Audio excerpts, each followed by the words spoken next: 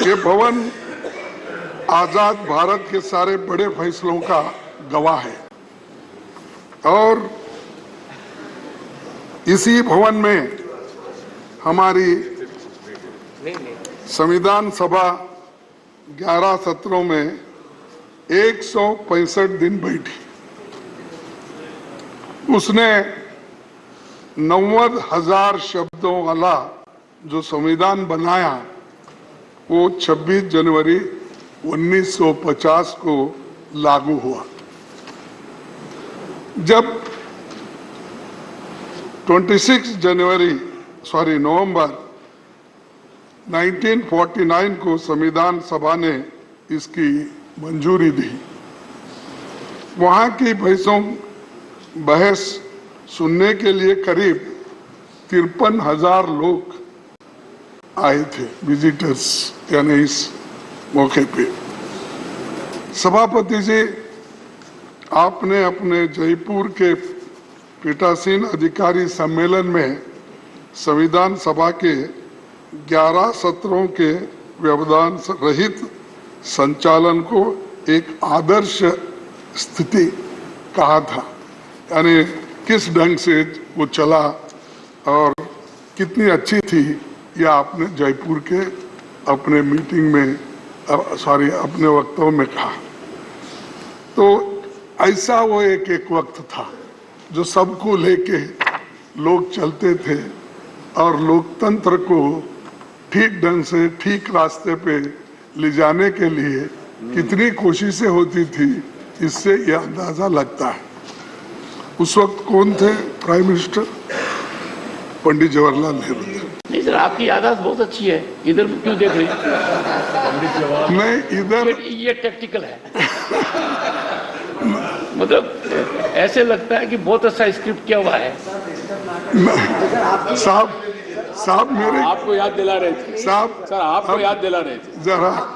नहीं, संविधान सभा की उसी ने नींव थी सर, नेहरू जी की तारीफ। बिल्कुल ऐसा ही था, क्योंकि तब राष्ट्र की बुनियाद रखने का काम हो रहा था, बुनियाद रखना। और बुनियाद के अंदर जो पत्थर जाते हैं वो दिखते नहीं, और जब वॉल पे आप नाम लगाते हो वही दिखते हैं। आप कभी भी जाइए साहब, आप तो 2-4 अनेक कोर्ट तो उद्घाटन किए होंगे अब तक, कहीं भी जाइए, जो बिल्डिंग ठहरती है बुनियाद पर, वो अंदर के मजबूत पत्थर किसको भी नहीं दिखते, लेकिन ऊपर का नाम। माने खड़गे जी, मैं हाल में भारत मंडपम गया था। हाँ, देखिए, भी देखी और ऊपर भी देखा। यही मैं बोल रहा हूँ, आप बहुत से लेकिन देखते हैं। दुनिया के नेताओं ने जो मुझे कहा, सर बोलने आश्चर्यचकित हो गया। सर बोलने दीजिए। उसकी नींव का भी आधा समझ में आ गया, ऊपर का भी समझ में आ गया। उसीलिए साहब इतने बिल्डिंग्स, आप कौन से भी इमारत बनी होगी, राजे रजवाड़ों के महल बने होंगे, और हमारी पार्लियामेंट बनी, पहले की पार्लियामेंट है, नई है, और कुछ कल जाने में अभी वो दिक्कत है, कौन देखे कौन नहीं दे, हमारी जगह कहाँ है वो भी ढूंढना पड़ेगा।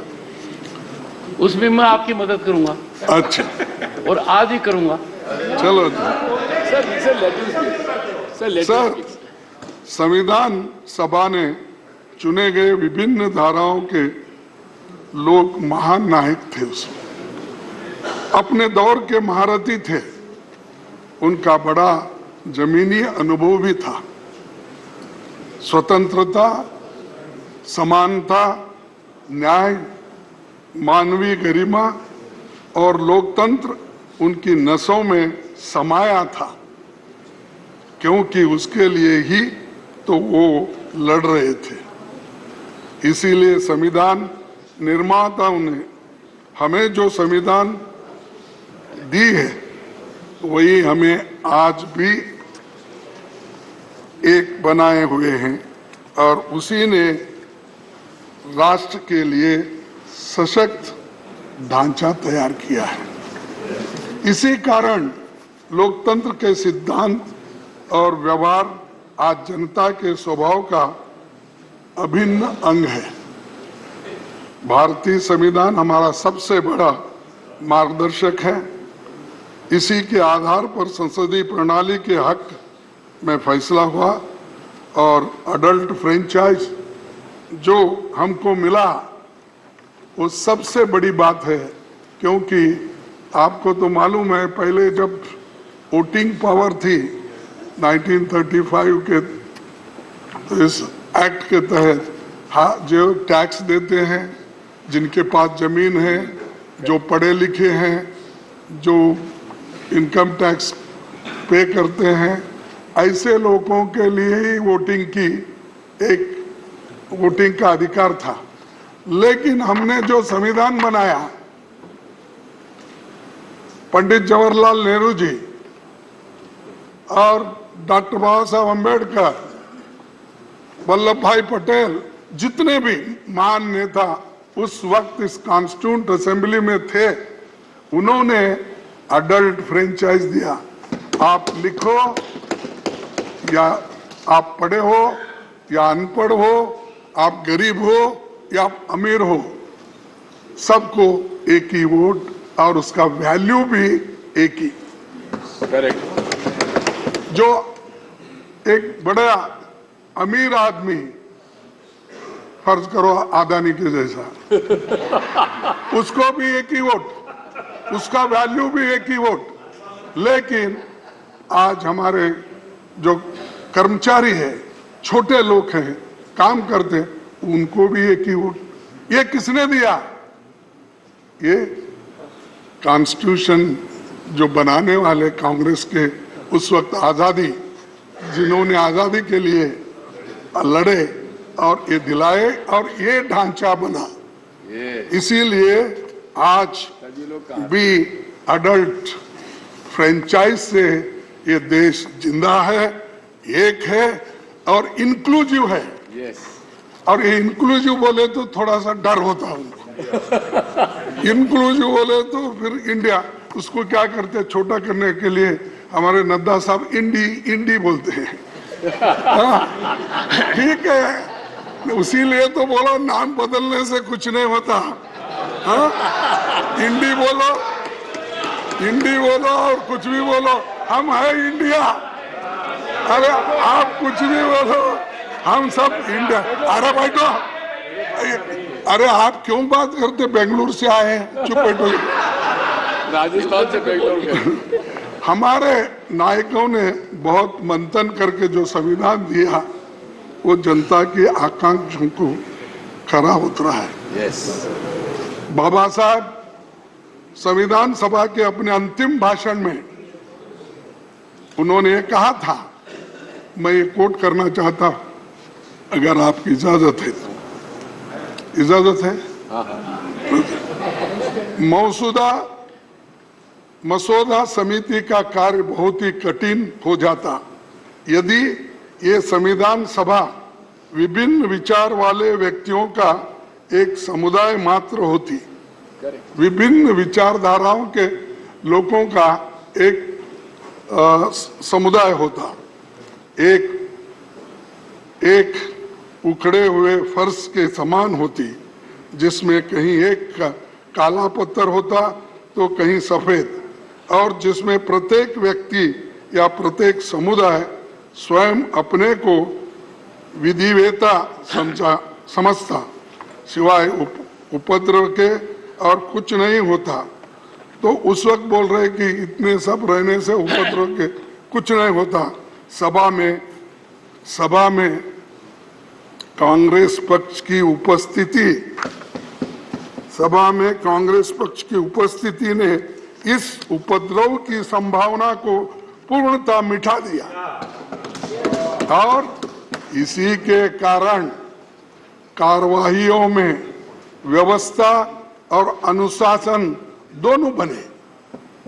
कांग्रेस पक्ष के अनुशासन के कारण ही मसौदा समिति यह निश्चित रूप में जानकर कि प्रत्येक अनुच्छेद और प्रत्येक संशोधन का क्या भाग्य होगा, इस संविधान का संचालन कर बैठे। तो ये कांग्रेस के लिए बाबा साहब अम्बेडकर ने कहा है कैसा संविधान बना, क्योंकि उस वक्त इतने डिफरेंट लोग थे, इंटेलिजेंट लोग थे, और एक दूसरे से वो अगर लड़ते भी तो बाहर आकर एक होते थे, लेकिन वो कभी किसी के ऊपर कुछ नुक्ताचीनी करके बैठते नहीं थे। सर, मैं और एक आपको बात बताना चाहता हूं कि ये बाबा साहब अम्बेडकर है ड्राफ्टिंग यानी संविधान बनाने के लिए कितनी कोशिश की है, बहुत लोगों को मालूम नहीं। चूंकि ये कहते हैं ड्राफ्टिंग कमेटी चेयरमैन थे, वो क्या ये क्या, ऐसा बोलने वाले बहुत है, क्योंकि कोई व्यक्ति को हम नहीं चाहते। ये खासकर ये हमेशा ये दलितों की हालत होती है, तो जब उन्होंने इतना कष्ट करके रात दिन बैठ के जो संविधान उन्होंने बनाया, इसीलिए उसमें एक टीटी कृष्णमाचारी का एक कहावत अपना स्टेटमेंट है, मैं आपके सामने पढ़ के। संविधान का निर्माण करने वाली चुनिंदा 7 सदस्यों की ड्राफ्टिंग कमेटी में सबसे बड़ी भूमिका डॉक्टर अंबेडकर ने बना। 7 लोगों, इसमें क्या होता, क्योंकि उसके एक सदस्य ने वो 7 में एक सदस्य त्याग पत्र दिया, कितने बचे? 6। एक सदस्य का निधन हो गया, कितने बचे? 5। जबकि एक अमेरिका चले गया, बचे 4। एक सदस्य रियासत के कार्यों में व्यस्त रहे और 2 सदस्य दिल्ली से दूर थे। उनकी सेहत खराब होने के कारण कम मौजूदगी होती थी, तो सारा दारोमदार बाबा साहब अम्बेडकर की। ये इतिहास है, हम इसको कभी नहीं कहते हैं, ये बार बार यही बोलते हैं ड्राफ्टिंग कमेटी के ये थे, सब मेंबर्स ने मिल। अब ये टीटी कृष्णमाचारी जो मेंबर थे उसके कॉन्स्टिट्यूंट असेंबली के, और खासकर इस ड्राफ्टिंग कमेटी के मेंबर थे, उन्होंने ये बात कही। तो एक व्यक्ति देश बदलने के लिए, संविधान को मजबूत करने के लिए, लोकतंत्र को मजबूत करने के लिए और कॉन्स्टिट्यूशन को जीवित रखने के लिए सबसे कंसल्ट करके कंसेंसस जो बनाते हैं, वो किसके जमाने में हुआ? वो कांग्रेस ने किया। उसकी रक्षा के लिए हम लड़ रहे हैं, उसी के लिए हम तैयार हो गए। सब कुछ हम ये नहीं समझते, हम जो कहेंगे वो हमको मिलेगा। हमारा एक सभी का एक इरादा है कि जो चीज इतने कष्ट से, इतने मेहनत से कमाई है, उसको हम गुमाना नहीं चाहते। तो इसलिए सर, आपको और एक यही बात करूंगा कि इसके बाद 1950 में भारत ने जब लोकतंत्र अपनाया, तो बहुत से विदेशी विद्वानों को लगता था कि यहाँ लोकतंत्र विफल हो जाएगा, क्योंकि ये करोड़ों अंगूठे छाप लोग हैं। तब ब्रिटिश प्रधानमंत्री, आपको तो मालूम है, फिर मैं बोलने की आवश्यकता नहीं है, फिर भी चर्चिल ने यहाँ तक कहा था, अंग्रेज चले गए तो उनके द्वारा स्थापित न्यायपालिका, स्वास्थ्य सेवाएं, रेलवे और लोक निर्माण का पूरा तंत्र खत्म हो जाएगा, ये चर्चिल ने कहा। यानी इतना अंडरमाइन किया हमको कि ये लोग अनपढ़ है, अंगूठे छाप है, ये लोग क्या करेंगे, डेमोक्रेसी को कैसा टिकाएंगे। लेकिन हमने टिका के दिखाया, हमने इसको मजबूत करा, इसका संरक्षण किया, और बार बार हमको टोका जाता है, 70 साल में आपने क्या किया? अरे 70 साल में तो यही किया हमने, इसको मजबूती दी, इसको मजबूती दी हमने, लोकतंत्र को बचाया हमने, और संविधान को लेकर हमने आगे बढ़े। और बार बार आपके पास कुछ नहीं बोलने के लिए, ये बोल तो जाओ, और कितने दिन बोलते बोलते जाओ। सर, तब वर्ल्ड वॉर 2 में, उसके बाद में 7 आजाद हुए देशों में सैनिक तानाशाही थी, फिर भी हमारे लोग मजबूती के साथ इस देश में इस संविधान को टिकाए, डेमोक्रेसी को टिकाए। लेकिन हमारे यहाँ सत्ता का हस्तांतरण गोली या बंदूक से नहीं हुआ। महात्मा गांधी जी हमें जो आजादी दिलाए वो सिर्फ नॉन वायलेंस, नॉन कोऑपरेशन से, और इसीलिए हमारी जो संविधान में हमारी जो आदर्श हमारे सामने हैं, उनके वजह से आज सभी लोग इसका पालन करते हैं और इसको आगे ले जाते हैं। दूसरी बात मैं कहूँगा कि इस भवन में 75 सालों के दौरान देश की किस्मत बदली है और देश की सूरत बदलने वाली तमाम कानूनें यहाँ बनी हैं।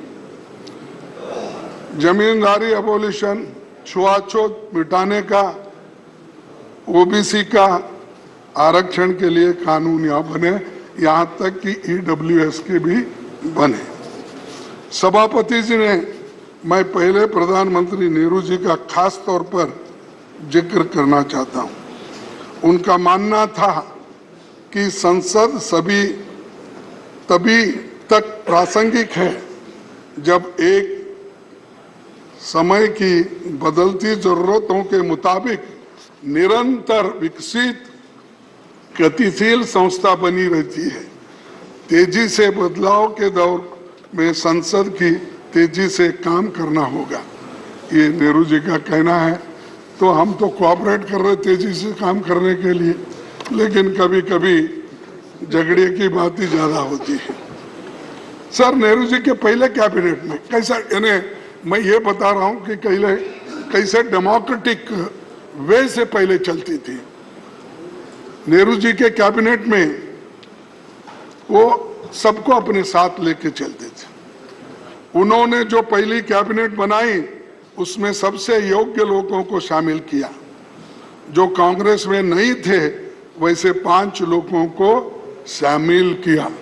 साहब, उन्होंने तो 5 अपोजिशन के लोगों को शामिल किया, उनसे सहमति नहीं होती थी उनको किया। आप तो हमारी छाया भी नहीं देखना चाहते। उन्होंने पहली कैबिनेट बनाई थी बाबा साहब और श्याम प्रसाद मुखर्जी साहब समेत 5 दूसरे धारा के विचारधारा के लोग थे।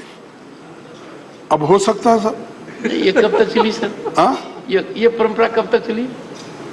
नहीं, ये नहीं, देखिए, जब तक नहीं, उसके बाद में तो हर पार्टी, हर विचारधारा के लोग अपना अपना फ्लैग लेके निकले ला। जब झंडे अलग हो गए, लेकिन इसको बुनियाद डालने के लिए, सहन करने के लिए, सबको लेके जाने के लिए ये काम उन्होंने किया। अब तक तो चल रहा है, लेकिन एक कि आप अपोजिशन को सहन नहीं करते, उन्होंने सहन करके अपने कैबिनेट में लिया। हाँ, बाबा साहब अम्बेडकर को देखो, नहीं, अरे सुनो जी, तुमको क्या इतिहास मालूम है? मैं बताता हूँ। जब कोई भी पार्टी बनाते हैं तो अलग अलग पार्टी में होते हैं, तो वो बाद में बहस करता हूं मैं आपसे, आओ मेरे पास में सब सबूत है। सर, नेहरू जी के बारे में बहुत बातें बोलते हैं अपोजिशन के लोग, खासकर बीजेपी के लोग। ये छोड़ दीजिए, जो आदमी 14 साल जेल में रहकर सब कुछ सहन करके देश के बुनियाद डाल के, बड़े बड़े कारखाने बना के, पब्लिक सेक्टर बना के, नौकरियां दे के इतने बनाए, वो बुनियाद डालने के बाद देश बढ़ा और 5 ही साल में हम आगे बढ़े। तो मैं आपको आगे थोड़ा सा दिखाऊंगा कि किस ढंग से, देखिए, बोलते हैं नेहरू जी के कितना बड़ापन था कि अपने राजनीतिक विरोधी धारा को नेता श्याम प्रसाद जी को केंद्र में इंडस्ट्री और सप्लाईज मिनिस्टर बनाए। नेहरू जी संसद का बहुत सम्मान करते थे और अक्सर अपने सहयोगियों को और युवा सांसदों के लिए एक उदाहरण के रूप में उन्हें डिबेट्स के दौरान धैर्यपूर्वक बैठकर सुनते थे, धैर्यपूर्वक बैठकर सुनते थे। अब अंदर भी नहीं आते। वो तो धैर्य के अनुसार सुनते थे, लेकिन यहाँ अंदर भी नहीं आते प्राइम मिनिस्टर। दर्शन नहीं मिलते। हाँ, दर्शन तो हमको क्या क्या भगवान है क्या दर्शन नहीं? तो हमारे को या कम से कम डेमोक्रेटिक तरीके से आने के लिए बोलो, थोड़ा गोयल को भी रिलीफ मिलेगा। नहीं तो हर बात को डिफेंड करना पड़ता है, वो गोयल जी उठना पड़ता है। थोड़ा उनको जरा बिठा के प्राइम मिनिस्टर जरा बोले, अरे हम भी बोलेंगे हमारे प्राइम मिनिस्टर आए हैं, देखेंगे इस बार के बहुत दिन हो गए उनको देख के। तो अगर कोई पूछेगा तुम्हारे प्राइम मिनिस्टर कैसे है, बोले तो हम मैं क्या बोलूं, अपोजिशन लीडर हूं। तो ये सर, ये इसलिए कह रहा हूं कि एक संसद को जानकारी। अरे क्यों भाई, आपका तारीफ किया मैं।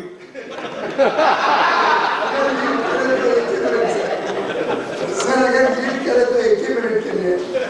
जब प्रधानमंत्री जी यहाँ पे आते हैं तो आप लोग बाहर चले जाते हो। नहीं, अब ऐसा है, जब वो नहीं, वो जब वो आते हैं हम बाहर चलते हैं ना, तुम पहले ही भगाते हो हमको, कुछ कह के झगड़े निकाल के। चलो छोड़ दीजिए। नेहरू जी, अरे सब मालूम है आप कहाँ बिठाते कैसा करते। सुनो, अब नेहरू जी महत्वपूर्ण मुद्दों पर लगातार विपक्षी नेताओं से मिलते रहते थे।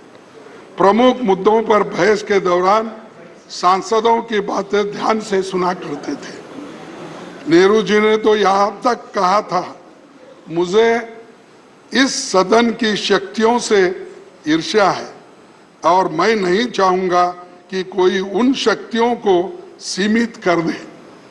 यानी इतना बड़ापन, मैं किसी को सीमित करना नहीं चाहता, सुनना चाहता हूं, सबकी ओपिनियन लेना चाहता हूं। तो ये बात उन्होंने कही। आज क्या होता है, कोई सुनने के, हमारे को सुने तो भी हमारी बात सुनने के लिए कोई नहीं आते, बार बार यही कहते हैं कि अब उन्होंने कहा। नेहरू जी के विचार था, मजबूत विपक्ष न होने का अर्थ है व्यवस्था में महत्वपूर्ण खामियां हैं। अगर मजबूत विपक्ष नहीं है तो वो ठीक नहीं है, नेहरू जी का कहना। अब जो मजबूत विपक्ष है तो उसको ईडी, सीबीआई कमजोर कैसा करना, कमजोर कैसा करना इधर है। अगर कोई है भी है, इमीडिएटली उसको लेना, कमजोर करना, फिर वॉशिंग मशीन में डालना, क्लीन होके बाहर आ जाना, वहीं पर परमानेंट है। सर, लेकिन आज क्या हो रहा है ये सब देख रहे हैं। संसद में पीएम साहब कभी कभार आते हैं, जब आते हैं तो इवेंट बनाकर चले जाते हैं। मणिपुर साहब, आपको तो मालूम है 3 मई से आज तक दंगे चल रहे हैं, आज तक लोगों को मार रहे हैं, घर जला रहे हैं, आज एक मर गया। तो कितने इसके बारे में एक स्टेटमेंट दो। हमने इतनी कोशिश की साहब, जरा आप। कोशिश तो मैंने की थी। नहीं, आपने की तो थी मेरी तरफ से थी सर। नहीं कि हर हालत में चर्चा हो, नहीं आधी रात तक चर्चा हो। बोलने दिए सर, नहीं आप, अरे भाई तुम क्यों ये उनको इरिटेट करते हो। सर, आप तो कोशिश किए हैं, लेकिन आपके बातों को भी वो नहीं मानते। ये मुश्किल है ना। आप हमको बोलते हैं, उसीलिए हम बार बार आपके तरफ देखते हैं। तो जब हम आपके तरफ देखते हैं तो फिर आप उनके तरफ देखते हैं। तो इसलिए खड़गे जी, मैं मजबूर नहीं हूँ, मजबूत हूँ। आप मेरी मजबूत बात को मानते तो नहीं साहब। लोकसभा से पहले चर्चा होती, ज्यादा नहीं। सार्थक चर्चा होती। अरे मैं साहब मणिपुर डेमोक्रेसी पर में प्रधानमंत्री और गृह मंत्री ने लोकसभा में कहा, मैंने बड़ी कोशिश की कि इस सदन में व्यापक चर्चा हो, आपने होने नहीं दी सर। नहीं नहीं हाँ होने आपने नहीं होने दी। ये देखिए 267 सर 267 ये देखिए ठीक। अरे वो बात गई, जाने दो, बात गई है और रात गई कुछ नंबर में नहीं आते। लेकिन आज क्या हो रहा है इंपॉर्टेंट बात। ये सब देख रहे हैं सर। वो देश के कोने कोने में जाते हैं लेकिन मणिपुर क्यों नहीं जाते? हाँ सर पहले आपको शिकायत थी कि वो आपकी कॉन्स्टिट्यूंसी में क्यों गए? नहीं बोल, आपने यहाँ पर कहा था। मैं नहीं बोला। मेरे माननीय वो खड़गे आने जी, दो। आपने इस सदन में कहा था नहीं। कि वो मेरे कॉन्स्टिट्यूंसी में क्यों जाते हैं? नहीं नहीं साहब, वो आने दो मेरे कॉन्स्टिट्यूंसी में। कुछ काम करके दिखा के, कुछ तो करते नहीं। लेकिन खैर डेमोक्रेसी में हार जीत तो अलग है, लेकिन आते हैं तो इवेंट बना के चले जाते। मैं चाहता था वो गुलबर्गे में एक डिवीजन बने, मैं चाहता था वहाँ एक फैक्ट्री मैंने बनाया था उसको शुरू करे, मैं चाहता था वहाँ पर सेंट्रल यूनिवर्सिटी है वो कुछ इम्प्रूव करे। और कहाँ हमारे यादव साहब कहाँ है, हमारे लेबर मिनिस्टर, उनसे तो मैं आते जाते नमस्ते करता हूँ, साहब मेरा क्या हुआ, एक एम्स बना के दो। वहाँ बहुत बड़ा हॉस्पिटल बनाए, तो वो उनके कंट्रोल में है। उन्होंने क्यों उसको इंटरेस्ट नहीं ले रहे? जब तक मोदी साहब का परमिशन नहीं मिलता तब तक वो नहीं देंगे। मेरी मुश्किल ये है कि आप सरकार के ऊपर, सरकार को क्यों रिक्वेस्ट नहीं करते? रिक्वेस्ट नहीं भाई, दबाव डाले तो भी नहीं कर रहे। और आते जाते मैं समझता 50 सलाम तो हो गए होंगे मेरे यादव से। 50 सलाम। हाँ 50 मेरे बाजू में है ना। फिर तो ये ऐसा, और अच्छी बिल्डिंग है, उन्होंने खुद देखे हैं, देखकर। खैर जाने दो, हमारी किस्मत अच्छी नहीं, मेरे लोगों की किस्मत अच्छी नहीं। वहाँ के लोग पहले ही बैकवर्ड है और भी उनको दूर रखे हैं। तो ये मणिपुर को जाना था, वहाँ पर उनके दुख दर्द को देखना था, लेकिन किसी वजह से वो जा नहीं सक रहे। लेकिन इससे ये अच्छा नहीं हो। सर सभापति जी, अटल जी ने अपने कार्यकाल में 21 बार बयान दिया। अटल जी ने अपने कार्यकाल में 21 बार बयान दिया 6 साल में। डॉक्टर मनमोहन सिंह जी ने 30 बार बयान दिया। केवल हमारे मौजूदा पीएम साहब ही ऐसे हैं जो सदन में 9 सालों में कस्टमरी बयानों को छोड़ के केवल 2 बार बोले। ये डेमोक्रेसी है साहब। अब इसको क्या कैसा सुधारते, मैं आपको ही छोड़ देता हूँ। सर दूसरी, सर थोड़ा सा ज्ञानवर्धन कीजिए, ये कस्टमरी बयान कौन सा होता है? हाँ कस्टमरी बोले तो ये अपने राष्ट्रपति जी का, ये जो ऐसे इश्यूज रहते ना, कस्टमरी नहीं सर, बोलना ही चाहिए। सबसे महत्वपूर्ण तो वही है। नहीं, दिग्विजय सिंह जी, ये महत्वपूर्ण मुद्दा है कि यदि अगर प्रधानमंत्री उन कस्टमरी मुद्दों पर बोलते हैं वो कितना आवश्यक है। I am not in defence of anyone, but I am on hard facts. मैं तो समझता था कि माननीय खड़गे जी को शिकायत होगी कि प्रधानमंत्री जी इतना ज्यादा क्यों बोलते हैं लोकसभा में, राज्यसभा में।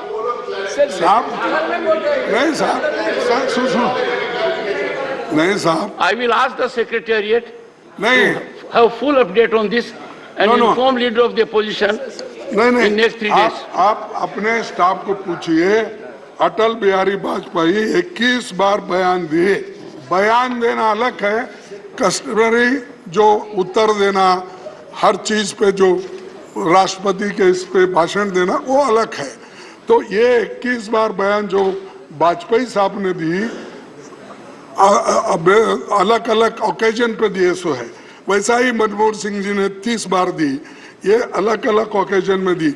ये बात मैं बोल रहा हूँ, वो भाषण देते नहीं, बोलते नहीं, बाहर बहुत बोलते हैं, इतना बोलते हैं वो हजम ही नहीं होता हमको, इतना बार बोलते हैं। साहब, वो आपने बोला कि मैंने तो चांस दिए तो भी आप लोग नहीं बोलते हैं, चर्चा नहीं करते। सर, हमने पहले 267 में 7 बार इसके इस सदन में 267 में 7 बार चर्चा हुई है। क्वेश्चन आवर सस्पेंड करके 10 बार चर्चा हुई। कितने सालों में? हाँ, कितने सालों में? कितने सालों में? देखिए, देखो, मैं कह रहा हूँ ये सदन में जो हुआ है, लेकिन आप एक बार भी नहीं कर रहे। मुझे कटघरे में खड़ा कर रहे हैं, इसलिए आपसे संरक्षण मांग रहा हूँ कि जो फिगर दे रहे हैं, आपके हाथ में जिन्होंने फिगर दिया है, उनसे पूछिए कि कितने दशक में ये हुआ है। नहीं, मैं डेट वाइज, मैं बहुत नरम दिल का आदमी हूँ, फिगर दे दूंगा। सुन लीजिए ऐसा नहीं बोलो। Have respect for your leader. ये चुप बैठो भाई, तो आपको चेयरमैन साहब को ऐसा नहीं सताना चाहिए। सर, पहले तो आप उकसाते हो और फिर उनको डांटते हो। नहीं, वो ऐसा बीच में बोल। आपने पहले वाली बात भी बहुत सही कही थी। I became कानून बनाने के when leader of opposition declined to see me in the chamber at my request. Yes, I noticed it.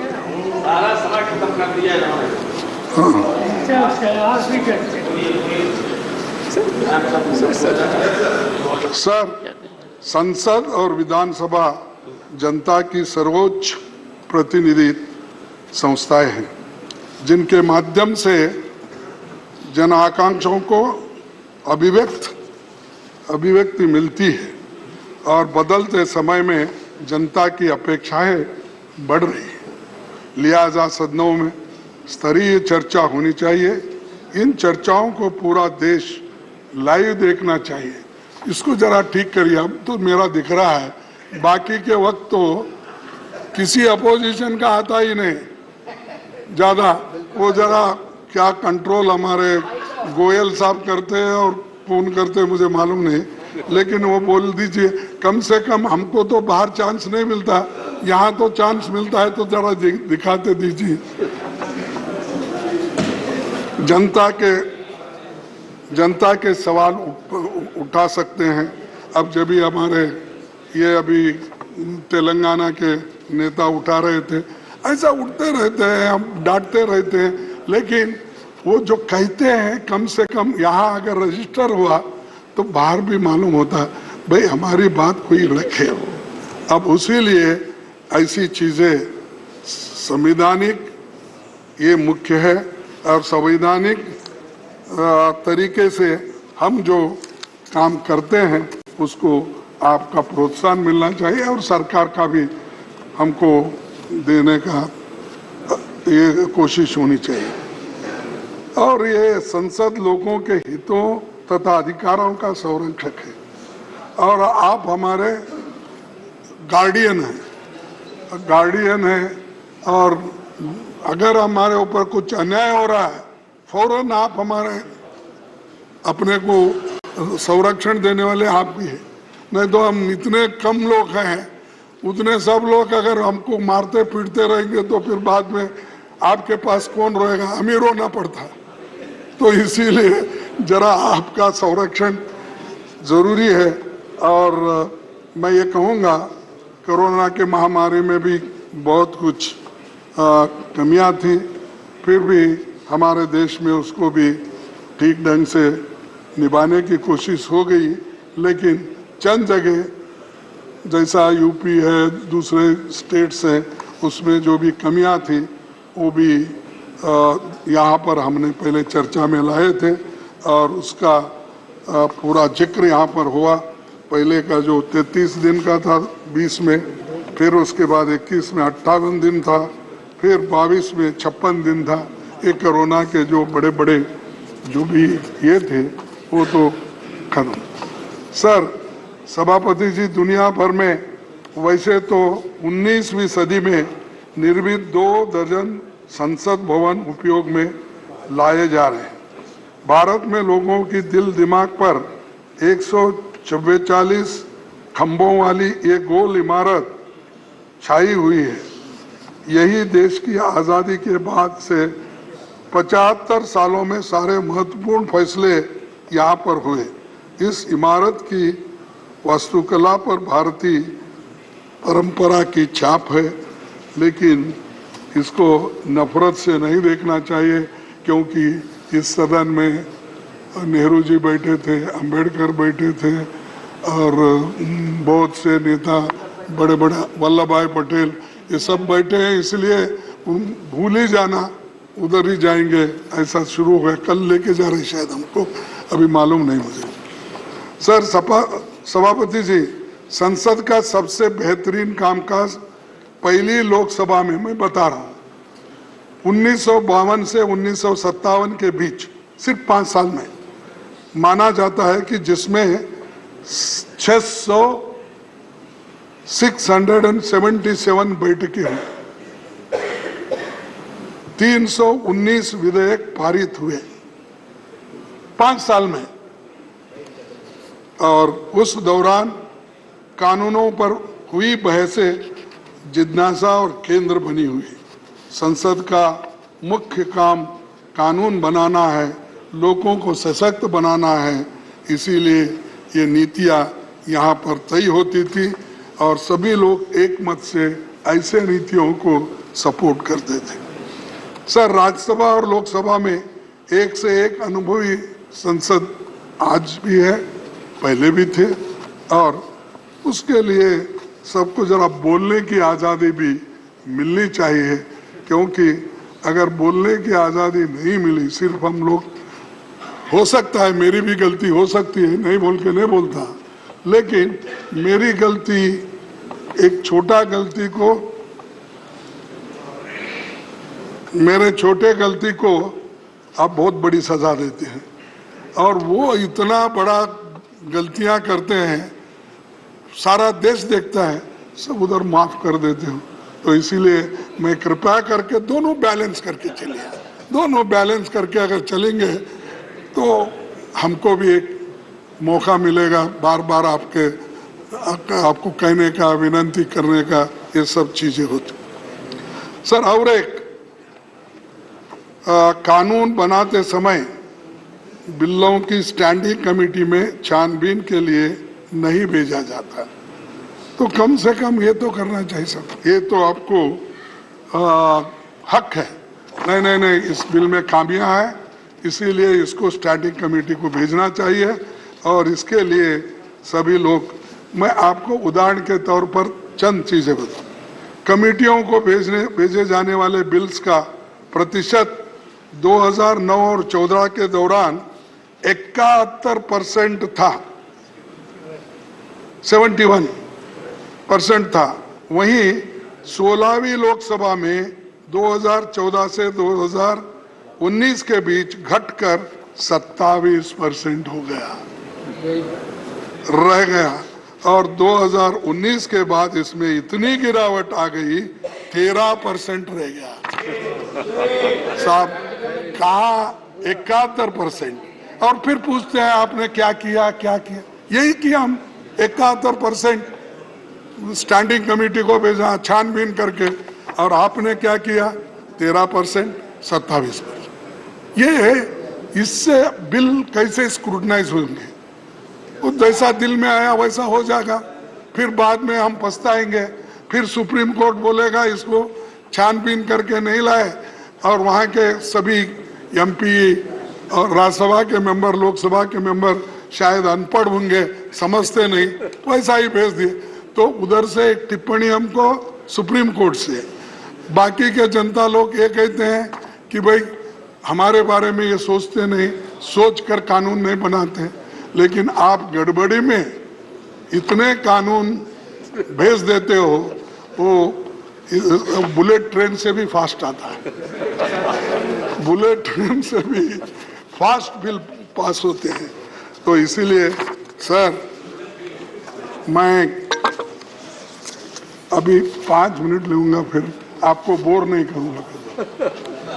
ठीक है, आपने देखा समय खत्म हो गया 5 मिनट से। Go ahead. आज आलम यह है कि सरकार विधेयकों को सीमित समय में पारित कराने से लेकर सदनों की बैठक कम से कम कराने की कोशिश में चली। इस कारण कानून की गुणवत्ता वैसी नहीं रही थी जो व्यापक विचार मंथन या छानबीन से गुजरे कानूनों की होती है। आज आलम यह भी है, 2021 में भारत के प्रधान न्यायाधीश ने कहा कि बिना व्यापक बहस के जल्दबाजी में संसद में कानून बनाने से गंभीर खामियां रह जाती है, कई पहलू अस्पष्ट रह जाते हैं। वही बात मैंने कहा।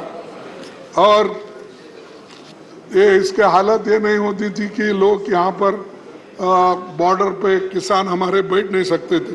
3 कृषि कानून ऐसी जल्दबाजी में किए कि वो तीनों कानून फिर बाद में एजिटेशन होने के बाद ठहरना पड़ा। तो ये ऐसे करने से किसान भी है आज हमारे ऊपर नाराज है कि पार्लियामेंट ऐसा क्यों करती है। और एक सर 30 जनवरी 2011 को तत्कालीन विपक्ष नेता अरुण जेटली जी ये बात किए थे संसद का, क्योंकि हमारे को बार बार वो बोलते हैं आप गए, भाग गए, नहीं सुने, ये बोलते हैं। लेकिन हम जब अपनी बात रखने की कोशिश करते हैं, हम ये नहीं कि किसी से झगड़ा करना, डिस्टर्ब करना, शांति के साथ जब अपनी बात को नहीं रख सकते तब लोग हमारे इरिटेट होते हैं कि हम इतनी कोशिश करके लोगों के मुद्दों को आपके सामने रखना चाहते हैं, मौका नहीं मिल रहा। ये होता है, किसी से दुश्मनी नहीं, हम सब एक ही हैं और सभी मिलके ही देश के भलाई में सोचते हैं। तरीके अलग अलग होंगे। सर राज्यसभा में इस जगह बैठते थे तत्कालीन नेता विपक्ष अरुण जेटली ने 30 जनवरी 2011 को कहा था, संसद का काम है चर्चा करना, लेकिन कई मौकों पर जब मुद्दों का अनदेखी होती है तो अवरोध पैदा करना लोकतंत्र के हित में होता है। मैं और एक बार पढ़ूं सर, आगे पढ़ो। अच्छा, होती है, अवरोध पैदा करना लोकतंत्र के हित में होता है, लिहाजा संसदीय अवरोध को अलोकतांत्रिक नहीं कहा जाता, नहीं कहा जा सकता। तो ये उन्होंने जो सिखाया वही काम जब हमारे तरफ से होता है हमारे को ठोकते जाते हैं। तो सर ये जो अवरोध पैदा करना लोकतंत्र के हित में होता है, लिहाजा संसदीय अवरोध को लोकतांत्रिक नहीं कहा जा सकता, ये उनकी बातें हैं। और मैं ये भी आपको कहूँगा कि उस हाउस में सुषमा स्वराज भी यही बात कही थी, संसद को न चलने देना भी अन्य तरीकों की तरह लोकतंत्र का एक रूप है। तो ये सारे चीजें वहीं से आए। और मैं आपसे ये विनती करूंगा कि खास करके दिग्गज नेताओं को यहाँ पर जो उनके बारे में उनको जो समय देना चाहिए। और मैं और एक छोटी सी बात 2-4 रख के मेरे भाषण को खत्म कर दूँ। विपक्षी नेताओं के कई प्रमुख तथ्यों को सत्ता पक्ष की मांग पर कार्रवाई से बाहर निकाला जाता है, और उसके लिए ही मैं आपको पहले आते ही विनती किया, छोटी मोटी चीजें जब होती है, आप तो ऊपर हैं हम सबसे, हम नीचे हैं, तो हमारे ऊपर पहला हाथ आप ही का आता है, क्योंकि हम नीचे रहने से।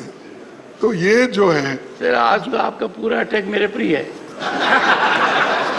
आप मूल मुद्दे से भटक गए।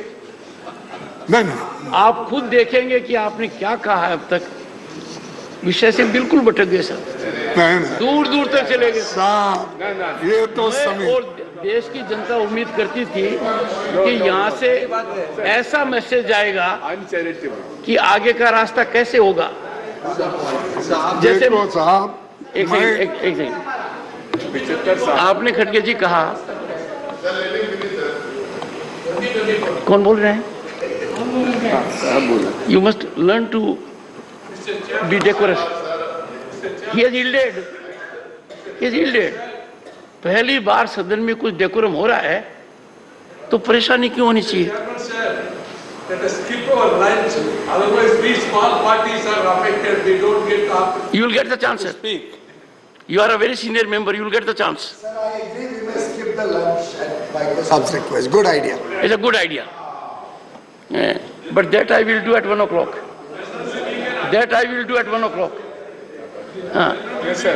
खड़गे जी, हाँ, मैं माननीय सदस्यगण को हाँ, अपील करूंगा, और लगातार मैंने ये बात कही है और गहन चिंतन और मंथन के बाद कही है कि कब तक हम पास्ट प्रेसिडेंट को लेकर हाउस को डिस्टर्ब करते रहेंगे, कब तक हम डिस्टर्बेंस को जस्टिफाई करते रहेंगे। आप अंदाजा लगाइए खड़गे जी, मेरे पर क्या बीत रही होगी जब आप बोल रहे थे कि मुझे बोलने नहीं देते हो। मैं इतना आकलन करता हूं और दुखी होता हूं कि जहां पार्टिसिपेशन हो सकता था वहां आप लोग थे नहीं। मतलब आप अंदाजा लगाइए, if leader of the opposition would rise on this critical occasion to sanctify disturbance, disruption. आपने खुद कॉन्स्टिट्यूंट असेंबली को कोट किया है, वहां तो कभी नहीं हुआ। So why are you commentating on his speech? Jairam ji, this is not a good habit. Let him finish. No, you are a victim of this habit. Let him finish. Don't have this habit. Don't have this habit. No, this is not a. When the honorable LOP has yielded, why are you being super LOP? Because you want to listen. You can't be. He doesn't need You want assistance. to listen to him. No. You want to listen to him, but it is regulated by the chair. Otherwise, come and sit here and control it. Sir, I have Every time, no desire to sit there. even if you have, Listen to him. even if you have, there is a mechanism. Sir, you are constantly No, interrupting him, sir. please, take your seat. So, माननीय खड़गे जी, this is a rare historic occasion where after taking note of 75 years, we are required to unfold a vision for next 25-50 years. Sir, exactly. I know it. I know it what he knows. And in the entire discourse, you have focused on two things, sir. Sir, I find it. there is a debate between you and him, sir. No, sir, you are the This is the problem. There is no freedom of debate between me and you, sir. This is the problem, sir. Lord to speak. The problem, Lord to speak, sir. the problem is when there is time to participate, I have seen absence. The problem is when an issue has to be debated, discussed, deliberated, you have walked out of the house. Problem is the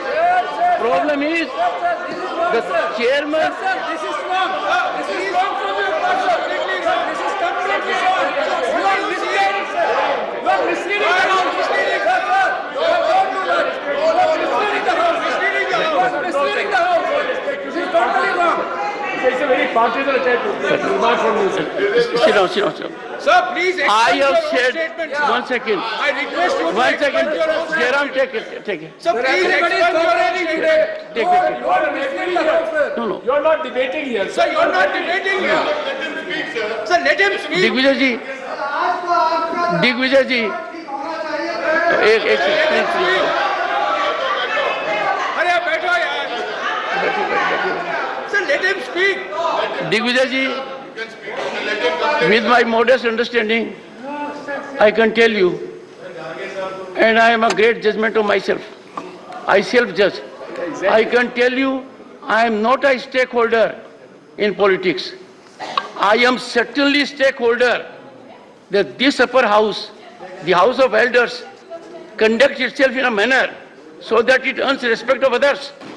We must exemplify our conduct by decorum, discipline. One second. Sir, please don't cast aspersions all over. One second. Sir, Would you approve that two honorable members should every time come to the rescue of LOP? Is it not an insult to the position he holds? Sir, allow him to speak. Put some people in discipline court. I would urge, if you do not curb the tendencies of other members, let me tell you, things will get on a tangential route. There was an occasion when you wanted to speak and somebody said, give Digvijay Singh ji an opportunity. In the process, the honorable member was insulting you, insulting me. We don't want that. Okay. So all I say is, we have had some discussion. We have to emanate from this theatre sir, a मैं तो most खत्म करता important हूँ। message to the world outside. Sir, that applies to all of us, including the Conclude, sir. Honorable members, with the sense of the House, we are continuing during the lunch recess as well. Go ahead. Sir, thank you sir. क्या tolerance है? अच्छा बस आपने thank you तो कहा। Sir, सभापति जी, मैं ज्यादा बात नहीं करना चाहता हूँ क्योंकि अब टेंशन में आ रहा मामला। तो सर, हम बहुत दिन से ये कोशिश कर रहे हैं, सभी की इच्छा है कि महिला रिजर्वेशन का बिल आना चाहिए और महिलाओं को देना चाहिए जो ड्यू है। आज तक हमने सब कोशिश की, लेकिन अब मैं समझता हूँ जब आप ये मुद्दा उठाएंगे तो जरूर आपके बात को मान्यता वो दे देंगे। तो मैं ये आंकड़े इसलिए देता हूँ थोड़े से। सर, सभापति जी, दुनिया बदल गई है। इस समय राज्यसभा में 10% और लोकसभा में 14% महिला सांसद है। विधानसभाओं में महिलाओं की भागीदारी 10% है। 1952 में नेहरू जी के प्रधानमंत्री काल में पहली लोकसभा में केवल वो भी 5% सांसद महिलाएं थी, लेकिन 70 साल के बाद भी आज 14, 15, 10 के अंदर ही है महिला थी। तो अमेरिकी, मैं और भी आंकड़े देता हूं कि महिलाओं को दूसरे जगह भी ऐसा ही हो रहा। अमेरिकी संसद में 2%, ब्रिटेन में 3% महिला सांसद थे। आज अमेरिका की संसद में 28% और ब्रिटेन में 33% महिला सांसद आज है। तो इसीलिए मैं आपसे गुजारिश करूंगा कि इस महिलाओं का जो बिल है इसको आप ये कर दीजिए। और दूसरी चीज, अनएम्प्लॉयमेंट की बात चल रही कि क्योंकि इस 75 साल में हम जब बात करते हैं, इधर इधर अनएम्प्लॉयमेंट इतना बढ़ रहा है, इतना बढ़, 8 करोड़ लोग एजुकेटेड वो आज रास्ते पे है। और इन्फ्लेशन तो सब बढ़ रहा है, आपको मालूम है। वो कोई टमाटर डाल के आए तो आपने बहुत उसको डांटा, वो हकीकत थी 400 रुपये, 500 रुपये। शायद आप मकान में नहीं पूछे शायद कि आजकल टमाटर की, प्याज की, तेल की, दाल की क्या कीमत है। वो हिसाब आप नहीं पूछ रहे क्योंकि पूरा जिम्मेदारी उनको वहाँ छोड़े और बाकी का जिम्मेदारी आप यहाँ लिए, इसीलिए ज़रा मुश्किल होगा उनका। लेकिन ये ज़रूरी है, इन्फ्लेशन कंट्रोल करना इम्पोर्टेंट है, नहीं तो डिस्ट्रॉय हो जाएगा डेमोक्रेसी। अनएम्प्लॉयमेंट अगर बढ़ती गई तो डेमोक्रेसी नहीं रहेगी। इसीलिए मैं आपसे विनती करता हूं कि इन चीजों को कुछ उत्तर दे। सिर्फ हमने वो किया, ये ठीक है, G2 ठीक है, G2 क्या G20 सर नहीं, क्योंकि वो जीरो में कमल का फूल ही दिखता था। अब देखिए साहब, वो आप देखिए, Very good, boss. हाँ आप देखिए वो कभी भी एडवर्टाइजमेंट। खड़गे जी, आपका स्तरीय नहीं है, आपका स्तर नहीं है, आपका स्तर नहीं है। एक तो मेहरबानी करके G20 की मजाक मत उड़ाइए। G20 बहुत अरे बड़ा मजाक नहीं भाई, लेकिन सर शायद माननीय leader of the opposition Congress के अध्यक्ष भी है, उनको तो सिर्फ 2G दिखता है, 1G एंड सन-जी, 2G दिखता है। अरे ये देखो सर, मैं ईमानदारी के साथ कहता हूं, देश की जब बात आती है उसमें हम सब लोग एक है, उसमें कोई फर्क नहीं। लेकिन तुम बार बार वो गुत्ता मत लो, तुम भी पैट्रियट हो। पैट्रियट हमारे लोग हैं, जान हमारे लोग दिए, मर गए हमारे लोग, मजा आप उठा रहे हो और हमको सिखाते हो। सर आखिरी एक बात कह के आज आप बहुत एजिटेटेड हो। मैं खत्म करता हूँ। नहीं, आज आप बहुत एजिटेटेड हो। हाँ? आप बहुत गुस्से में हो आज। नहीं ना ना सर, हमारी वतन परस्ती के अनगिनत तारीखें हैं, हमारी वतन परस्ती के अनगिनत तारीखें हैं, बेशुमार खिस्सा है। हो भी क्यों ना वतन से मोहब्बत, हो भी क्यों ना वतन से मोहब्बत, ये तो हमारे ईमान की हिस्सा है। तो धन्यवाद सर, आपने इतना टाइम दिया। आपने खड़गे जी, आपने आज पढ़े शुरू में और आखिर में, और पहले भी पढ़ा था जब माननीय वेंकैया नायडू जी का फेयरवेल था, और आपने कहा मौसम कैसा होगा, कितना सताएगा। नहीं उसी आज का आपका एटीट्यूड देने के बाद रियली मौसम फिर जो पीछे गया, पहले का जो था वो आ गया। Honorable members, Honorable LOP has reflected. I would again appeal to everyone. It is not a time for us to be agitated. We have to send a message from this place how our Bharat will move for next several decades. And therefore, when we make light of certain things like G20, G20 can't be reduced to G2 and then Lotus. One second. The world order has been defined. For the first time, G20 has been so impactful that global order has been defined.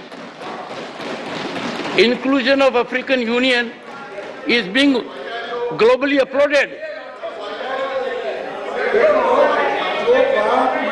कहीं वो मत डालना, मैं इसलिए मैं जो वहाँ photo डाले हैं उनकी बात कर रहा हूँ। G20 का मैं भी G20 में शामिल हो गया, लेबर मिनिस्टर के हैसियत से 10 G20 मीटिंग में गया, अमेरिका गया, इटली गया, ऐसा कभी नहीं देखा होगा आपने। ब्राजील गया।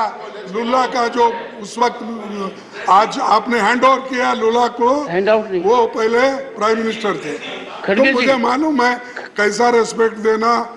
देश के बारे में मैं पहले ही बोला, देश के विषय में, देश का जब भी कोई ये आता है, हम पहले लोग हैं उसके लिए सर के ऊपर रखते हैं। माननीय खड़गे तो जी, इसीलिए आप ये मत बोलिए, जो लिखा हुआ बोर्ड है वो बोल रहा हूँ। नहीं देखिए माननीय खड़गे जी, मेरे को भी सौभाग्य मिला दुनिया के नेताओं से चर्चा करने का, and how proud I felt. The World Bank का प्रेसिडेंट कहता है our attainment in 6 years is something which can't be attained in 50 years.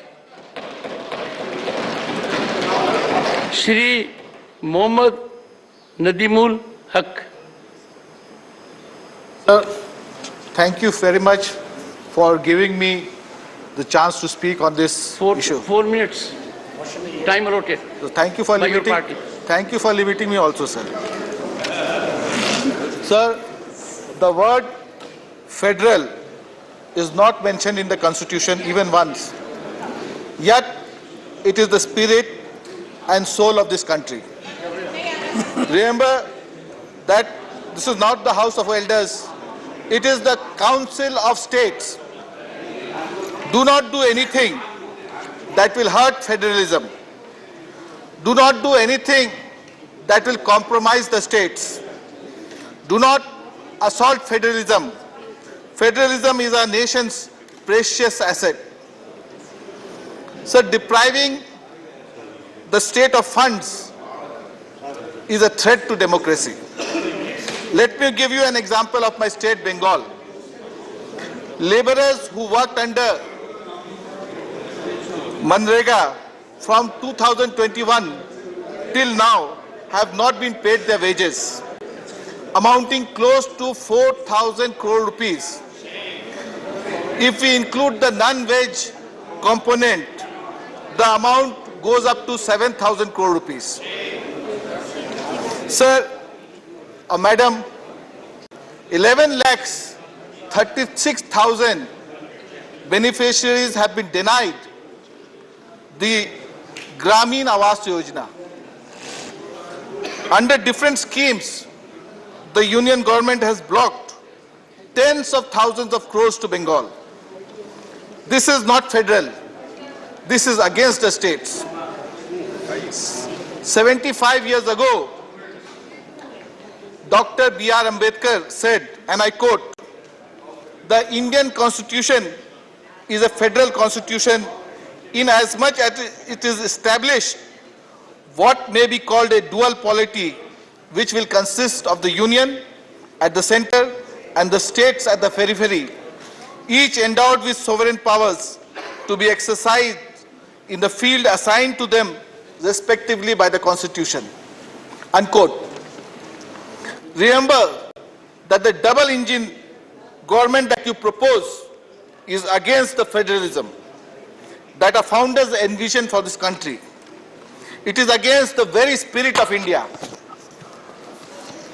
Sir, Madam, today in 2023, I quote Arundhati Rai, and I quote, "It is no longer just our leaders that we must fear, but a whole section of the population.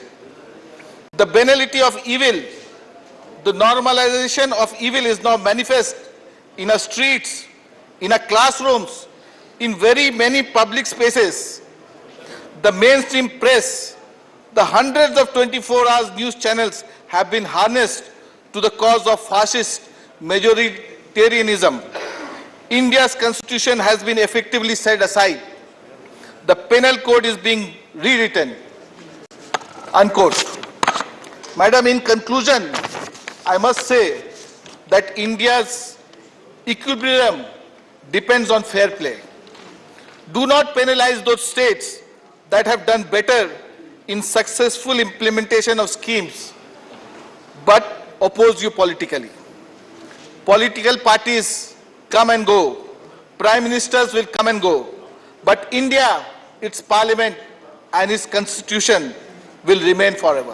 Thank you very much.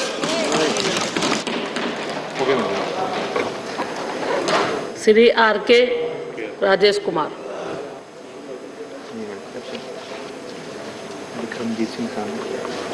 Vikramjit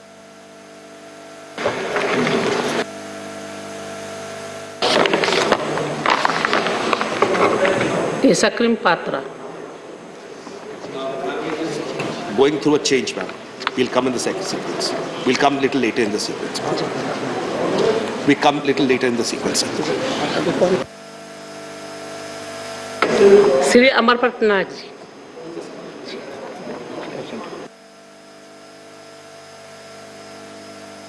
S.K. Niranjan Reddy. क्या?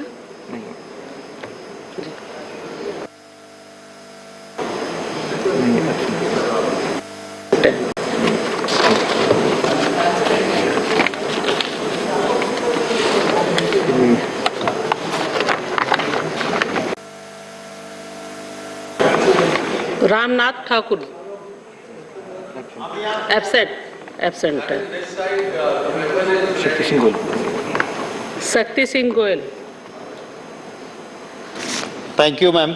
Sir क्या lunch कर? मैं आज ये बात करना चाहूँगा कि हम जिस तरह से संसदीय परंपराओं की, प्रोसीजर की, पार्लियामेंट्री प्रोसीजर की बात करते हैं, तब मैं तो गुजरात से आता हूं जब first speaker of Lok Sabha Ganesh Vasudev Mavalankar ji, जिसे मावलंकर दादा के नाम से पहचाना जाता था, वो उस थे महाराष्ट्र से, पर कर्मभूमि गुजरात की होने के नाते गुजरात में एक बहुत बढ़िया परंपराएं वहां बनी और उसी को चलते देखते हुए आज जब मुझे यहां बात करना है तब मैं सबसे पहले तो यही कहूंगा कि भवन बदलने से कुछ नहीं होगा, दिल की भावना बदलनी चाहिए। इन परंपराओं को ठीक करने के लिए जो काम हमें करना चाहिए उसकी आज जरूरत है। लोकतंत्र में सर्वोपरि सबसे अच्छा दुनिया में माना जाता है लोकतंत्र को, कि democracy is the best system. फिर भी हम क्या कहते हैं कि राम राज्य हो तो अच्छा। ये क्यों कहते हैं हम? क्योंकि वो एक ऐसा राजा था जो लोगों की आवाज सुनता था। एक धोबी की आवाज निकली प्रशासक के खिलाफ, राजा के खिलाफ, तो राजा ने उसको देशद्रोही नहीं माना। राजा ने यह नहीं कहा कि ये धोबी उसके वहां ईडी, सीडी, सीबीआई भेज दूं। राजा ने कहा कि राजा शक से परे होना चाहिए। हम बात करते हैं राम राज्य की। क्यों बात करते हैं? क्योंकि वो शासक, वो राजा ऐसा था कि झूठे बेर एक शबरी मां के आए तो महिला सम्मान में वो शासक विश्वास रखता था। वो झूठे बेर उस मां शबरी के उन्होंने खा लिए। और हम आज क्या बात करते हैं? मणिपुर में एक महिला के पर अत्याचार होता है, सुप्रीम कोर्ट फटकार लगाती है, तब तक हमारे शासक को उस महिला सम्मान की चिंता नहीं होती है, तब जाके हमें चिंता होती है। हम बात करते हैं लोकतंत्र की। मैंने एक कहानी सुनी थी। वो कहानी ये थी कि एक गांव में एक शासक था, बड़ा ही डिक्टेटर था, पर वो पूरे गांव को इकट्ठा करता था और फिर कहता था मैं ये करना चाहता हूं, और गांव के लोग हाँ बोलते थे। एक दिन उसी गांव का एक आदमी का बेटा जो बाहर के राज्य में पढ़ने गया था, वो आया और उसने सुना कि बड़ी अच्छी बात है, हमारे राजा तो, हमारे शासक पूरे गांव को पूछते हैं और फिर तय करते हैं, मैं भी आऊंगा। उसके बाप ने कहा बेटे आना है तो आ, पर जो सब कहते हैं उसमें हाँ हाँ हाँ बोलना और कुछ मत बोलना। गया बेटा वहां। शासक ने कहा बकरी ले गई ऊंट को। पूरे नगर ने कहा हाँ जी हाँ जी। वो लड़का खड़ा हो गया कि बकरी इतनी छोटी सी ऊंट को कैसे ले जाएगी, मैं सहमत नहीं। ठीक है, सभा बर्खास्त हुई। जैसे ही घर आए बाप ने थप्पड़ लगा दी। क्या कर दिया तूने? बोले कैसे, मैं सच बोला। बोले नहीं, बकरी ले गई ऊंट को हाँ जी कहना है, क्योंकि यही शासक के नीचे रहना है। और थोड़ी ही देर में वो आया पुलिस वाला कि तुमने राष्ट्रद्रोह किया है। उठा के बेटे को ले गए। थोड़ी देर में इनकम टैक्स की रेड हुई, थोड़ी देर में ईडी आई, थोड़ी देर में सीबीआई आई, पूरा घर बर्बाद हो गया। तो ये वाला भी एक शासन है। यहां पे लोग कहते हैं कि बकरी ले गई ऊंट को हाँ जी कहना है, इसी नगर में रहना है। मैं जरूर ये कहना चाहूंगा कि जब संविधान सभा मिली, बाबा साहेब आंबेडकर की उस स्पीच को देखना होगा। मैं तो सभी आपके जरिए सभी को ये रिक्वेस्ट करूंगा और धन्यवाद करूंगा स्पीकर मीरा कुमार जी का, उस कांग्रेस की अगुवाई वाली यूपीए सरकार का, जिसने पूरी संविधान सभा को एक डॉक्यूमेंट्री, एक बहुत अच्छी फिल्म की तरह बना के रखी। मैं सिर्फ 2 मिनट में खत्म करूंगा। मैम, ये जो आंबेडकर जी ने जब ये बात रखी संविधान सभा के अंदर और कहा कि हमने जब ये संविधान सभा शुरू की, मैं आया, मैं मेंबर बन के आया था ये समझ के कि कुछ दलितों की 2 बात कर लूंगा। मुझे ताजुब हुआ जब मुझे ड्राफ्टिंग कमेटी का मेंबर बना, मुझे और ताजुब हुआ जब मुझे ड्राफ्टिंग कमेटी का चेयरमैन बनाया गया, और जब ये सारी चीजें पास हुई तब मुझे और ताजुब हुआ। पर मैं इन सब चीज के लिए इंडियन नेशनल कांग्रेस पार्टी के डिसिप्लिन को मानता हूं, उसको श्रेय देता हूं। और एक ही लाइन में बात खत्म करता हूं कि जब ये कहते हैं नेहरू जी के लिए, मैं कहता हूं कि अटल बिहारी वाजपेयी जी ने पार्लियामेंट के अंदर जो लफ्ज नेहरू जी के लिए कहे थे, कम से कम उसको एक बार पढ़ लेना, उसको एक बार दिल से लगा लेना। वो बोलने वाले विपक्ष के नेता थे वाजपेयी जी, जिन्होंने कहा था नेहरू जी के लिए, उसको कम से कम याद कर लेना। तो फिर आपको नेहरू जी के खिलाफ बोलने की कभी भी दिल से इच्छा नहीं होगी। मुख्तर सी जिंदगी है, अजीब अफसाने हैं, यहाँ तीर भी चलाने हैं और परिंदे भी बचाने हैं, वक्त की पाबंदी है। इसलिए लंबी बात नहीं करते हुए मेरी बात को यहीं खत्म करता हूँ। Doctor M.K. थम्मेतुरई। Madam Deputy Chairman, 3 minute है आपका। I raised to participate. 3 minute. 3 minutes I can, what can I say? I don't know. So, Madam, as some members expressed, this is not a elder's house. This is a Rajya Sabha. Representing the states representatives, we are come over here. To see the federalism has to be established. That is the history. For that only this house is there. I served as 5 times Lok Sabha member there, and also 2 times Deputy Speaker of Lok Sabha and presiding officer also 15 years I done that. There the history is there. I want to say, first of all, Madam, in this house, our founder, Dravidian party leader, Per Anna, came here and sat in this house. He fought, he's a single member at the time, Dravidian party came at the time. Then 2 Lok Sabha members at the time. Now afterwards, the development took different way. My leader, Purachitalavi Amma, created history, Indian history, bringing 50 members of the parliament. 37 member Lok Sabha member, 13 Rajya Sabha members, like that 50 members we have developed in this history. In parliament, 37 Lok Sabha member, the highest member we got the Dravidian party, then 13 members here Rajya Sabha, that total 50 members we started. When we Anna started for number 1 and took, like that history took place. Madam,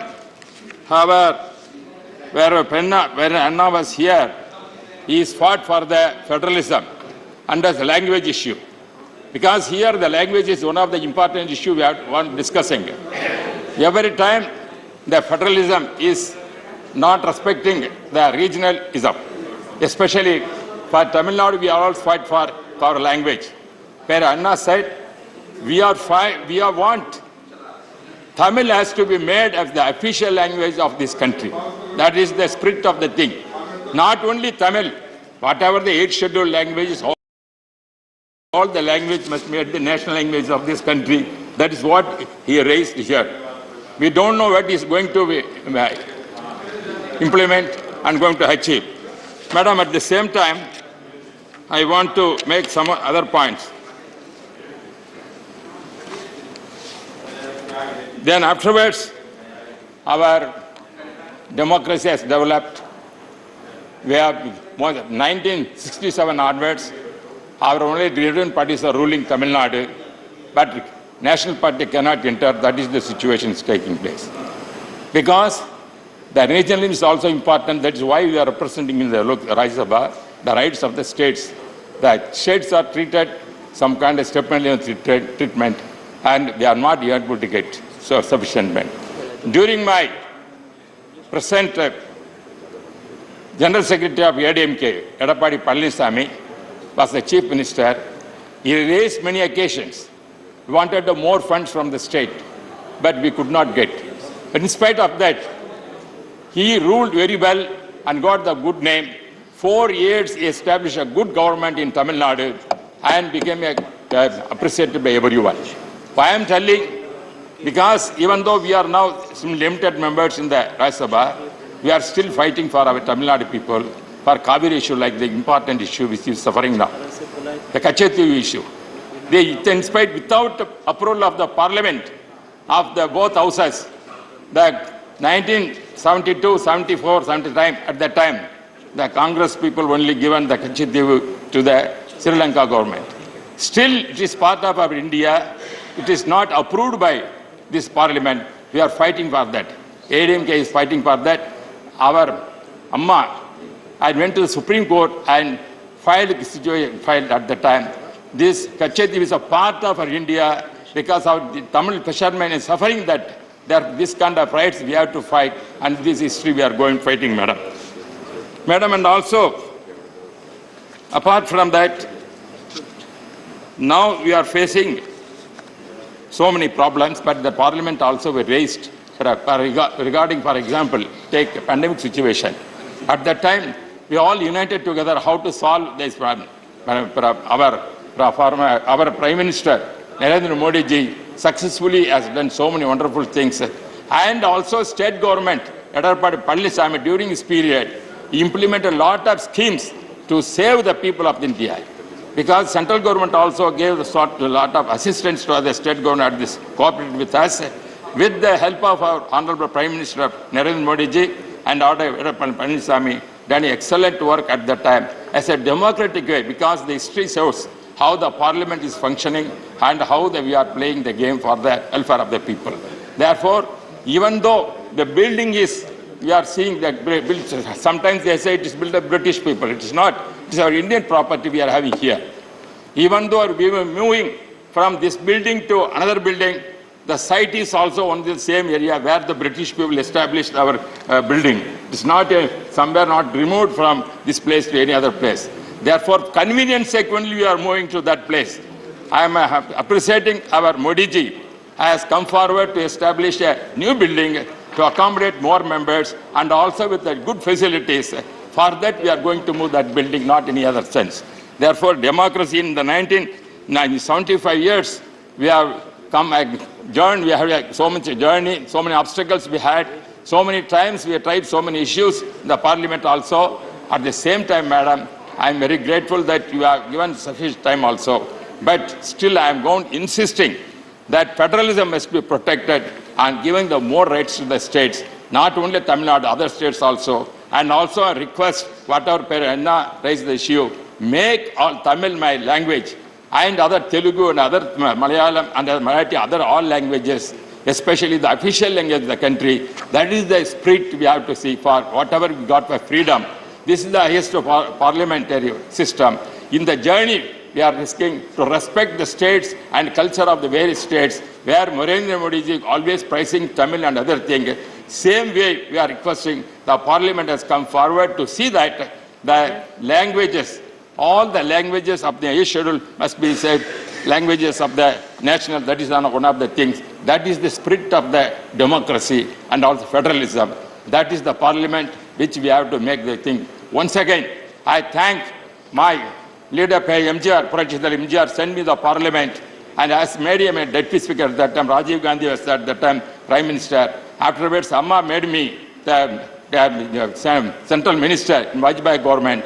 And afterwards, and Modi ji and also Amma made me deputy. So once again, 2014, and this kind of experience I had made throughout life, had the opportunity to serve this parliament, and hope that this spirit of the parliament democratic system has continued. We know whatever the opposition people raised in democracy, there must be some kind of opposition will be there.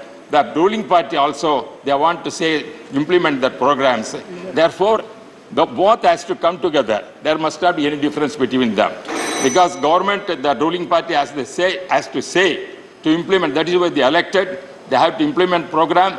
Opposing and raise it as a discussion, must not disturb the things. Therefore, this kind of democracy has to continue. The parliament, 75 years after freedom, we have done. As I said once again, as our forefathers thought that federalism must be very important, because we are speaking, it is Rajya Sabha, It's not an elder's house. It is not. I am not an elder man. He may be elder man. He's not elder man. There are young people also there. It's not the elderly house. This is the Rajya Sabha. State representatives are here. Therefore, whatever the state issues are raised here, that must be given importance. That must nullify that. That cannot. Therefore, and second, thank my leaders, Professor MGR and Professor Amma, Yadapati Palinsami. My General Secretary has sent me to the Rajya Sabha as a member. I once again thank all my leaders to have the opportunity. Thank you very much. Shri K. Keshav Rao. How much time you want to give me, madam? 12 minutes. 12 minutes. 5 minutes? 12 minutes. 12. 12. Thank you very much, ma'am. Whatever it is, you have the time. Ma'am, get up to speak on this 75 years. Everybody knows we have really done, we have achieved great strides of progress during this period. There is no doubt about it. I don't want to politicalize the entire thing. But let me tell you, our journey has been a tragic journey. It has a beginning. We thought of independence for a nation, but we got two nations. It would have been all right if they were two nations, but unfortunately it became two people. It would have been all right if it were two people, it had become two races. The entire world has started fighting against each other. This is one thing we could not withstand, nor could win over during the last 75 years. This really hurts me. Today, the hangover continues. Today, the people are getting identified more by their religion and caste and region than themselves. This is something the 75 years of independence could not get it. Although economically we have done very, very good, better than many of the states, we are fast-growing nation. But this kind of divide that we still have, which the British took advantage at one time to differentiate those two people, the Hindus and Muslims, that was the divide they depended on, and is still continuing. Its shadows are still lingering. This is something which really hurts us today when we are standing to gain out of it. Madam, to really speak, it is not 47, it is 1930 where the Congress party declared itself as an independence and passed a resolution, and there were all over the country the celebrations of independence at that time. Anyhow, whatever it is. But we did not have at that time, when we had partition, and when Nehru went to give his stirring speech of Tryst with Destiny, where he had said, we had promises to keep, not if totally, at least substantially. And we have really done substantially well during the past 25 years. I'm not talking about these 10 years. Even these 10 years you also might have done good. This morning we were hearing a statement made by the chairman, a resolution, I don't know in what kind it came, but it did come. It spoke very well. The wording was good. I only hope that we followed it in our country to give rise to the people's voice, as you want to do it internationally, when you want all the 125 countries to do it. This should have been really good, ma'am. That is the feeling one carries along. Madam, when we think of Nehru's speech, there is some guffay in that.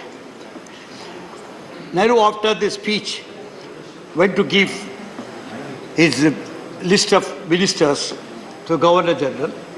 You know, he went and gave an envelope, an empty envelope. There was no paper at all inside.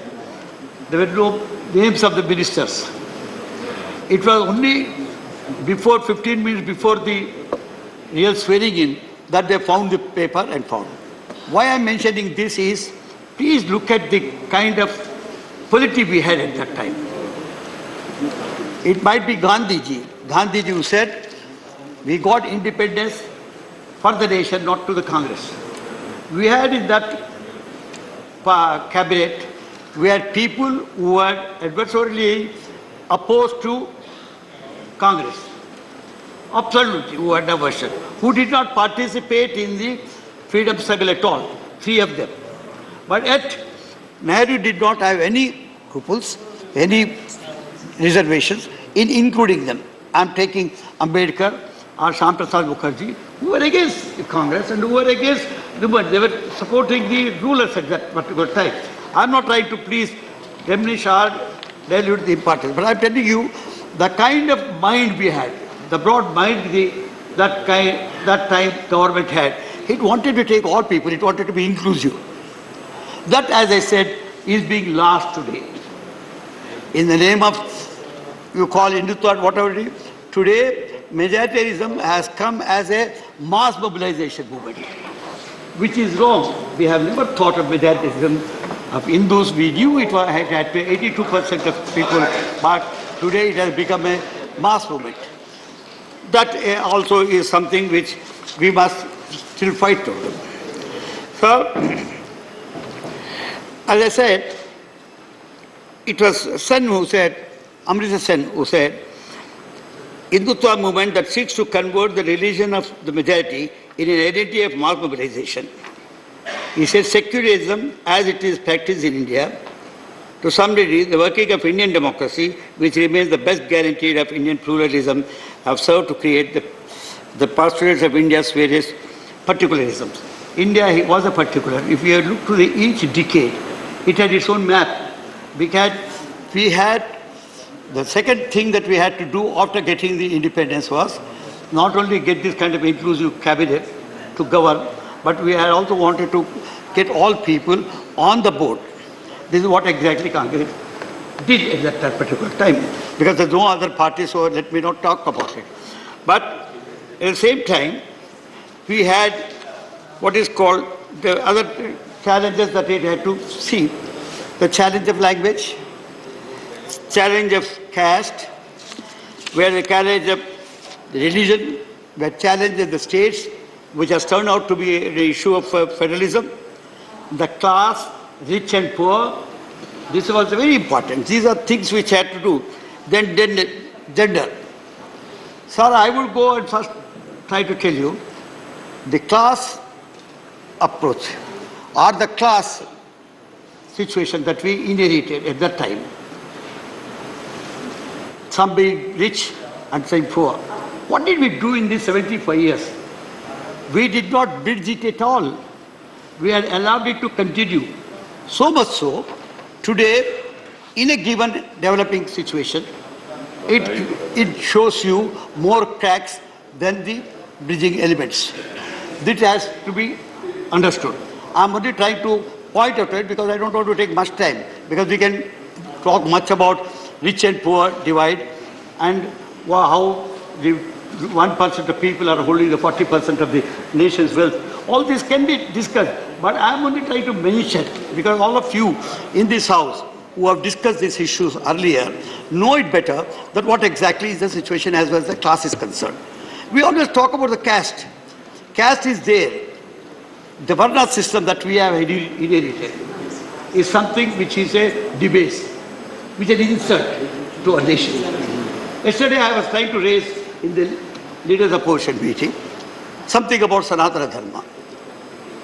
Because I'm a student of Hindu philosophy. Let people sitting that side know that you are not the monopolist of the Hindu philosophy. Because Hinduism is some word which came only in the 6th century. All right, let us forget. When we talk about Sanatana, I'm talking to you because the Constitution speaks about it. The Constitution, its preamble, ensures, although it did not use the word secular, it said, when it said about equality of religions, it talked about secularism. But I should congratulate again later this government, this nation, for bringing the 42nd Amendment, wherein they made it specific, a secular, a socialist secular nation. These were the two things which were missing, although they were practicing. This nation was essentially a socialist nation. We must understand at least 64% of people were really poor. 36 below the party line. The word socialist meant the equidistribution of the nation's wealth. This exactly we realized, and we brought in an amendment to the Constitution itself in its preamble. This is another great achievement that we have done. Having brought that, did we do anything did walk the talk. We did not. The system did not allow. Today, unfortunately, when we are trying to talk about 75 years of journey, I tell you for the last 10 or 12 years or even 15 years, let me say 91, when we thought of liberalism, even we had given, if not total goodbye, we have started diluting the importance of looking to poor and looking to the development from the socialistic angle. We had a socialistic view from the awardee session when Congress moved the social pattern of society. Even Communist Party had to close down their shutters because you do everything that the nation wanted ideologically came from them. And all of us who were in the schools in those days, I'm a witness to this 75 years journey, sir. Because I'm today 84, but I have seen this 75 years journey. At the time when the awardee session came as a socialistic pattern of society, it was not, we did not talk about socialism as such, because there was a crisis at that particular time. This is a part of 75 years journey. We must understand, great debate went on. Whether we should go totally on the Russian model or should have a socialism of our own, because Raman Royaji and other socialists in this country thought that socialism can be caught for the Indian ethos. Be confused by this kind of, if not dichotomy, a discourse, schism, Panditji thought we'll say same thing, but as a pattern of society. But he committed the society to develop on the basis of socialistic ethos. When he said this has come. So the third thing that we have achieved, great thing, was during the BP Singh's time. When BP Singh came, the Mandal issue was there earlier. The reservation to BCs was there in the Congress session. I was a minister during the Congress regime. We knew that we brought in 15% to 25% in states, but yet accepting it at the national level as these people whom you under Varna system considered as something lower, I would not like to take, because I resist the very word Varna. So VP Singh is the one person who has brought this. This is something goes to the credit and goes as a feather in the cap of the Indian achievements. Sir, then we come to more unfortunate part. Is time over? Yeah, 12 minutes. So we come to the part of religion. Today, as I said earlier, today we are trying to be identified more by our religion rather than by our nation. Mussolini, the great Italian writer, said, Italy we got, but Italians we not yet got it. Not that Nehru is the person who has made all of this. We were idiots. They were cynics at the time when we got our independence, like Secchi, like Churchill, like Kipling, many Dubé, will not name them, you get them. All of them thought that India will not be able to sustain democracy at all. It will go back to the age of barbarism, age of privation of the middle classes, and this kind of thing. But India not only sustained, not only democracy lived, but lived so well that other nations are looking to us for democracy. It is because we had a democratic tradition from the millennia.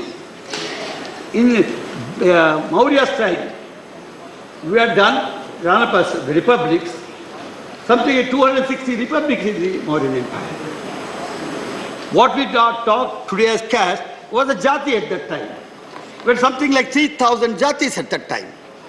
But there was no kind of clash as we find today. This is how we have not been able to manage. This is a recent phenomenon. Let me also tell you. We had real communal tension, we had a communal violence, but at present it has become some kind of pride. As I said, majoritism has become an issue for mass movement, mass mobilization. So once it comes, please conclude. It really troubles you most. Sir, I come to Hinduism, I'm not trying to take on the the fundamental Hinduism, because there's nothing like fundamentalism at all in Hinduism. Take it from me. Hinduism is a way of life. Anything that transcends time and space is called truth. What you say today, if after 100 years people believe the same thing, and anywhere else in the world is the same thing, it remains a truth. That is, Gandhi reduced very aspect of God as a concept and said truth is God. This is what Hinduism is all about. It is only because, not because I should believe in Rama or I should believe in Krishna. Just now, the ADMK man was telling me, in Madras we had a movement, we totally opposed it. Today we have people who don't believe. You have, if Hinduism is all that big, there wouldn't have been the need for Judaism. If Judaism is all that big, there wouldn't have been a need for Christianity. If Christianity is all that big, there wouldn't have been a need for the Islam. If Islam is all that big, there wouldn't have been a need for the Sikhism. So all this time and space, take it. They included truth. That is what exactly Hinduism has done. I consider this as one of the greatest thought processes. Hinduism is one of the great thought processes which takes everybody to. I have a Charvaka in me. If I believe in God, I am a Hindu, sir. Your time is If over. I don't believe in God, I am Charvaka, sir. I am a Hindu, sir. If I believe in somebody who reads a good, I am a Buddha, I am a Hindu, sir. If I am Jaina, all of you are the Buddha, sir. Karnataka, yesterday I was telling the leaders of opposition, they have got their funds. They don't believe in God, they believe in Shiva, they believe in... So what is Hinduism? It is self-realization. So let us all believe that. Let not the Prime Minister of the day say that all Sanatanis should unite, as if it is a war crime. I think at this age, this is not something which is good to come from a people, because we accept all religions. Yesterday, Mr. Chidambaram was saying something, lots of such. Mr. Chidambaram was saying, he was quoting Madhavacharya, 16th century saint, he just said. When he said, Sarva Dharma Samahava, so same thing, it is quoting Madhava or other saints. But all the believers in Hinduism believe that all of it. That is why we say, Ekam Sat Vipra Bahuda Vadanti. People may call it by different names, but truth is only one. We believe in it. Unlike others, I am not trying to criticize other religions at this time, they believe that mine is there. There is no Mr. Christ or Mr. Muhammad or no Mr. Zoroaster or no Mr. Confucius. We had a Hindu thought process as such. So this, I don't know, we are losing track. We must get on to that. We must build a nation, Indian nation as such. We are first Indians, last Indians. We are Indians. There is no question of first or last. Saying, like Sanatana is saying, there is no beginning and there is no end. If there is no beginning, where is the question of it being there? So let us not think, it is there, it is truth. It is all pervading. So I tell you, sir, the 75 years journey has been really rewarding, has been very good. I also congratulate, we had beginning, I told you, Tajik, the G20 was a welcome thing. But as I suggested earlier, let us learn to live with what we always boast of.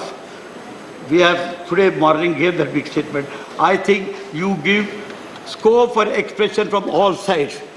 Then what I call freedom of expression, that should be respected. The people's urges should be respected. You should not use your own agency because you are powerful. If that were to be the case, earlier regimes would have done that. Nobody has done it. They have respected nation. We have allowed the nation to grow. As Gandhiji said, independence is not for Congress, independence for the nation. Let us all think this nation, development is for the entire nation, not for one party or one thing. Thank you very much. Thank you. Now, Mr. G.K. Vasan, 3-4 minutes. Sir, thank you, sir, for giving me an opportunity. We all understand, sir, historic Parliament building. Today is the last day of our speech in this building. Maybe tomorrow we are all moving to the new Parliament, sir. This is the time to salute and respect our leaders who fought for our independence and got independence for us. This is the 75th year of our independence, sir. We remember the father of nation, Mahatma Gandhi, and all our leaders from various parts of India who were with Gandhiji and who fought for this country's freedom and who taught us ahimsa in this country, sir. Sir, we also have to be very proud that we are the largest democracy in this country, sir. We have genuinely, sir, preserved the sovereignty, integrity, security, solidarity of this country with pride, sir. We have made remarkable progress in the 75 years in the field of education, agriculture, healthcare, industrial growth, economic equality, and even in scientific space research, sir. Above all, as Indians, we are all proud today that our nation is looked upon by foreign countries for our helping hand and support even in international problems today, sir. This is the parliament where legends have spoken, sir, in various subjects for the interest of this great nation, sir. We should be very thankful to our regional leaders, sir, who have been in this parliament, spoken for the interest of the country. From Tamil Nadu, sir, I would like to proudly quote Rajaji and Kamarajji, sir, who have been the pioneers, and even today, sir, they are leaders who are the icons for youth in this country, sir, especially Tamil Nadu, sir. The national approach and outlook of leaders from the south, sir, has been great in the development of this country, sir. I must also place on record, sir, that India has achieved great heights during this 9 years under the Prime Minister of Modi ji, sir. To conclude, sir, I would say that the schemes, plans and programs launched by the government has embraced every citizen and have enhanced and improved the living conditions of every Indian, sir. With this, sir, I conclude my speech. Thank you very much, Chairman, sir, for giving me opportunity. Thank you. Ramnath Thakur ji. धन्यवाद श्रीमान the chair when our chances will come. No, it's just that's a question. I was told that he will speak after half an hour. No. Who said? I did not say. I also said like that as we get up. No.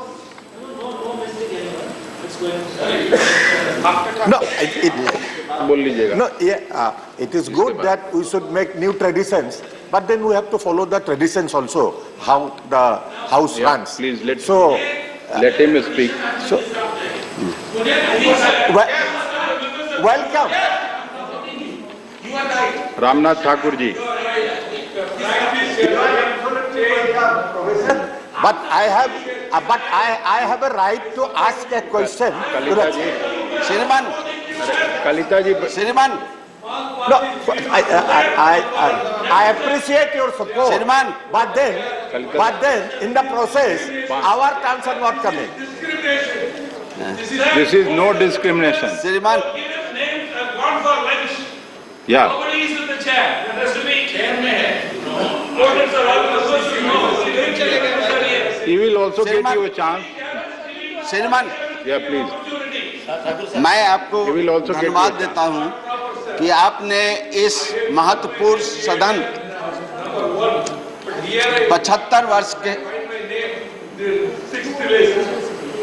He will get you a chance. No worry. 75 वर्ष में जो इस सदन का गरिमा रही है, जितने महान पुरुष इस सदन के सदस्य रहे हैं, पीलू मोदी, राधा कृष्णन, अंबेडकर, डॉक्टर अंबेडकर, चंद्रशेखर, राजनारायण, उन महत्वपूर्ण सदस्यों ने जनता की आवाज को जो उठाने का काम किया है, उसी संदर्भ में मैं आपसे निवेदन करना चाहता हूं कि समाजवादियों का जो ध्येय था, समाजवादियों की जो मांग थी, उस मांग को यहाँ प्रस्तुत किया गया था। काका कालेलकर का जो रिपोर्ट था, जो नहीं, उस रिपोर्ट को प्रकाशित किया गया था 1978 में।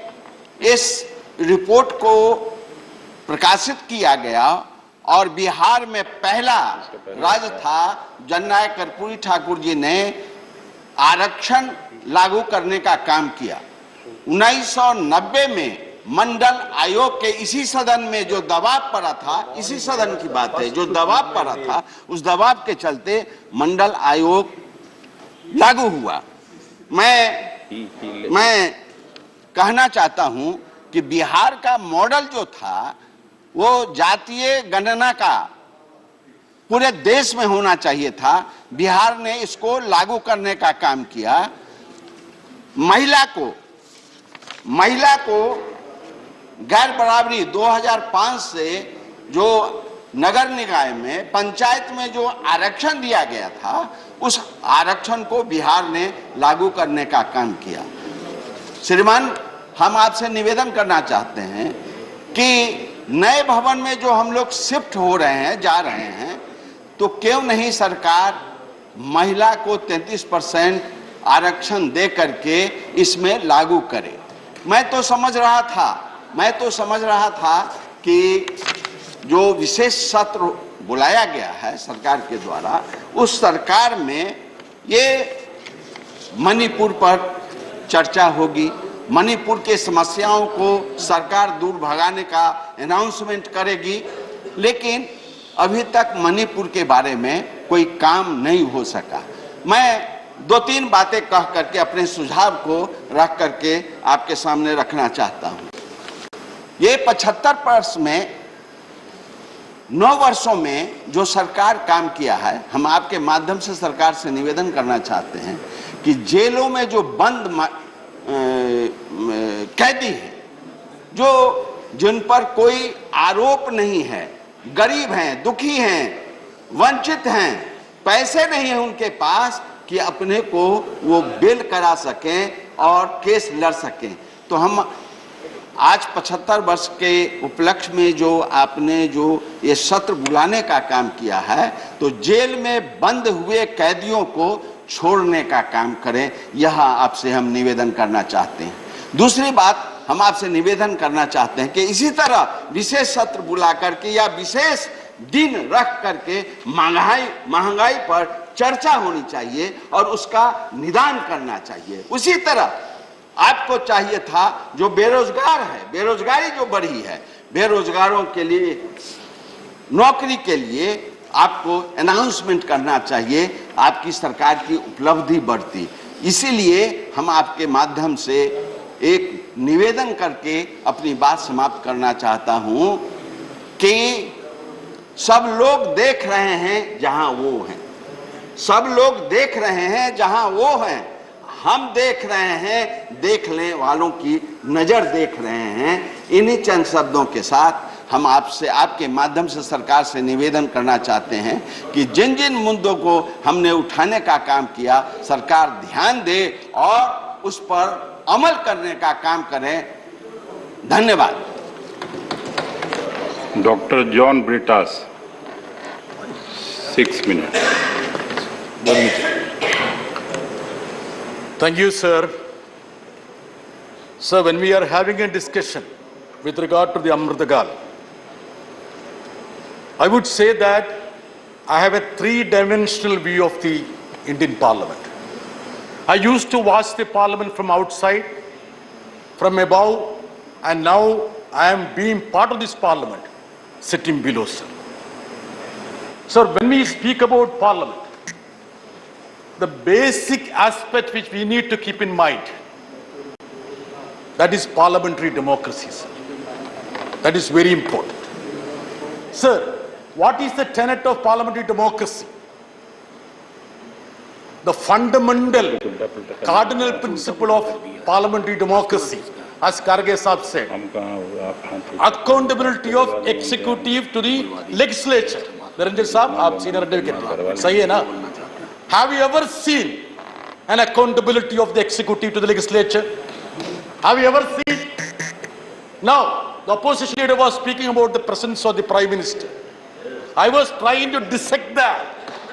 You know what is the presence of the Prime Minister in Parliament? 0.001%. 0.001%. So that is the period in which he attended the Parliament sessions.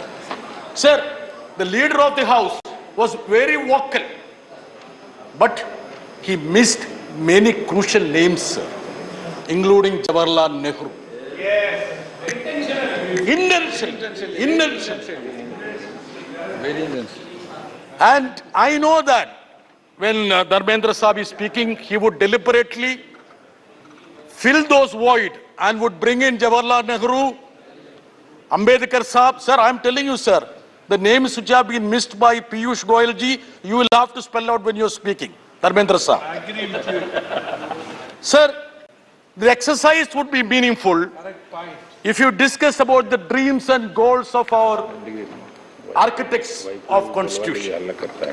Sir, I will just dwell on the preamble of it, sir. So it speaks about, say, what does it say? Liberty, equality and fraternity.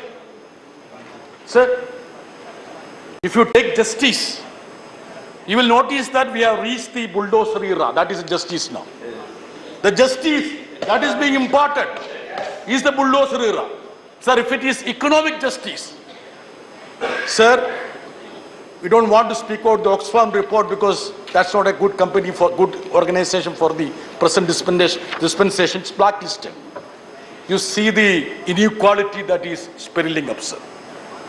Sir, the liberty that has been assured, where has it reached, sir? Now it is more manifested in the form of sedition and UAP. That is a liberty which has reached. Sir, another cardinal principle is equality of status and opportunities. This government is honest to say that they don't believe it itself. Ambedkar, who they try to appropriate now, was absolutely clear when he said that democracy is not the law of majority, but the protection of minority. Raji Chandrasekhar Saab, protection of minorities. It's not said by John Brittas, by Ambedkar Saab. Sir, what is the representation of 20 crore Muslims in executive, in legislature, judiciary, even in media? P.T. Usha ji, you know that. The representation of Muslims, Christians, minorities in Kerala. What is the situation in Delhi, in Parliament, in executive, sir? Sir, we all talk about this government's pet topic is to, discuss about Mughals. I see they talk about Mughals more than the Indians now, actually. Sir, in Akbar's court or even in Aurangzeb court, more than 50% of the ministers were Hindus. Dheeraj Saab, Birbal, aapko jante hain na kaun Birbal tha? He was a Hindu, sir. Can you spot somebody in this executive now? What is the status of the representation of minorities, sir? Sir, Nehru's cabinet, that was the first ministry. It was a model government.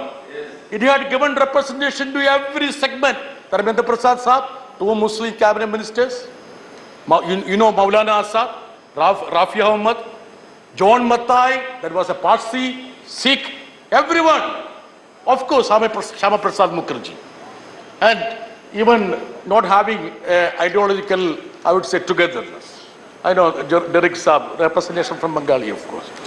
Sir, it was Maulana Azad who stood on the steps of the Juma Masjid and said, this country is ours. We have built up this country. There is no need of going away from this country. You want to obliterate the last set of memory about Maulana Azad, you scrap the scholarship. Dharmendra Prasad ji, you scrap the scholarship. Not you, I think Smriti Irani ji, I think. Even that, not he didn't scrap. Sir, come into fraternity. Sir, what is the new usage of fraternity?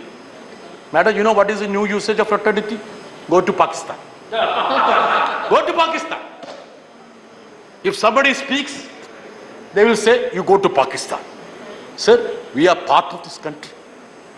We are as patriotic as you are, sir. Sir, maybe more. So now G20, there have been a lot of discussions, fanfare about G20. We appreciate if India get a standing amongst the other nations. But if you look at the indices, Rajiv Saab, what is indice? Per capita GDP, Human Development Index, Hunger Index, हम last है, बिल्कुल last है. And you brought in African Union to the G20 so that we did not be last. Anyway, I appreciate that. Sir, coming to the preamble again, sir. Sovereign, socialist, secular, democratic republic, sir. Sir, what is sovereignty now? Hugging Western leaders from Trump to Biden doesn't mean sovereignty. You finished up now because Nehru's name is there. We don't want non-alignment movement to be there. Just because Jawaharlal Nehru was instrumental in setting up non-alignment movement. Now, sir, the second word, socialism. What is socialism, sir? Socialism has become Adanism. That is a new word, Adanism. P.T. Usha, madam. Socialism bedel gaya, Adanism ho gaya. Chupchap baith rahe aap. You should be standing up and talking about that. Now, sir, secularism. Another thing, sir. See, secularism. You know, a gentleman sitting in Prime Minister's office had the audacity to say, Dharmendra Prasad Sahab, Dharmendra ji, suniye sir, Vivek Dev Roy, this constitution has become useless. Only 17 years it can stand. And he said he doesn't understand the meaning of socialism and secularism. A gentleman heading the Economic Advisory Council of the Prime Minister had the audacity to come and say that he doesn't understand the meaning of secularism and socialism. I would have expected a cabinet minister, the stature of Dharmendra Pradhan, to say, shut your mouth. Did you say, sir? You should have said it. Sir, now, another word, sir, democracy. See, many of the members think, sir, democracy has turned to be namocracy or modiocracy.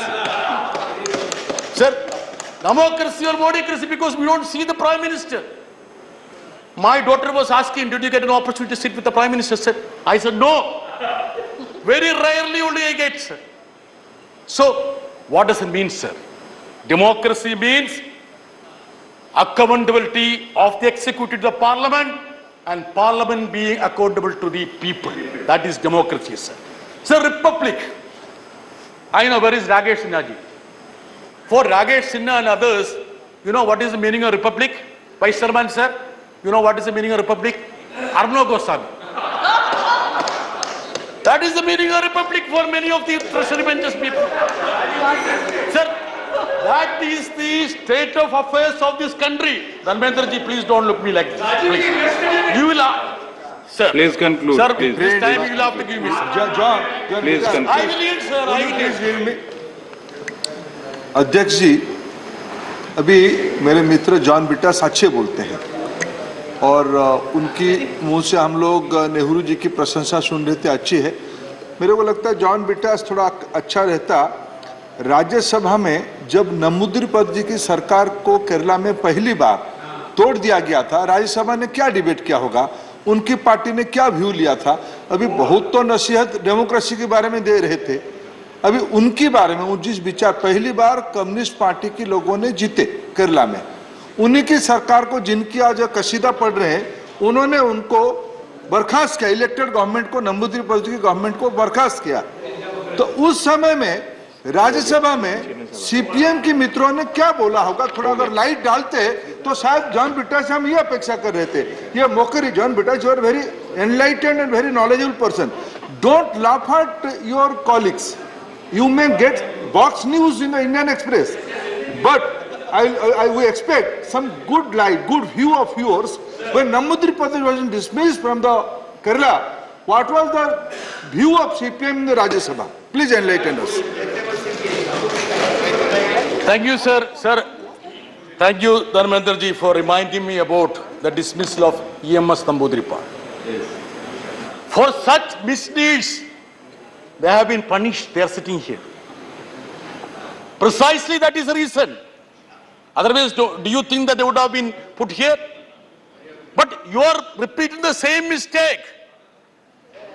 You are calling us, depicting us as Somalia. Say extreme poverty, let us look at. Extreme poverty in UP and Bihar is 30-40%. In southern states, it is 10%. In Kerala, it is almost zero. Yes, almost zero. Extreme poverty.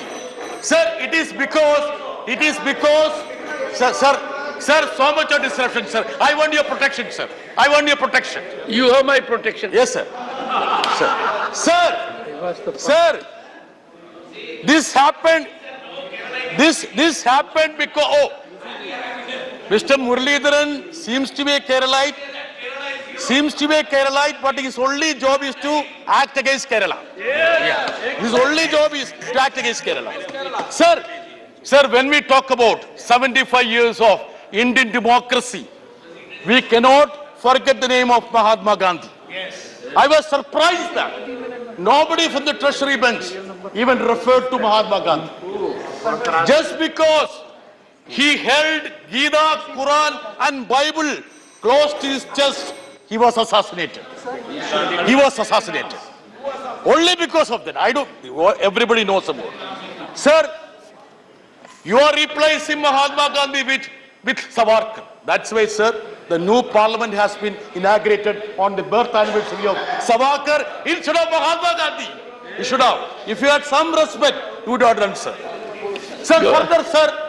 Time allotted is over. Sir, I wanted to say your time is over, sir, so but much I of came to know your time sir, can 2 never minutes, be over. 2 minutes. I will finish, sir. Sir, 2 minutes. Sir, the biggest business, sir, please. The main business of this government is to appropriate people. Sardar Patel. They think that Sardar Patel is theirs. Sir, wasn't Sardar Patel who banned RSS after the assassination of Mahatma Gandhi? What did he say, sir? The banning was to root out the force of hate and violence that are at work in our country and imperil the freedom of nation and darken her fair name. Sir, another person who is being appropriated is Vivekananda. Didn't he say so? Sectarianism, bigotry and its horrible descendant fanaticism have long possessed this beautiful earth. They have filled the earth with violence. That is what Vivekananda said, sir.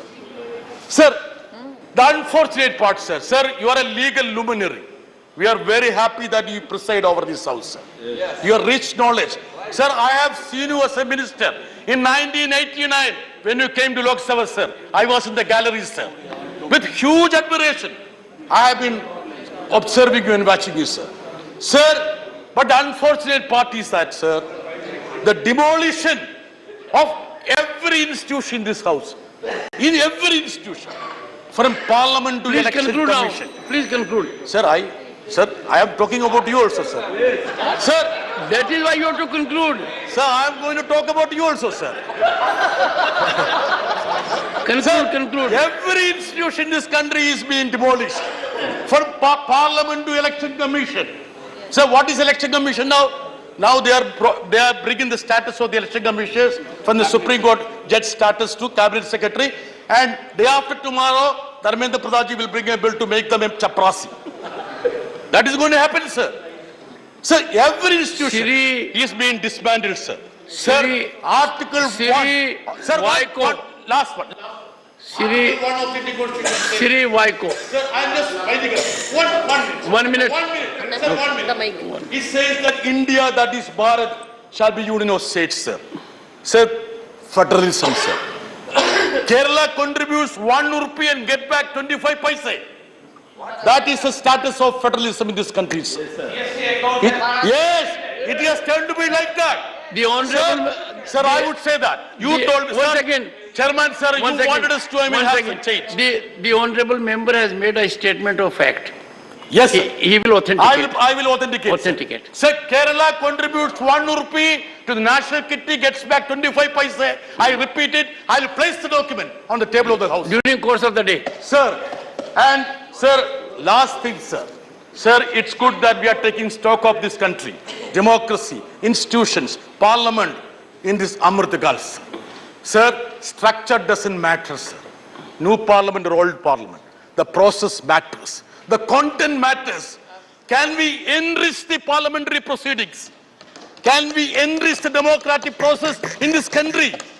You can build mansions, structures, but sir, that will not strengthen the democracy in this country. Unless you enrich, sir. Please so, now, I would urge the conclude. I would urge the treasury benches through you, sir. Let us all resolve to enrich the democracy of this great nation. Thank you, sir. Okay. On a point of information from you, have you been to Statue of Unity? Have you been to Statue of Unity? Sir, I haven't gone, sir. I will go. I strongly suggest you go there once. I will go, sir. I will go, sir. If you give invitation, I will go, sir. Great effort to appropriate someone. Sir, if you give an invitation, I will go, sir. I've been there. Sir, and sir, I'll be happy to go with you, sir. No, I'll go with you. Sir, Mr. Waiko. Sir, let me have a towering personality beside me when I go. Let us hear Mr. Waiko.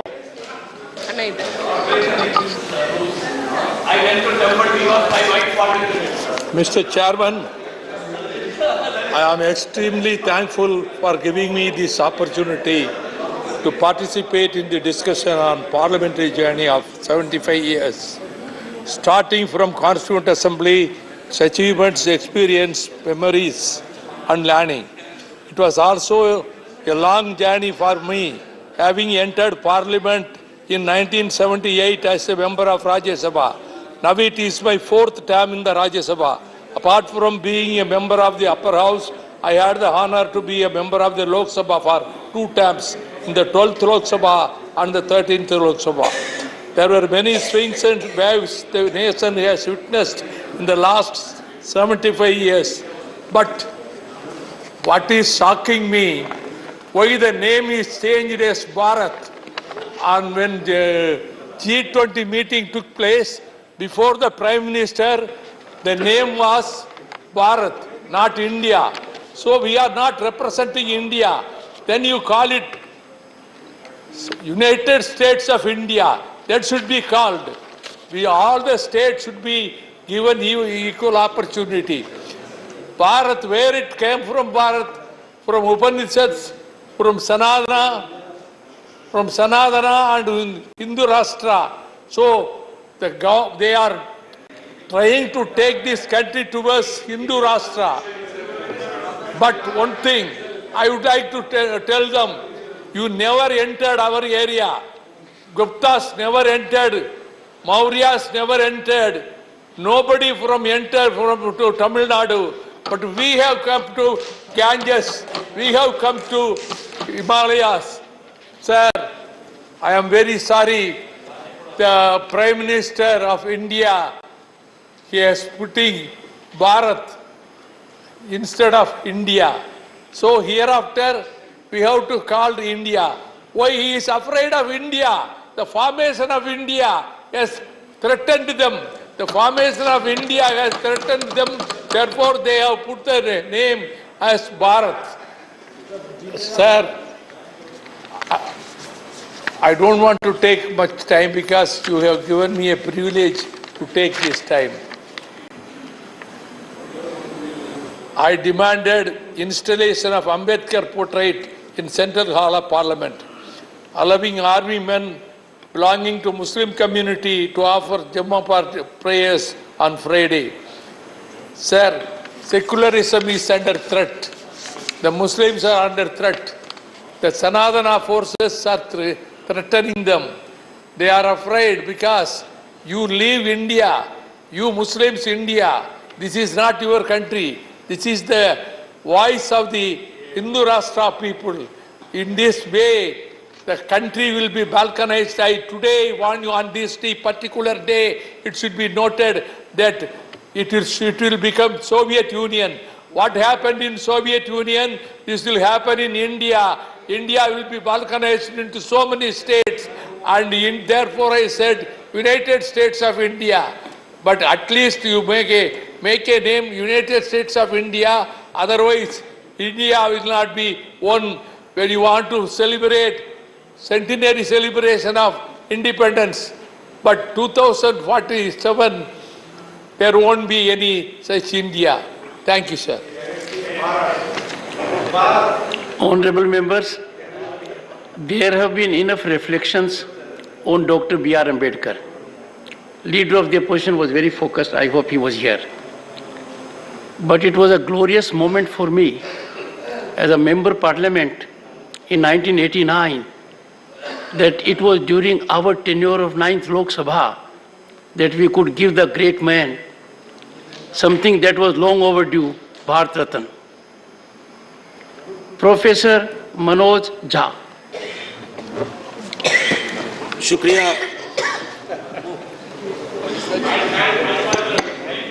शुक्रिया सभापति महोदय, बहुत बहुत धन्यवाद। आज का दिन बेहद महत्वपूर्ण है और इस महत्वपूर्ण दिन के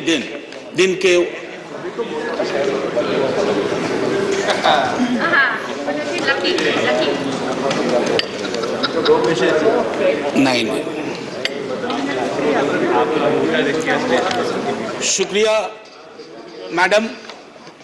मैडम मेरी शुभकामनाएं स्वीकार करें। मैं यहां से बोल रहा हूं, इधर मैं यहां से बोल रहा हूं। शुक्रिया, बहुत अच्छा अवसर है कि आप यहां आई हैं। कितनी खुशी हो रही है बता नहीं सकता। आज सुबह माननीय सभापति महोदय ने कहा था कि ह्यूमर वगैरह हमारी जिंदगी से चला गया, तो मुझे स्मरण है ये किताब में एक ही किताब लेके आया हूं, ऐसी 5 किताबें हैं कॉन्स्टिट्यूएंट असेंबली डिबेट्स की। तो इसमें सर ऐसी 5 किताबें हैं कॉन्स्टिट्यूएंट असेंबली डिबेट्स। सो माननीय उपसभापति जी, एक मिनट प्लीज। माननीय उपसभापति जी, 75 कैसे बनाया जा रहा है मेरी समझ में नहीं आ रहा है, क्योंकि अगर हम कॉन्स्टिट्यूएंट असेंबली से 75 जोड़े तो 2021 में पूरा होता है, अगर आजादी से जोड़े तो 2022 में पूरा होता है, और अगर पहली लोकसभा से जोड़े तो वो 2027 में पूरा होता है। तो ये 75 की गणना कहां हुई, किस ज्योतिषी ने की मुझे नहीं पता। मेरे हिसाब से 75 नहीं है, लेकिन 75 वाली फील में अपनी बात रखूंगा। हाँ, तो माननीय उपसभापति जी, हुआ यूं कि सरोजिनी नायडू जी को बुलाया गया बोलने के लिए संभवतः 11 दिसंबर 1946 को। कम लोगों को यहां पता होगा कि सरोजिनी नायडू जी बिहार से चुनकर संविधान सभा में आई थी। तो उनको चेयरमैन साहब ने कहा कि अब बुलबुले हिंद, नाइटिंगेल ऑफ इंडिया आएंगी, लेकिन कविता में अपनी बात कहेंगी, प्रोज में नहीं कहेंगी। उन्हें थोड़ा बुरा लगा, मजाक में ही सही। उन्होंने कहा कि आपका अब ये व्यवहार, आपका ये कहना अनकॉन्स्टिट्यूशनल है। तो उन्होंने कहा नहीं, फिर भी सुनाना होगा। तो उन्होंने एक चीज सुनाई जो मैं पेश नजर कर रहा हूं माननीय सभापति जी को। सुबह बड़ी बेसब्री से वो कह रहे थे कि ह्यूमर चला गया, तो उन्होंने सुनाया कि बुलबुल को गुल मुबारक, गुल को चमन मुबारक, रंगीन तबीयतों को रंगे सुखन मुबारक। तो ये मैं ये बता रहा हूं कि ये हमारा ध्येय था। अब सुबह चर्चा की, हमारे लीडर ऑफ द हाउस ने बड़ी खूबसूरत चर्चा की और जिक्र किया सर्वपल्ली राधाकृष्णन का। यहां है ठीक सामने सर्वपल्ली राधाकृष्णन। उन्होंने एक बात कही थी और मैं वो श्लोक पढ़ना चाहता हूं। मृदुना दारुणं हंति मृदुना हंत्य दारुणम, मृदुना दारुण हंति मृदुना हंत्य दारुणम, ना साध्यं मृदुना किंचित तस्मात् तीव्रतरं मृदु। इसका आशय यह है माननीय सभापति उपसभापति जी कि अग्रेशन से, अग्रेसिव बिहेवियर से आप चीजें हासिल नहीं कर सकते। इस देश में मेरे विद्वान साथियों ने उधर से उपलब्धियां गिनाई, हमारे कुछ विद्वान साथियों ने यहां से कमियां गिनाई। मैं दोनों के बीच में चुनौतियां गिनाना चाहता हूं। चुनौतियों की वजह से आज हम यहां हैं, और सिर्फ हम ही नहीं हैं, 140 करोड़ लोगों का ये भवन है, चाहे नया वाला हो या पुराना वाला हो। तो आज के दिन ये मेरी ओर से एक विदाई भाषण भी है अपने दल की ओर से, इस इमारत को, जिस इमारत में हिंदुस्तान की तकदीर लिखी गई संविधान सभा के माध्यम से, और वो तकदीर लिखने वाले संकीर्ण दायरों में नहीं सोचते थे। मैं उस पर आऊंगा थोड़ा 2 मिनट के बाद। माननीय सभापति जी, बहुत चर्चा होती है, 47 में बंटवारा हुआ था इस देश का, बंटवारे के बावजूद उतनी घृणा, उतनी नफरत, पीड़ा के बावजूद नहीं थी। अभी हाल में एक रोमिला जी की किताब आई, वो कहती हैं बड़ी खूबसूरती से, have we moved from integrated nationalism to segregated nationalism? क्या हम एकीकृत राष्ट्रवाद से एक विभाजित, विखंडित राष्ट्रवाद की ओर बढ़ रहे हैं? क्योंकि यह इमारत, इसकी बुनियाद मेलजोल पे है, इसकी बुनियाद में बंटवारे के बावजूद बंटवारा नहीं हुआ। तो मैं हाथ जोड़ के विनती करूंगा, सरकार जरूर बनाइए, अगला चुनाव भी लड़ेंगे, खूब दिल से लड़ेंगे, इंडिया भी रहेगा, भारत भी रहेगा, कोई में से एक चॉइस नहीं है, क्योंकि हमको इंडिया भारत करके जम्बूद्वीप तक नहीं जाना है। मैं सिर्फ इतना कहूंगा कि वो जो मेलजोल की सीमेंट है उसका खात्मा हो रहा है, उसको बचाइए। माननीय सभापति जी, मैं 2 व्यक्तियों के मध्य में अपनी कुछ बात रखना चाहता हूं। संविधान सभा में ऑब्जेक्टिव रेजोल्यूशन जवाहरलाल जी लेके आए, और संविधान सभा में जब ड्राफ्ट सबमिट हुआ तो B.R. अंबेडकर ने वो ड्राफ्ट सबमिट किया। तो मैं सिर्फ कहता हूं, ऑब्जेक्टिव रेजोल्यूशन में बहुत सारी बातें थी, ये प्रस्तावना के बारे में, सॉवरेन डेमोक्रेटिक रिपब्लिक के बारे में काफी कुछ बोल चुके हैं, सॉवरेनिटी गिरवी ना चली जाए, मौलिक अधिकारों के बारे में। हमें आपके पीछे एक तराजू है, वो तराजू हमें लगाना होगा कि मौलिक अधिकार में कहां पहुंचे, सॉवरेनिटी में कहां पहुंचे, डेमोक्रेटिक रिपब्लिक के मसले पे कहां पहुंचे। High flying words don't cover up our failures, let's not look for that. और एक मसला आया, उन्होंने एक जिक्र किया ओथ ऑफ टेनिस कोर्ट। माननीय सभापति जी, फ्रेंच रेवोल्यूशन के बाद जब बड़ी शिद्दत से लोग काम में लग गए अधिकारों पर बात करने के लिए, तो राजा को शुरू में परेशानी नहीं हुई, लेकिन राजा को लगा कि कुछ ऐसा कर रहे हैं जिससे खुराफात की बू आ रही है। उसने क्या किया, दरवाजे बंद करवा दिए, जिस हॉल में वो लोग बैठते थे वो चले गए दूसरे दरवाजे रूम में, उसको भी बंद करवा दिया, तो वो चले गए टेनिस कोर्ट में, सारी कार्रवाई पूरी की, उसको कहा oath of tennis court. Oath of tennis court का जिक्र जवाहरलाल जी ने इसलिए किया था कि हमारे अंदर वो जज्बा हो, इमारत बनाने बिगाड़ने से इबारतें नहीं बदलनी चाहिए, हमारा जज्बा वही होना चाहिए जो ओथ ऑफ टेनिस कोर्ट में जवाहरलाल जी, हमारे फर्स्ट प्राइम मिनिस्टर, ने कहा। अब आते हैं कि बाबा साहब भीमराव अंबेडकर जी ने क्या कहा। माननीय सभापति जी, आप जिस इलाके से आती हैं, मैं जिस इलाके से आता हूं, वहां ये बातें बड़ी प्रबल है। आजादी का मूल्यांकन होगा तो इस आधार पर होगा कि राजनीतिक आजादी, सामाजिक आर्थिक आजादी में कितनी तब्दील हुई, अगर नहीं हुई तो क्यों नहीं हुई। उन्होंने कहा था कि एक दिन एक ज्वालामुखी बन जाएगा, और मैं उस ज्वालामुखी को बनते देख रहा हूं। वो इसलिए बनते देख रहा हूं कि जब मैं देखता हूं कि बिहार के जातिगत सर्वेक्षण पे देश के सॉलिसिटर जनरल कोर्ट में खड़े हो जाते हैं, तो मैं देखता हूं ब्लॉक करने की कोशिश हो रही है। यह एस्पिरेशनल वर्ग है, पिछड़ों की बड़ी आबादी, उसके एस्पिरेशन को आप सोशल डेमोक्रेसी के नजरिए से देखिए, जो बाबा साहब कह गए थे। 31 में आखिरी हुई, उसके बाद पाकिस्तान बांग्लादेश बना। क्या इस देश को, यहां की सरकारों को, राज्यों की सरकार को वैज्ञानिक आंकड़े नहीं चाहिए? क्या आप आंकड़े आसमान से गिराएंगे?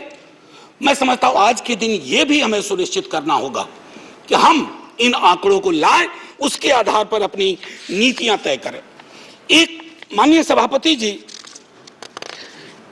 अंबेडकर साहब 2 और चीज कह के गए, preventing tyranny of majority.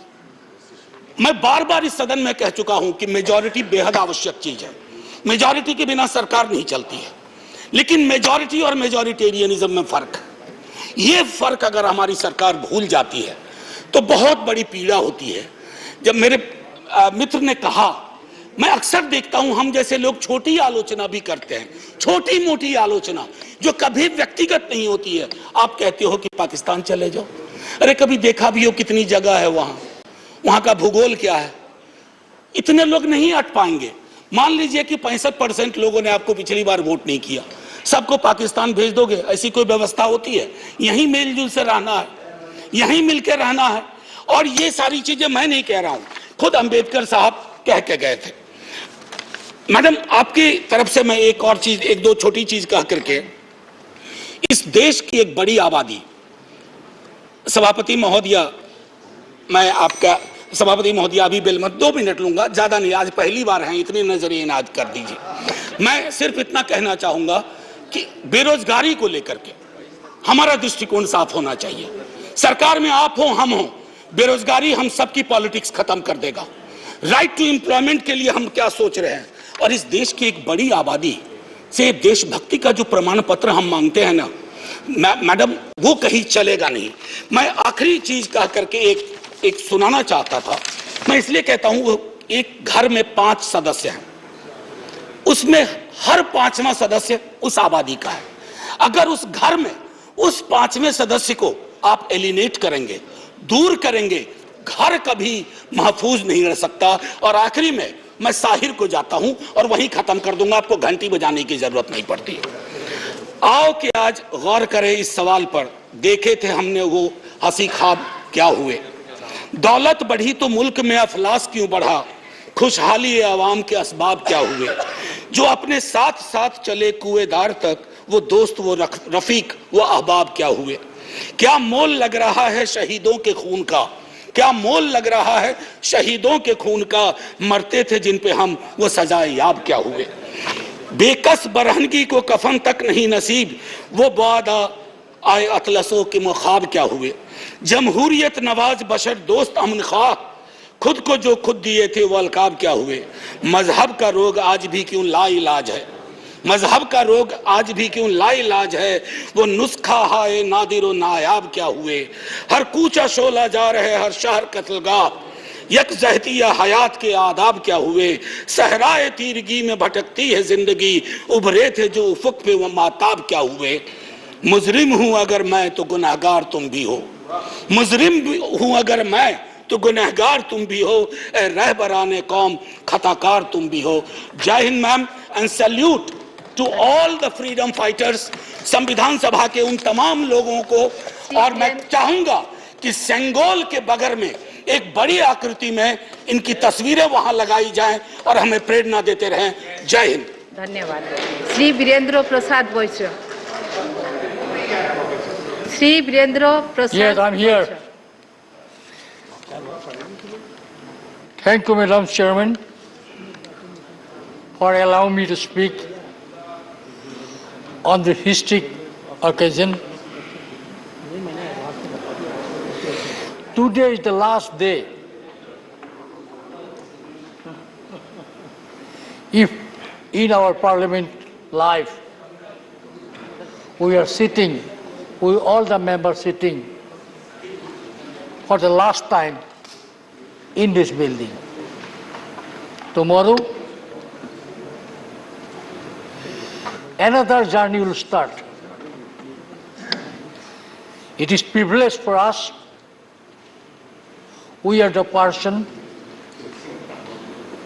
who got opportunity to speak, attend this old parliament, and we are going to get opportunity to speak in our new parliament. I remember, sir, when I was a student of class 8, for the first time in my life, I visited Delhi. So I am from Assam. You know, northeastern region, more than 2,000 kilometer away from the duty. Definitely, as a school student, I visited here, and we are traveling all the important parts, spots of Delhi.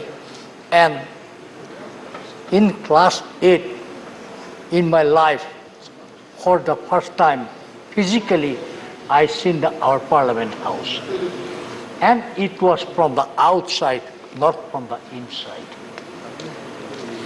Sir, in 1996, I was elected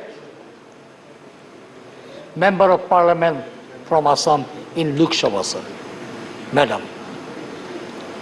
In class 8, physically I have seen the Parliament House from the outside. And in 1996, physically for the first, I entered this house as a Member of Parliament. And fortunately, I was the took responsibility as a Cabinet Minister of the country in the year 1996. And it was my privilege to attend both the houses, Lok Sabha and Rajya Sabha, although I was a member of Lok Sabha, but as a minister, I was attended this house also.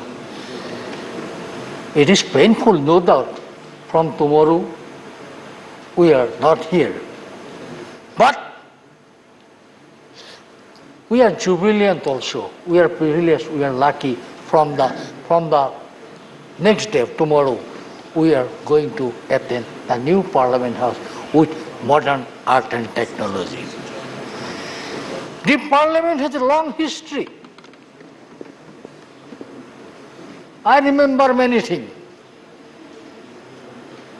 This is the Parliament, this is the building where first Indian financial budget was passed by then Prime Minister Jawaharlal Nehru.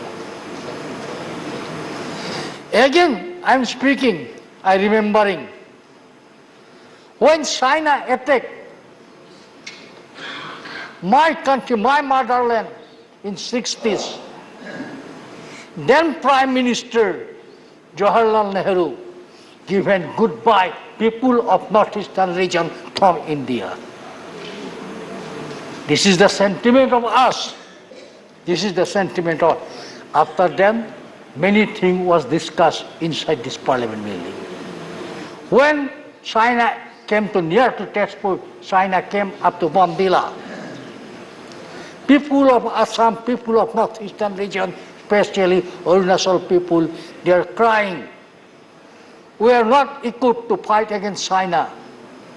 And at that time, Assam was given farewell goodbye to then Prime Minister Jawaharlal Nehru. But sir, after 61 session was assembled, at that time I salute great parliamentarian of India, great parliament from Assam, Hem Barua, who had fought for Assam and who have given one to the government from this house.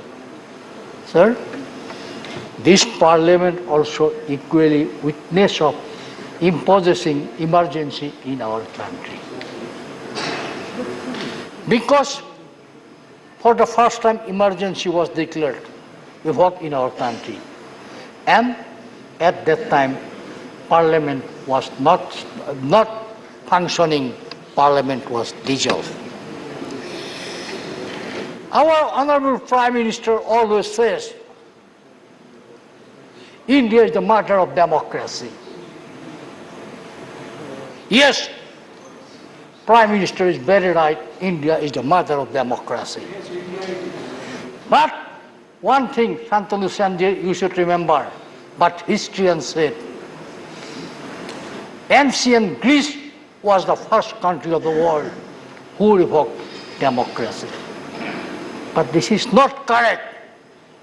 This is not correct. In Bihar,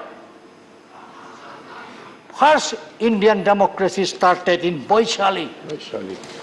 It was started in Vaishali, not 500 years ago. It was started 600 years ago. And Vaishali of our country is the first place of democracy started, where in Vaishali town, it was 600 years ago, 707,000 people locally elected people, selected people sit together to make a decision, and this is the first democratical decision of our country. Madam, we are going to new house today. This house will be the witness of modern technology, modern art.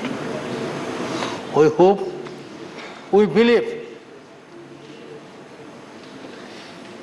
in coming house where we are going to tomorrow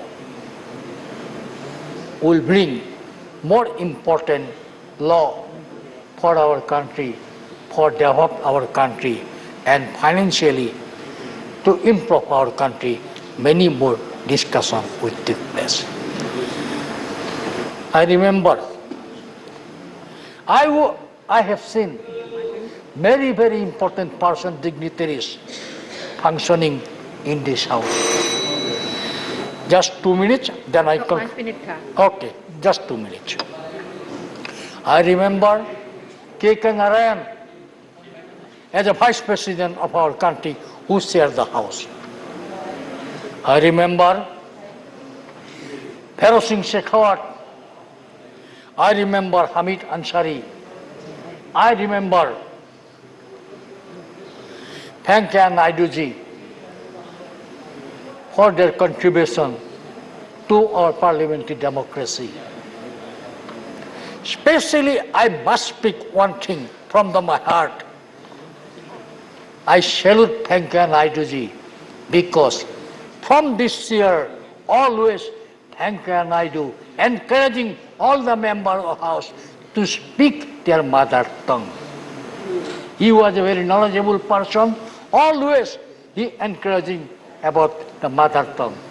Definitely Venkaiah Naidu has a great, great contribution to this House. Equally, our present chairman also always given us guidance, speaking about our history, especially in the legal side. He always given us the guidance. Ma'am, I remember, if I'm not speaking, this is not fair. I have got opportunity to witness the speech of Bajpayee, budget presentation of Pranab Mukherjee ji. Wonderful oratory personality of Madam Sushma ji. Learned speaker Arun Jaitley ji. I am learned many things from these people, sir. Ma'am, I remembering my first day in the life when I was a student of class 8. I have seen this parliament building from the outside. And in the 1996, I entered this house as a member of parliament. And this is the beauty of our democracy. My family don't have any political background. I am not a son of any minister. I am not a son of any MP. I was not a son of any politician. But I am a son of the soil. I am a son of the soil. And this is the beauty of democracy. I am elected from son of the soil of this wonderful parliament. Definitely, if I am not speaking about my political party, then it will be not fair. I am getting this opportunity. My political party, Assam Gana Parishad, is a regional political party with a national outlook. And I am grateful for my country. In my life, I am working only one party. This is my party. This is Assam Gana Parishad. Still, I am a member of Assam Gana Parishad. And I am really grateful to my party for send me to Lok Sabha, for send me to Rajya Sabha as a member of parliament. With this, I believe we all members gathering here in our last day of this building, we always remembering our memory in this building, and from tomorrow in new building we start our new parliamentary life, our new democratic life. With this word, I conclude. Thank you very much. Thank you. Sri Jose K. Boni.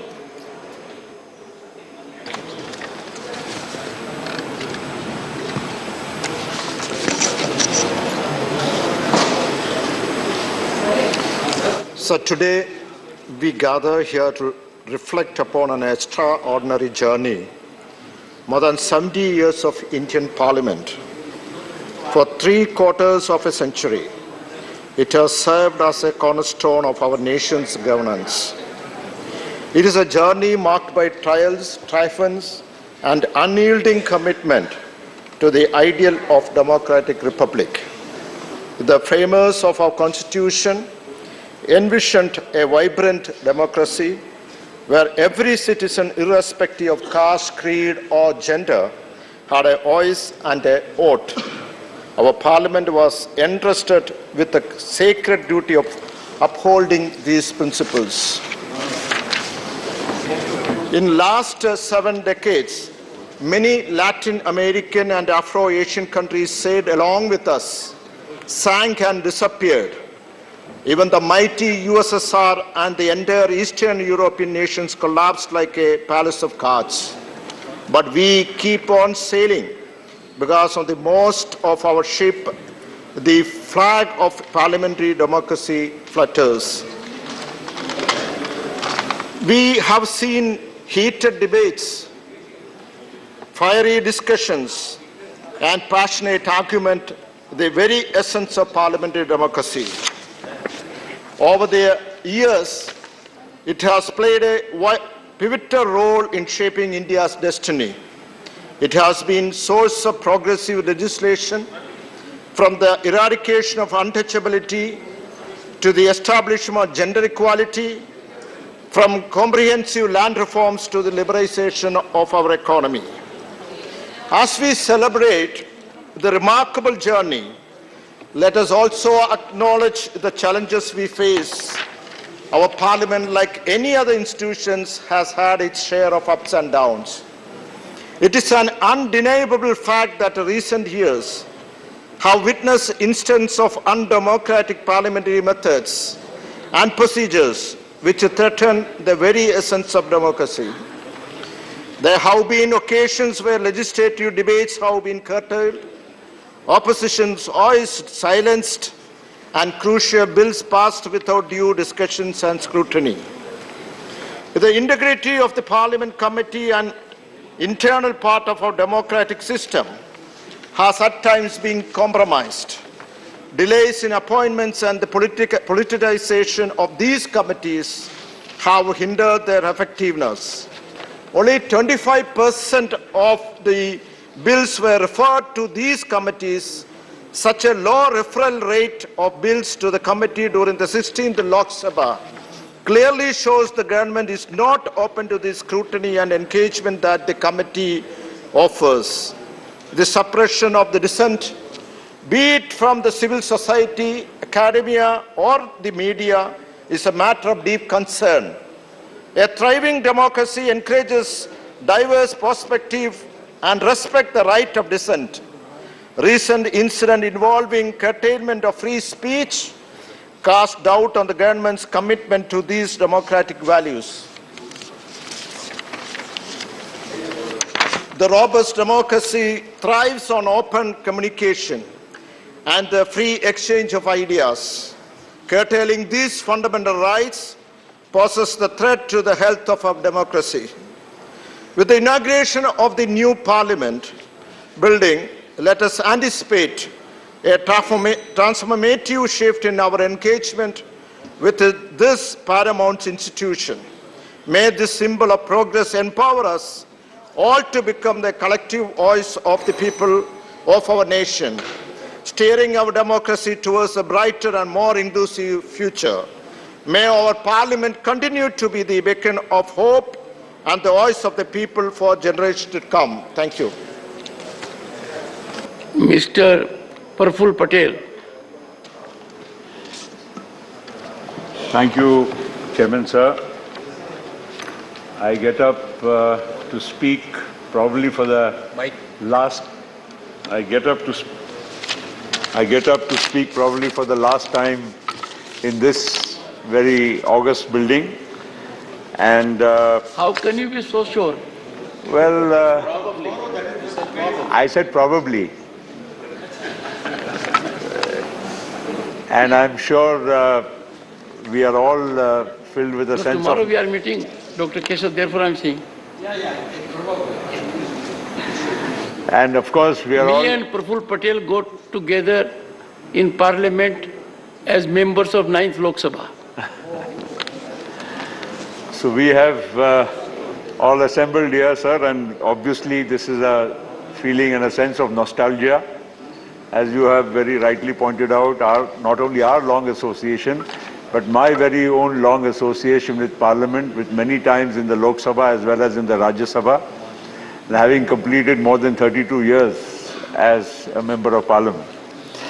So, sir, I definitely feel that I share the sentiments of most of my colleagues who have been speaking here, and definitely 75 years of independence, our country has really come a long way. And our democracy, no matter what the assaults have been from within and outside, has withstood the test of time and has got stronger by the passing day. And this democracy, which we pride ourselves in, and which the world also now looks up upon us as something to be cherished. Dr. Ambedkar gave us a wonderful constitution. Along with him, many other stalwarts joined him and presented the constitution to the Constituent Assembly. And certainly, our constitution can be rated as one of the finest constitutions drafted anywhere for any country in the world. And I think that is something we should be very proud of. And a country which is so diverse as India, as vast as India, as populous as India, certainly requires a binding force, a glue, and that our Constitution has very ably provided us and stood the test of time. A country, I think when we go abroad and we see many countries and we look at their democracies, of course, there are very many shining examples. But no country, as again I repeat, as populous as India, 140 crore people, speaking so many languages, so many dialects, so many religions, so many states, so many ethnicities, can be remaining together as one is sometimes, I think, really an astonishment for many people in the world. We recently had the G20 summit in India, and I'm sure whatever though we could not participate ourselves, but as government of India, as projected and as seen by us and all the world, I'm sure that every single leader who came to India would have been proud of what India has achieved in its last 75 years. It is not a mean feat, sir. We have ourselves, when we came to Parliament, I remember, we were, you and me and all of us, many who were there in the past, Ram Gopal ji को भी याद होगा कि हम पहले 25 telephone के connection किसको दें या गैस के सिलेंडर हम किसको हम अपने एमपी कोटा से दें, यहाँ से हमारी शुरुआत होती थी केशव राव जी। एंड वो दिन भी हमने देखे हैं कि टेलीफोन का कनेक्शन अगर नॉर्मल कोर्स में हम लगाएं तो 15-15, 20-20 साल के बाद हमको नंबर लगता था। तो उस और गैस के कनेक्शन की भी वही परिस्थिति थी और ये एक मेंबर ऑफ पार्लियामेंट का प्रिविलेज माना जाता था। तो उस जमाने से लेकर आज, हरदीप जी आप पेट्रोलियम मंत्री हैं, आपको मालूम है कि आज कितने बड़े पैमाने पर हमारे देश में न केवल गैस की बात करें या टेलीफोन की बात करें, लेकिन पूरी तरह से हमारे देश की जो आम तौर पर जो प्रगति हुई है, ये एक दुनिया के लिए बहुत बड़ा मिसाल बनी हुई है। और इसीलिए 75 वर्ष जब हम पूरे करते हैं, अमृतकाल की बात करते हैं और इस सदन से नए सदन में जाने की बात करते हैं, तो आज का भारत और भविष्य का भारत कैसा होना चाहिए, आधुनिक भारत कैसा होना चाहिए, इसके लिए निश्चित इस सदन में एक अच्छी चर्चा होनी चाहिए और मंथन होना चाहिए और हर व्यक्ति का यहाँ पर जो सुझाव है उसका एक अहम महत्व होता है। हर संसद सदस्य जो यहाँ पर बैठा है ये सदन में या उस सदन में, उनके अनुभव का पूरा इस्तेमाल करके देश हित में और जनहित में हम लोगों ने उसका इस्तेमाल करके उसका फायदा उठाने का काम करना चाहिए। आज देश में क्या क्या बातें नहीं होती है, आज हम देखते हैं कि कितना विषमताएं होने के बाद, कितनी मतलब गरीबी भी है, अमीरी भी है, सब कुछ होते हुए भी लोग मिलजुल कर प्रेम भाव से रहते हैं। ये हमारे भारत की संस्कृति का बहुत बड़ा अभिन्न अंग है और तभी हम ये सारी बातों को, कोई भी समस्याएं आती है, बाधाएं आती, उसको पार कर पाते हैं क्योंकि हमारे देश में सहनशीलता और सबको एक दूसरे के साथ लेकर चलने की हमारे मन में भावना है।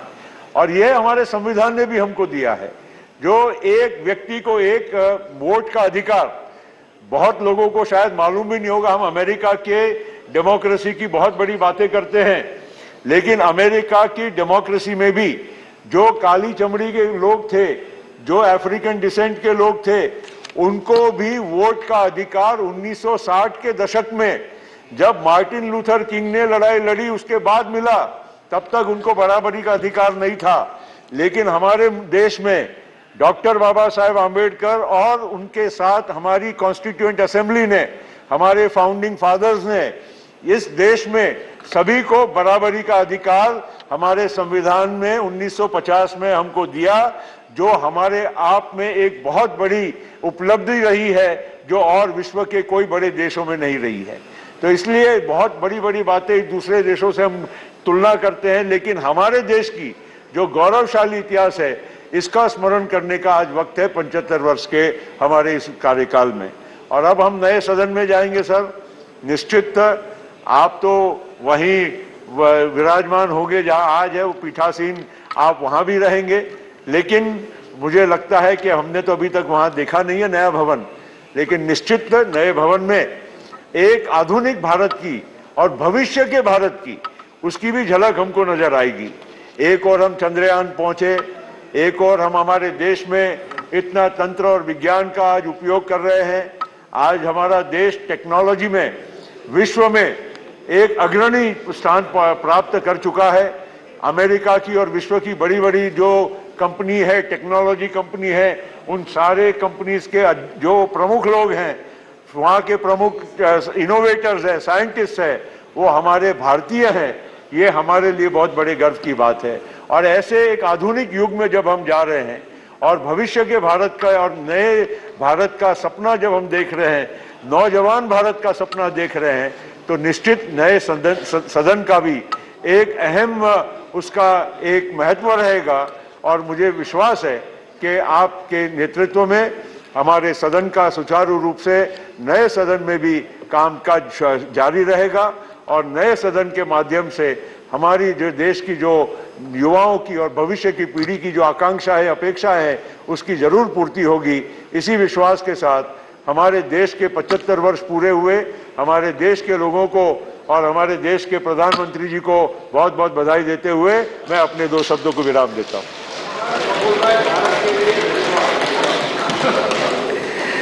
No, the honorable member has put across his points with positivity, and that is what is required. At an occasion like this, we all have to converge to see Bharat blossoms, politics apart. So that's a very important contribution.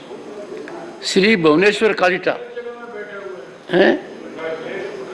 Thank you, Honorable Chairman, for giving me the क्या opportunity. पता कौन कितनी गलत जगह बैठा हुआ है। Thank you, sir, for giving me the opportunity to speak on this historic occasion of Rajya Sabha, to speak on the parliamentary journey of 75 years, starting from Samvidhan Sabha.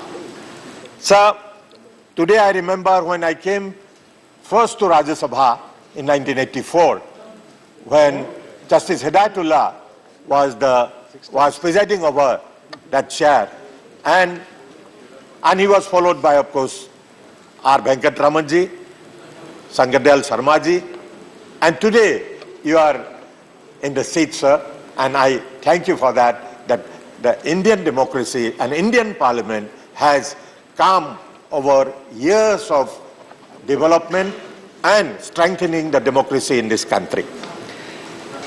So today, I congratulate the new Vice Chairman for taking up the chair. Thank you.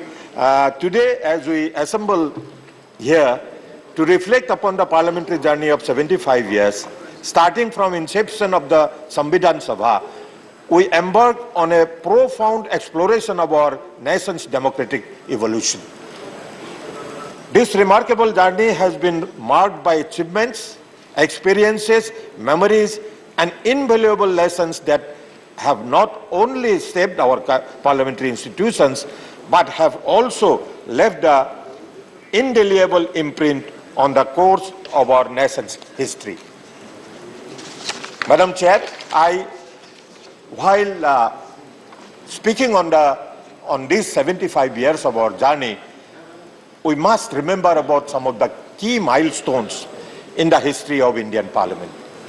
Madam, 1946, the Constituent Assembly convened for the first time on December 9th. So our journey starts from there. And in 1950, India adopted its constitution on January 26th, a momentous event for Indian parliamentary democracy. Madam, in 1952, the first general elections were held, marking the initiation of our democracy. And in 1956, the State Reorganizations Act has adopted, leading to reshaping of state boundaries. There was a struggle, and the then members of the Constituent Assembly had given shape to this country, and particularly by reorganizing the states for the convenience of the people and the administration. In 1957, with the second general election, the things have started moving, and in 1961, Goa, Daman and Diu were new states where the new states got liberation. They were liberated and they were recognized as state. Madam, one historic occasion we must remember in this regard is that for the first time the preamble of the Constitution was amended. We all remember the 42nd Amendment. And in 75-77, of course, that was the period that the Indian democracy will remember, and the parliamentarians particularly, and the people of this country will remember because of its effects on the people. Madam, in 1986, a historic bill was passed, the Muslim Women Protection of Rights on Divorce Act was enacted. This is one historic legislation where the women of all religion, all communities were given equal power, and that equal power and equal opportunity and equal right. So this one we must remember during the discussion of this in this debate. And the economic liberalization came in 1991 during the Prime Ministership of P.V. Narasimha Raoji.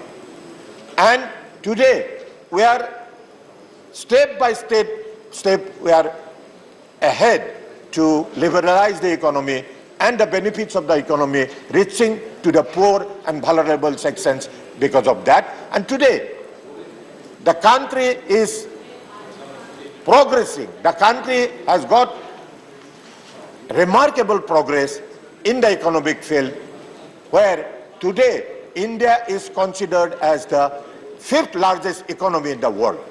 And very soon, our Honorable Prime Minister has publicly announced that within next few years, India will be one of the three top economies of the world. Madam,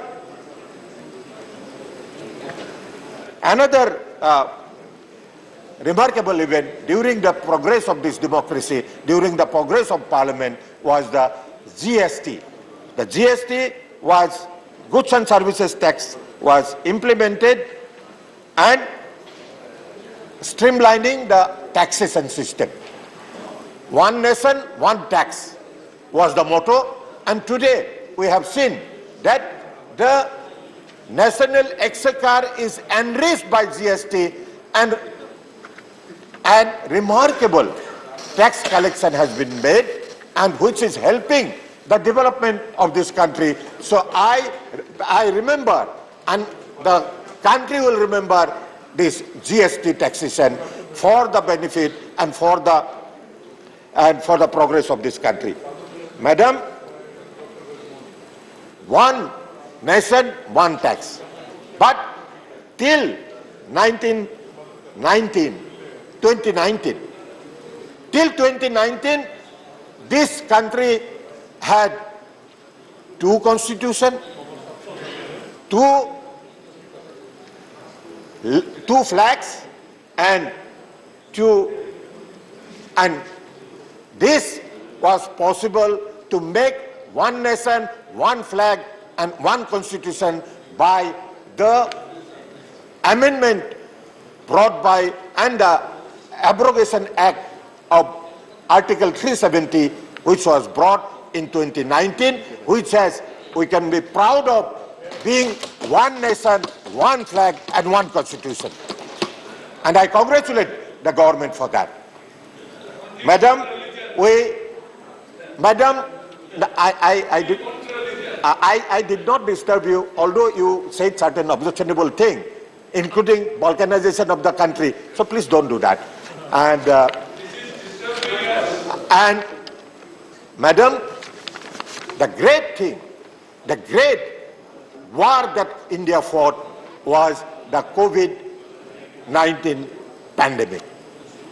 The India not only come out of this pandemic successfully, but also helped other nations, neighboring countries, to fight with this. And the biggest achievement was the vaccines that India manufactured, and vaccines, and the entire country was vaccinated, and today we are safe in terms of healthcare. Madam, while talking about the achievements, what during the 75 years of our journey, what achievements this country has made. Madam, the main achievement which we can today discuss is the inclusivity. This efforts towards inclusivity, one of our speaker was giving an example with a senior leader that it is not only India, other parts of the world also had the inclusivity in terms of women representation. The women representation has increased from 5% in 1951 to 14% in 2019. And the number of voters increased dramatically from 173.2 million in 1951 to 912 million 2019. So this is not a less achievement. This has strengthened the democracy of this country. These things have improved, and this has brought achievement to our democracy, to our parliamentary democracy. Madam, some of the experience and some of the achievements that we have made is the 2023 where we are today. Today we are sitting here in the Rajya Sabha chamber, and some of our members have become emotional also that maybe from tomorrow we will be going to the new building.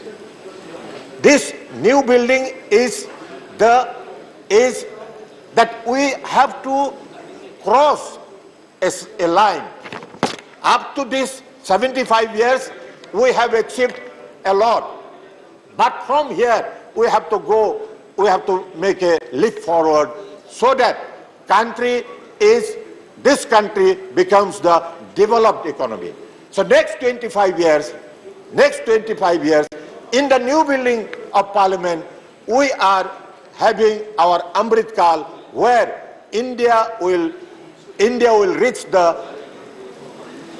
in the line of developed nation. So that will be our effort. And every one of us should make our efforts in our own way.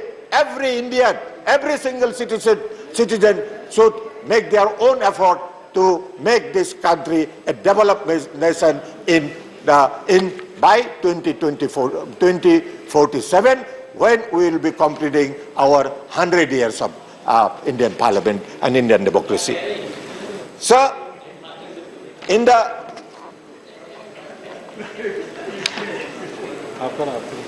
now I am going to conclude because there are some more speakers. They are also and this special station is today convened to commemorate the 75-year of journey of our Parliament. What is our experience during this period? Sir, Madam, to conclude my speech here, I want to say that our journey through parliamentary evolution of India over past 75 years has been one of both reflection and insight. While we have witnessed certain challenges and shifts in the parliamentary dynamics, it is essential to recognize the significant efforts made to foster inclusivity within our democratic institutions. The rise of women's representation, the active engagement of citizens in public debates, the crucial role of parliamentary committees, and the passage of legislation aimed at social welfare and labor rights are testaments of our commitment to inclusivity.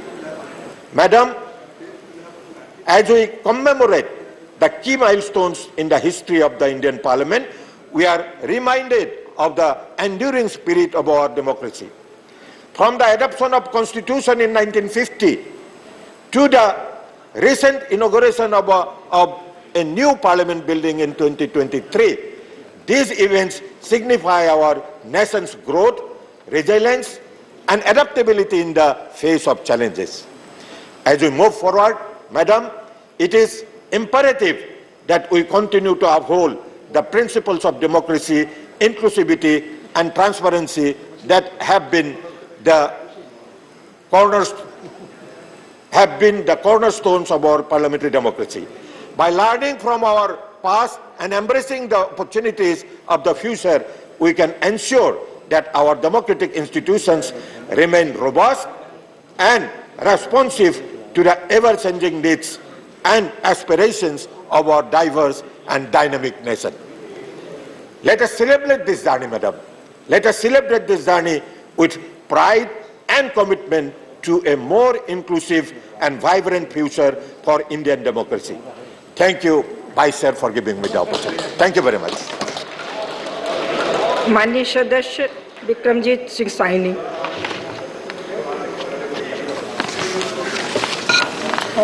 Honorable Chairman Sir and my fellow parliamentarians, today when I stand here to speak on this historic occasion of the transition from historic Parliament House to the iconic new Parliament building representing the new India as India approaches a major milestone in the 75th year of the Parliament. Ma'am, Parliament House is not just a building of brick and mortar, whereas it is a living institution which has to be safeguarded and embrace the idea of India. It's the fundamental temper of our world's largest democracy. Indian Parliament is an aspiring story of our civilization strive for respect and resources with our values intact as the largest democracy in the world. We embody the unique fiber of our being, unity in diversity, secularism, pluralism, social justice, and equal fundamental rights for each citizen.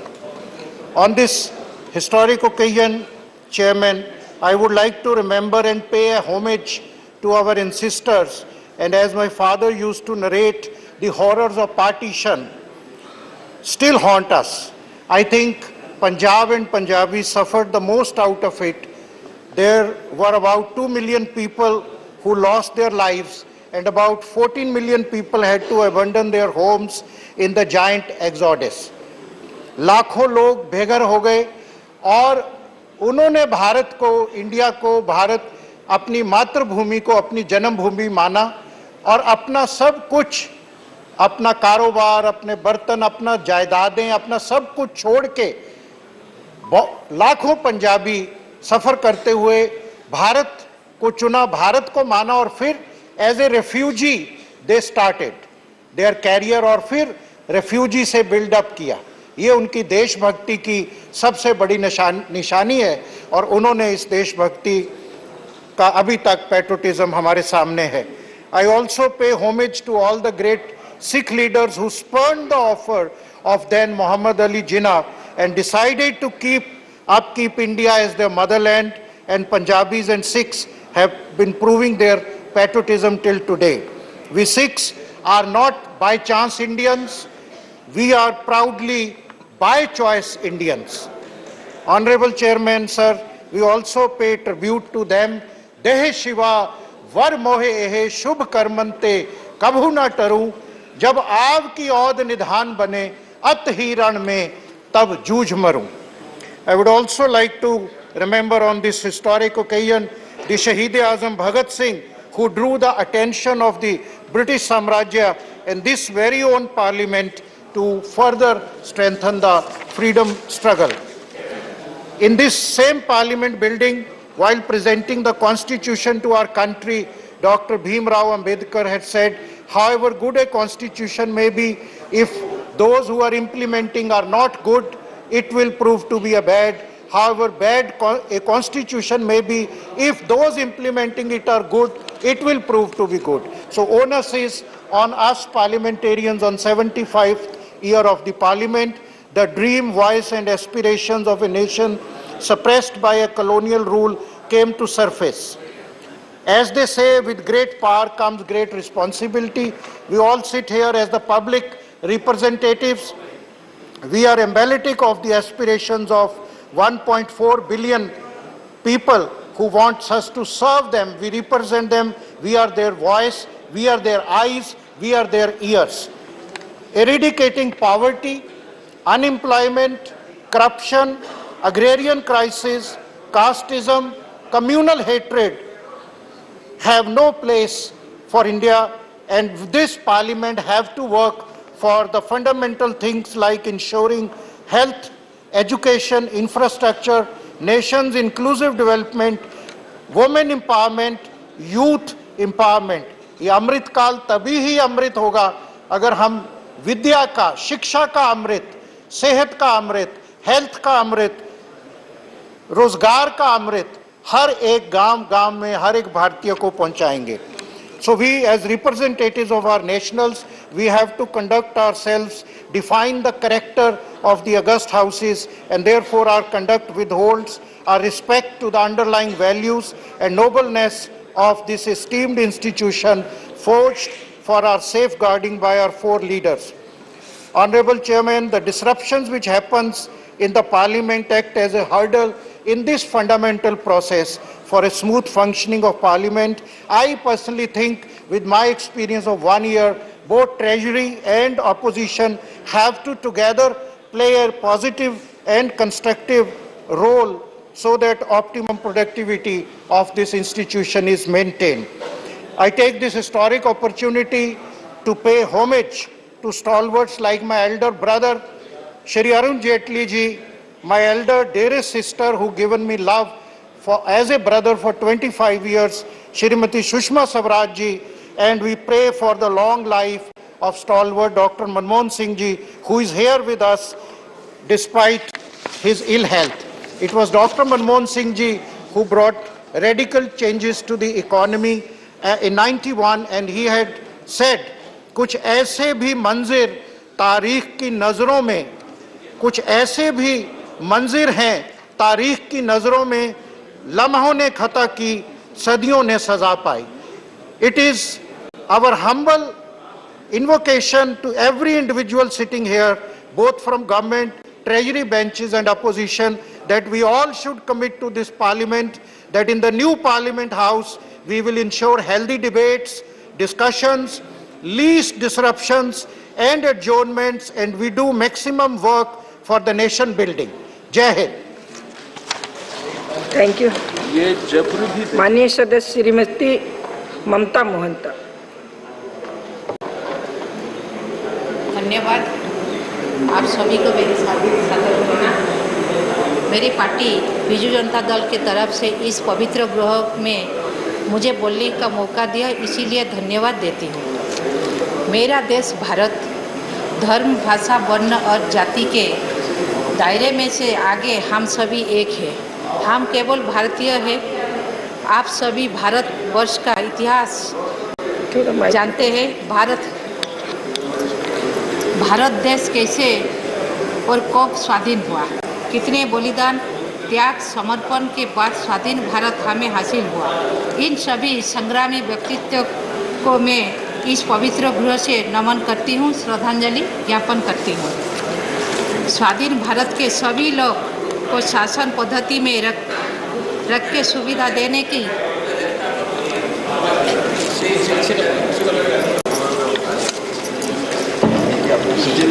स्वाधीन भारत के सभी लोग को शासन पद्धति में रखकर सुविधा देने की समय में देश को संविधान की आवश्यकता पड़ी, जो सभी भारतीयों को समानता प्रदान करे.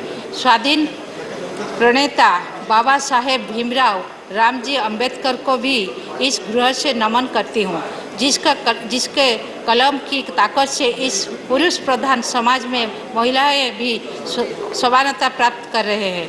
1950 जनवरी 26 को इस संविधान लागू होने के बाद गणतंत्र भारत का शुरुआत हुआ.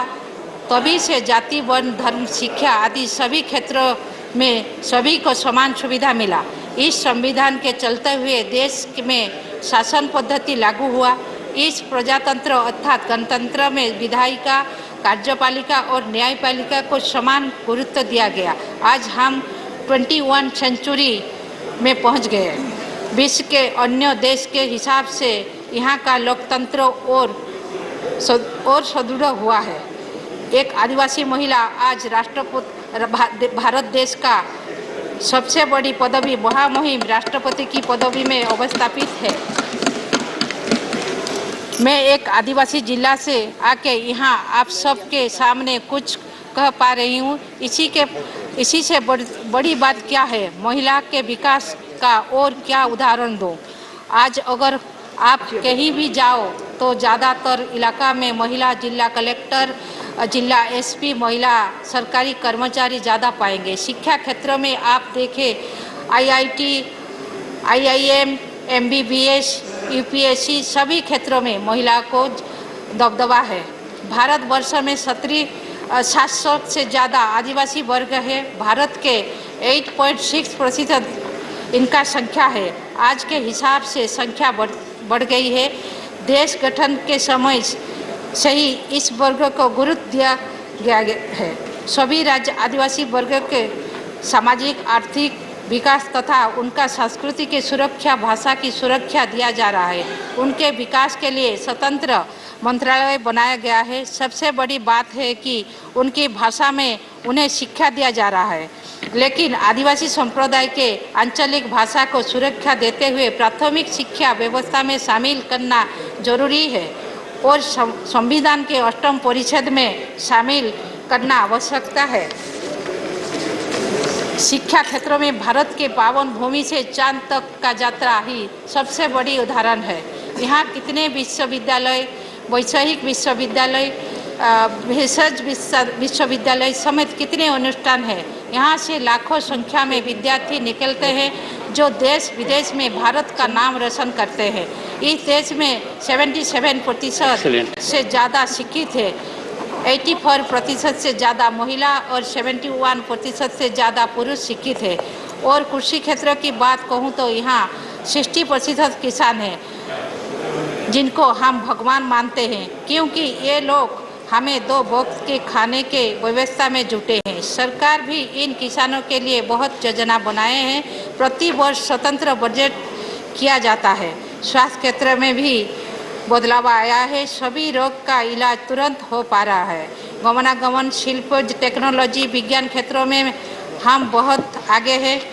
आज हमारा देश बहुत आगे है। इन नए संसद गृह से भारत वर्ष का नया इतिहास लिखा जाएगा। सबको बधाई देकर मेरा वक्तव्य रखती हूँ। नमस्कार। Doctor Amar Patnaik. Sometimes it is very good to catch someone off guard. Then the productivity and contribution is more genuine and authentic. Okay. Go ahead. Thank you, sir. Thank you, Chairman, sir.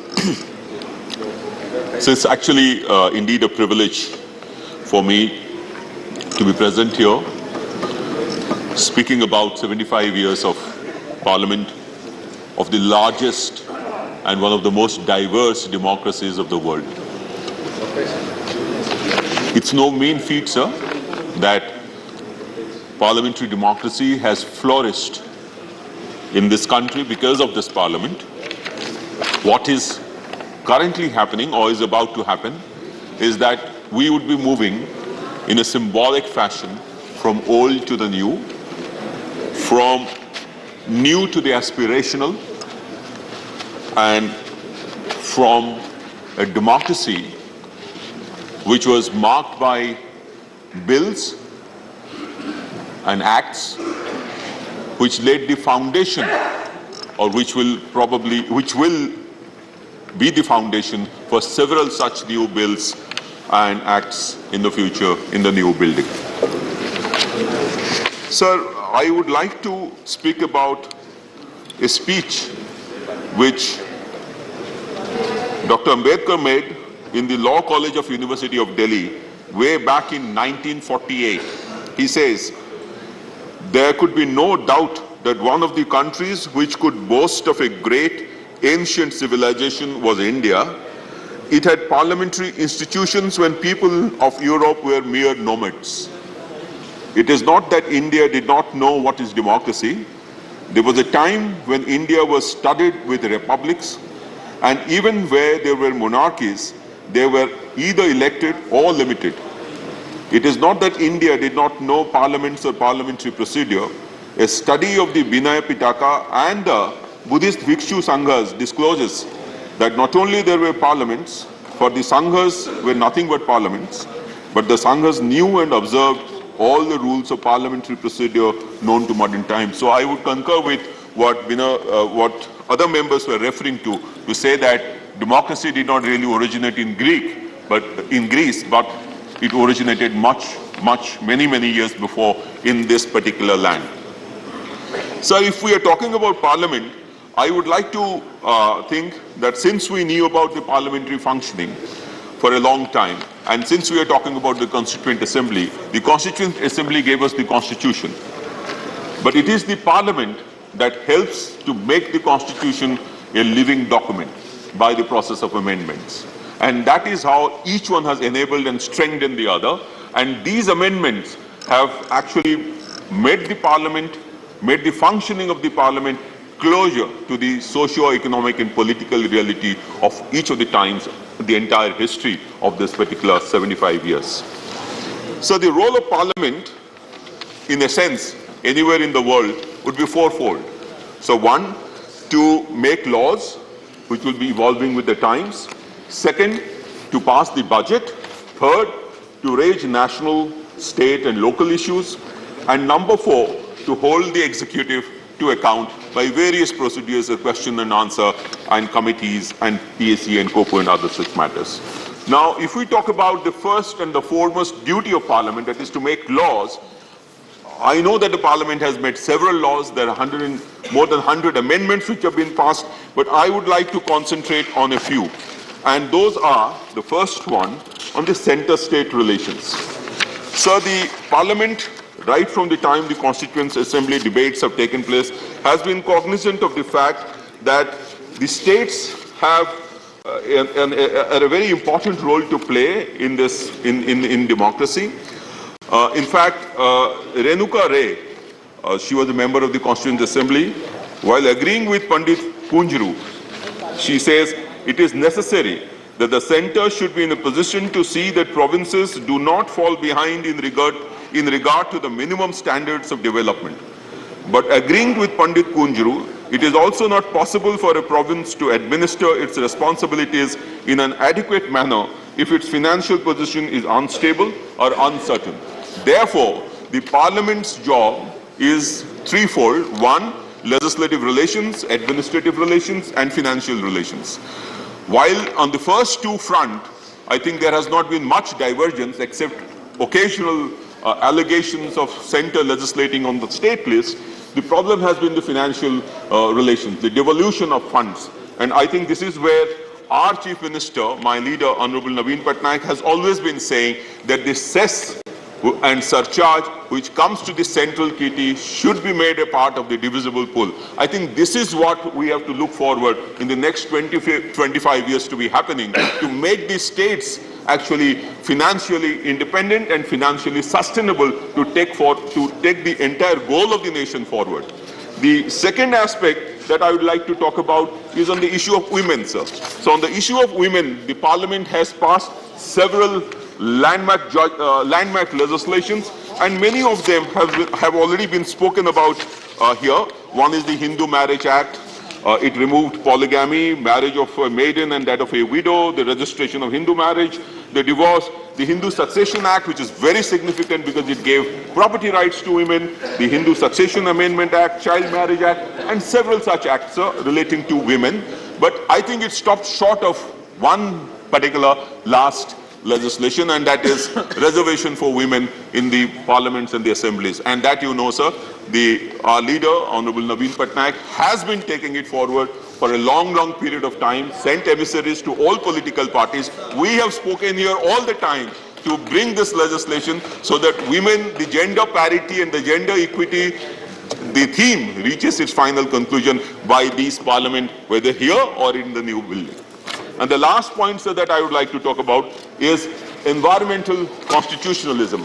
Sir, this is the Parliament which has passed most of the environmental laws, starting with Air Pollution Act, Prevention of Air Pollution, Prevention of Water Pollution, Environmental Protection Act. Several such laws have been passed, and that is how the Parliament has responded to the existential crisis that is facing this world at large, which is happening because of climate change.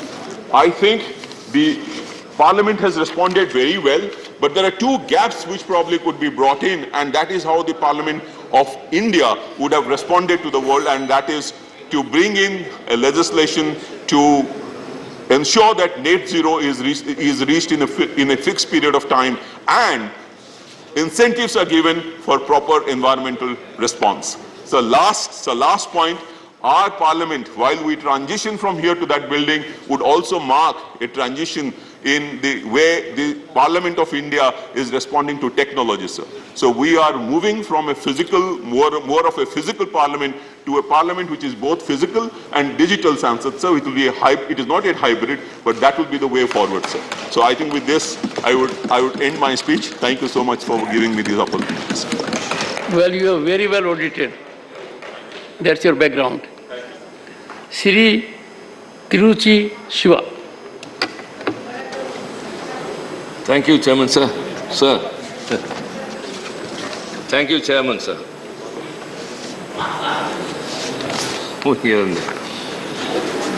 Sir, called as a special session, sir.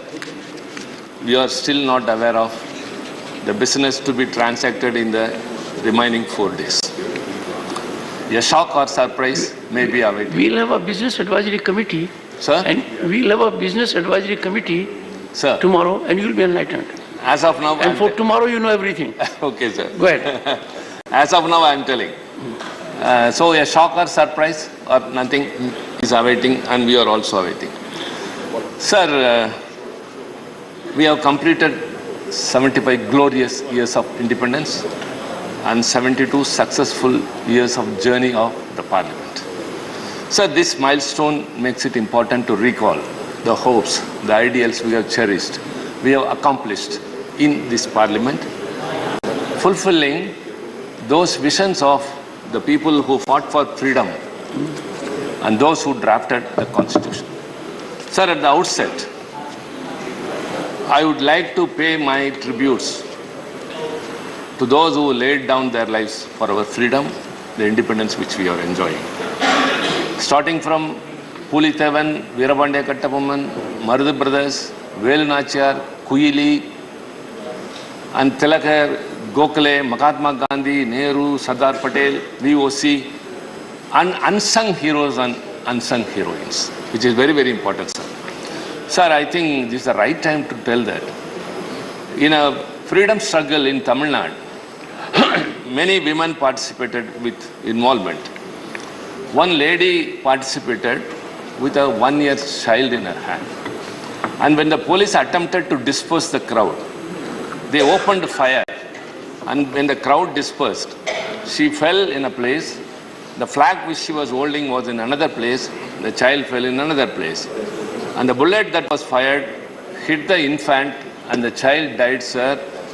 A child who knows nothing sacrificed his life, and that mother of the child named Kali Mal, she didn't hesitate. She again took the flag and marched on. So many unsung heroines or unsung heroes who have to be recollected at this very proud moment. So democracy is a popular sovereignty. The concept of this popular sovereignty is attaining its completion by way of the functioning of the Parliament. Sir, in post the first Indian general election in 1952, the Manchester Guardian commented, parliamentary institutions have not had a very good time in Asia. All that is happening in Asia throws a spotlight on the Parliament in Delhi as the one institution of the kind which is working in an exemplary way. So there are two salient features which has brought India to as a focus as a largest democracy. One is our constitution and another is the Parliament. Sir, Thomas Jefferson, the architect of America, once said that no constitution will survive the test of time more than 20 years. But ours is very vibrant even after 72 years because of the amending provisions. We have changed to time, and ours is not only the longest, and it has been discussed with a very long period of nearly 3 years. Sir, democracy, when it came into existence, some people say Greece, some people say somewhere else, but we are the predecessors, we are the foreigners in everything. For example, in Tamil Nadu, sir, early Chola period, that was in 2nd, 3rd century, some excavations near Chennai, Uttaramerur, brought out the fact that there was a Kudavole system, that is a Yarsan part, in which people will write on the palm leaves their choice of candidate and would deposit in that, and a child would pick up and that person will be the Sarpanch of that area. So this democracy has been in India for more than 2000 years, that too from the southern end, sir. Sir, coming to the Parliament. Sir, sentiments are not attached only to humans, of course to buildings too. I can recollect many things. And even if you move to a rich looking new Parliament, sir, I think you or I, many of us would visit this Parliament and especially the Central Hall. How can we forget that, sir? How many things have happened which is in history? Sir, the foundation stone for this Parliament was laid in February 1921 by Duke of Connaught. And it was inaugurated by Viceroy Irwin in 1927. 6 years it took place. Sir, we should be very happy to note that The buildings were designed by Sir Herbert Bhaskar along with Edwin Lewin, architects of the new imperial capital. That is not the issue, sir. What I would like to highlight here is the sandstone columns in our parliament is a state of the art. And it is said that 2,500 stone cutters have been employed to design the top of the parliament, and almost it took so many years. 2,500 stone cutters and masons were employed to shape the marble there. And the central hall, sir, originally it was designated to be a library. Sir, you know very well everything. And later the Constituent Assembly sat there for 4 years, from 46 to 50. And after that, sir, it's a surprise that Supreme Court had its sittings here in the central hall, till it migrated to 1958 in the present building. And this central hall has witnessed a lot. Sir, I can hear two sounds. In June 1929, they recorded the blast of bomb which was thrown by the revolutionary Bhagat Singh and H.K. Butt to attain freedom. And thereafter in 2001, there was a terrorist attack in the parliament which was to foil our freedom and a challenge to democracy. But this parliament withstood that, sir, thanks to the design and construction of this, as well as the security guards who were very much awake and acted to the situation. Sir, this circular shape of this parliament is a reminiscence of the Rome Colosseum, they say. So, see, I have been here for more than 2 decades, sir. I have been once in Lok Sabha and the 4th term here, sir. No other place in the world I love than this parliament premises. For many reasons. For many reasons. Sir, we have been contributing our service through this parliament. We voice out the people's aspirations. We fulfill their expectations. We redress their grievances by urging the government to understand and act. So this is it. This is the setup of a parliament. We make the government accountable. And this way we have worked a lot and have contributed, and we are setting a trend to the whole world, sir. And this central hall has seen so many. Again, sir, you know very well, it starts from Richard Nixon, then Eisenhower, then Khrushchev, sir? Many have come. Khrushchev, sir, Margaret Thatcher, Barack Obama, along with our presidents have addressed the joint sessions of parliament after the general election and before the commencement of every year. And people like you, sir, as vice presidents, what all they have done. Sir, all these are reminiscences. So what's your point, sir? Coming, sir, I am pricing about sentiment. This building. We are attaching our sentiment. When we are celebrating 75 years of independence, sir, I have to exalt the building, sir, the parliament. It's not just a building, sir. How many laws? See, in the first 2 terms of this parliament, 1952 and 57, it's only 700 laws have been enacted in this parliament. 700 laws. And moreover, in those first 15 years, till 67, the legacy of the freedom struggle continued by Congress, and as well as opposition parties were there. Who were all there? Communists, the socialists, as well as the culturally conservative Jansa. So you are getting sentimental beyond sentiment. Sir, what exactly socially are you liberal focusing on? Party. And sir, after the DMK entered into the parliament, the doors were open for the regional parties. In a federal setup, the regional parties should have a very important place, and it cannot be dispensed of, was established only after DMK came here. Our founder leader, Anna, how his voice echoed in this August House, upper house, sir, it is still in the annals of history. Sir, I also visualize who all have been here.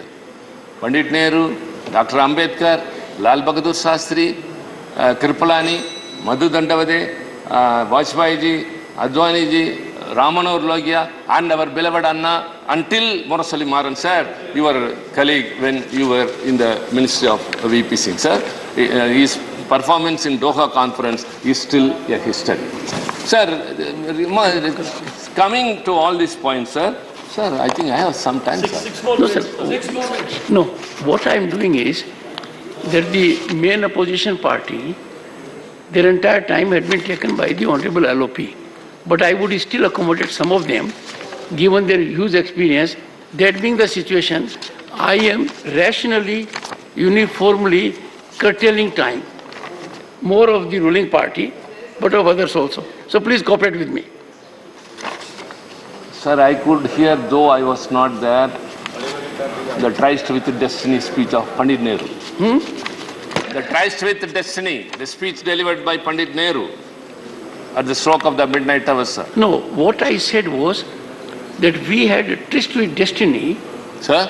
We had tryst with destiny in 15th August to 1947. Yes, sir. Long years Again, the ago, we had a Parliament met tryst here with the destiny. at midnight, rolling out a GST regime. So When I the was whole saying, world sleeps, India after a gap of 70 will years. awake to life and freedom, sir. He started his speech.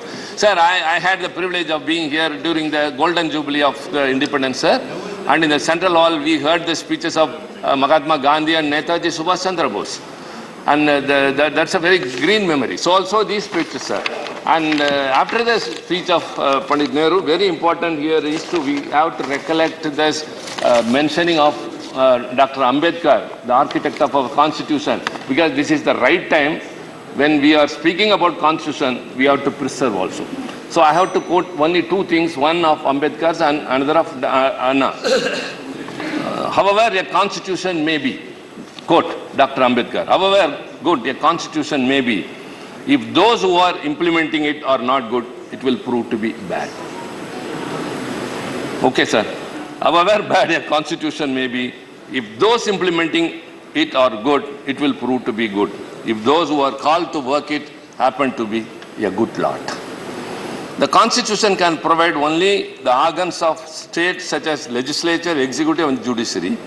The factors on which the working of those organs of the state depends are the people and the political parties they will set up as their instruments to carry out their wishes and their politics. That is the matter. Climax is, sir, if I find the constitution misused, I shall be the first to burn it. I'll be the first to burn it, sir. It was said by none other than Dr. Ambedkar, sir. So also, during his last speech in the Constituent Assembly, he congratulated everyone, those who supported and those who dissented. The proceedings of this Constituent Assembly would have been very dull if all members had yielded to the rule of party discipline. Party discipline in all its rigidity would have converted this assembly into a gathering of yes men. So he says that, he goes on to thank all those who dissented also. It has a relevance, sir. Huh? It has a relevance. All I can say, everything has a relevance, sir. All I can say, Dr. Ambedkar had been very prophetic. Very? Very Yes, prophetic. Yes, sir. Yes. I wish that's why the people sitting in this house would be in a position to take a call while being here. That's something which has eluded us. Two things I quoted very much, sir, here. However, a constitution may be good, if those who are implementing it are not good, it won't prove to be bad, number one. And second, he has said if it is misused, he will be number one to blame. Thank you. Sir, and our late leader, Anna, very important, sir, he entered into this parliament and said, I am from the Dravidian stock. I have something distinct and different to offer to the nation at large. He started, and very important, he spoke during the Official Languages Amendment Act, sir.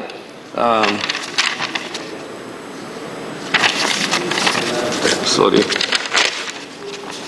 Please conclude. Sir, sir. Yeah.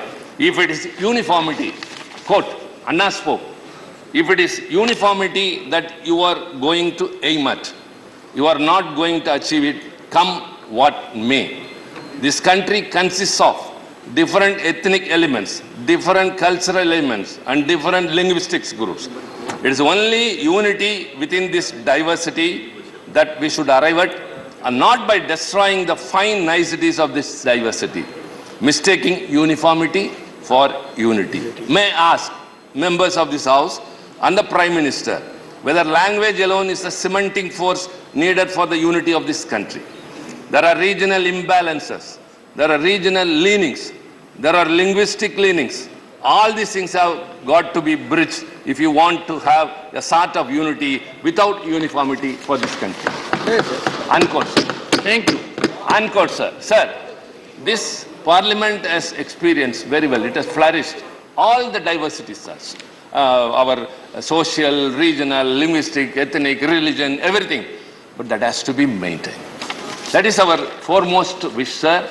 Sir, many things have to be observed. I don't know, sir, why you are hurrying up when you have been liberal with everyone, sir. See, even your time is over. Yeah, sir. Sir. Yes. Give me 2 more minutes. Let me conclude, sir. Let me conclude, sir. Sir, everyone is optimistic that when we move to the new parliament, it's a new building, but our convention will be the same. Our functioning will be the same. We will be upholding democracy as the constitution, which is our guiding light and guardian. And it is the responsibility and duty of everyone. Sir, the parliament understands and establishes whoever is in the opposition will be the ruling party next time. So this is, of course, democracy. The parliament understands, it has been repeated. Sir, I would like to say only one thing, sir. In the recent days, the space for the opposition is shrinking. There has been a decline in the ability of the parliament to hold the government accountable with fewer days of working. Scrutiny of legislative proposals is weakening. Expansive executive control over the legislative process persists. Government resorts to ordinances than legislation. Sir, this is only our concern, sir. At least we have to be free. Because, sir, sir, you know very well. Experiences of journey. You are right. Yes, sir. But when I look within, yes, sir, I find lost opportunities. Enough opportunity was available. Why that was not availed? We have to be very rational, committed. It is good to speak these things. Yes, sir. Good to talk of sublimity. But I keep a diary. And mind you, I am in pain. Sir, I did everything in spite of perception, whatever be around. Sir, to make available platform. To have it was not there. Let us hope, pray and wish that we will avail every opportunity to make a contribution in this great theatre. Sir, we repose our confidence without disturbance, without disruption. Siri S. Niranjan Reddy. Sir, only last sentence. Sir, the ideals of Anna, the Dravidian policy, and sir, we are second to none in upholding the sovereignty of this country, sir. When Chinese aggression came, we gave up our policy, the individual Dravidian order. And when the Bangladesh war came, our then Chief Minister, Dr. Kalaignar, gave 6 crore rupees, the first ever in the state. Siri S. Niranjan Reddy, 5 minutes. Go ahead. And we will be Thank you. Sovereignty, democracy of the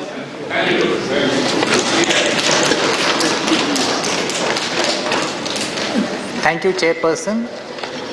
Sir, I think it is my fortune that I finally got to address the House with you being in the chair, maybe on the last day of the House being in session. In this House. Sir, parliamentary journey of 75 years is quite a historic occasion for someone like me to have an opportunity to speak. Sir, I regard myself as someone who is relatively inexperienced and young parliamentarian because I have only completed 1 year. Maybe I bring the advantage of fresh eyes to see the ongoings of the parliament, to maybe give some inputs of mine, sir. And sir, but I have been an old student of the Constitution. I was going to actually speak little more about it, sir, until I realized you have much more experience than me about understanding the Constitution. Sir, I think the single biggest achievement of our Constitution has been that it has managed to survive. It has managed to survive, sir, despite some challenges it faced during some emergencies. It has managed to survive despite it being tested during a long coalition period when the country came out democratically rich. Sir, it has continued to serve the country most positively. Sir, while we speak of the new Parliament House and where the functioning may shift, Sir, I remind myself that we belong to the Rajya Sabha, which is a continuous house, and we are serving under a constitution which is a continuous document. So both of these are going to be permanent features, sir, that would possibly guide the functioning of our house even in the new parliament. Sir, my passion with this constitution subject started with my reading of the Constituent Assembly debates. Sir. Today's topic is Samvidhan Sabha and the Constitution working for 75 years. Sir, every time I read the Constituent Assembly debates, they are an education in itself, because the quality of debates, the kind of divergent views that were expressed in a very productive manner, and the symbiotic manner in which the Constitution came to be forged, sir, resulted in the most prolix Constitution and the most living and breathing Constitution, sir. So in my view, when someone says that the Indian Constitution is possibly one of the most amended Constitution with more than 100 amendments, it is a salute to the Constitution that the Constitution permits such changes to be made, having regard to the diversity and the advances of the society. Sir, we have remained up to date with our Constitution. It is possibly the most brilliant legal document that the world has seen, sir. Sir, in terms of the learnings and challenges, sir, I think we have completed 72 years of being a republic. We have completed more than 75 years from the time the Constituent Assembly originally sat to prepare the Constitution document. Sir, I think when we now move into the new house with possibly new infrastructure and digital infrastructure, so we may have to be mindful of a few challenges we may have, having regard to the learnings of the past. Sir, one of the challenges that I would be looking at, and I'm quite sure, sir, the government would steer us through these challenges, would be the role of states. Sir, I would like to just maybe, sir, my inexperience and my green eyes, it allows me to see something where I find that Rajya Sabha increasingly is becoming like an echo chamber of the Lok Sabha, where we debate the same issues on the same footings and on the same concerns. Sir, we are a council of states. We represent the states. So I would, sir, prefer and I would suggest, but subject to correction by all the seniors here who are much more experienced than me, that when we possibly move into the new house, we look at our role as a council of states more seriously. We may have to look at representing the interests of states. So when I speak of representing the interests of states, I do not speak in terms of a divisive central versus state sphere, sir, because I also understand that the same party which is ruling the central government is in power in majority of the states. So when we speak of state subject, state interests being protected, it is not a divisive debate that I am trying to provoke, sir, but I am trying to say that it can be done in a constructive manner. So one other challenge that may be facing us, yes, sir, I am taking only one more minute, sir. One other challenge that we may have to encounter, sir, with the enlarged space in the new Lok Sabha, there are a few concerns about the South Indian states and the more developed states feeling that will they be, in that sense, outnumbered, because Article 82 gives a protection up till 2026. Would that be balanced in some manner? Sir, I'm sure we'll have an opportunity to debate it, but I think it's a matter of concern which I just wanted to place for the House to consider in due course. Sir, then the last point I want to make, sir, is we are now moving towards a developed nation, sir. We have that 25-year goal.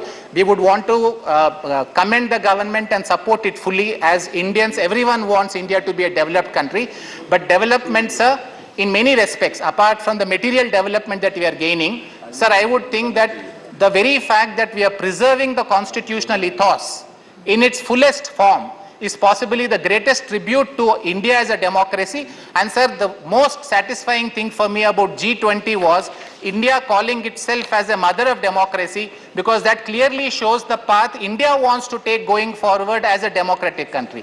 Sir, I thank you for granting me an opportunity for speaking on such an important occasion. Shri Rajiv Shukla. Very brief. धन्यवाद sir. सबसे पहले तो ये debate कराने के लिए कि जिसमें संसद भवन से आज हम सबकी विदाई हो रही, कल से नए संसद भवन में जाएंगे, तो इसकी ऐतिहासिक यादें सब उनका यहाँ पे उल्लेख कर रहे हैं। इस छत के नीचे एक से एक महान लोग आए, एक से एक लोग यहाँ से रह के गए, उनके भाषणों की प्रतिध्वनियाँ आज तक यहाँ गूंज रही हैं। और जब कोई आता है सर तो बड़ा उत्साह होता है, और जब जाता है तो विछोह का दुख होता है यहाँ से, जिस तरह की स्थितियाँ होती हमने वो झेला है, दोनों स्थितियों और दोनों बार भाषण किए हैं।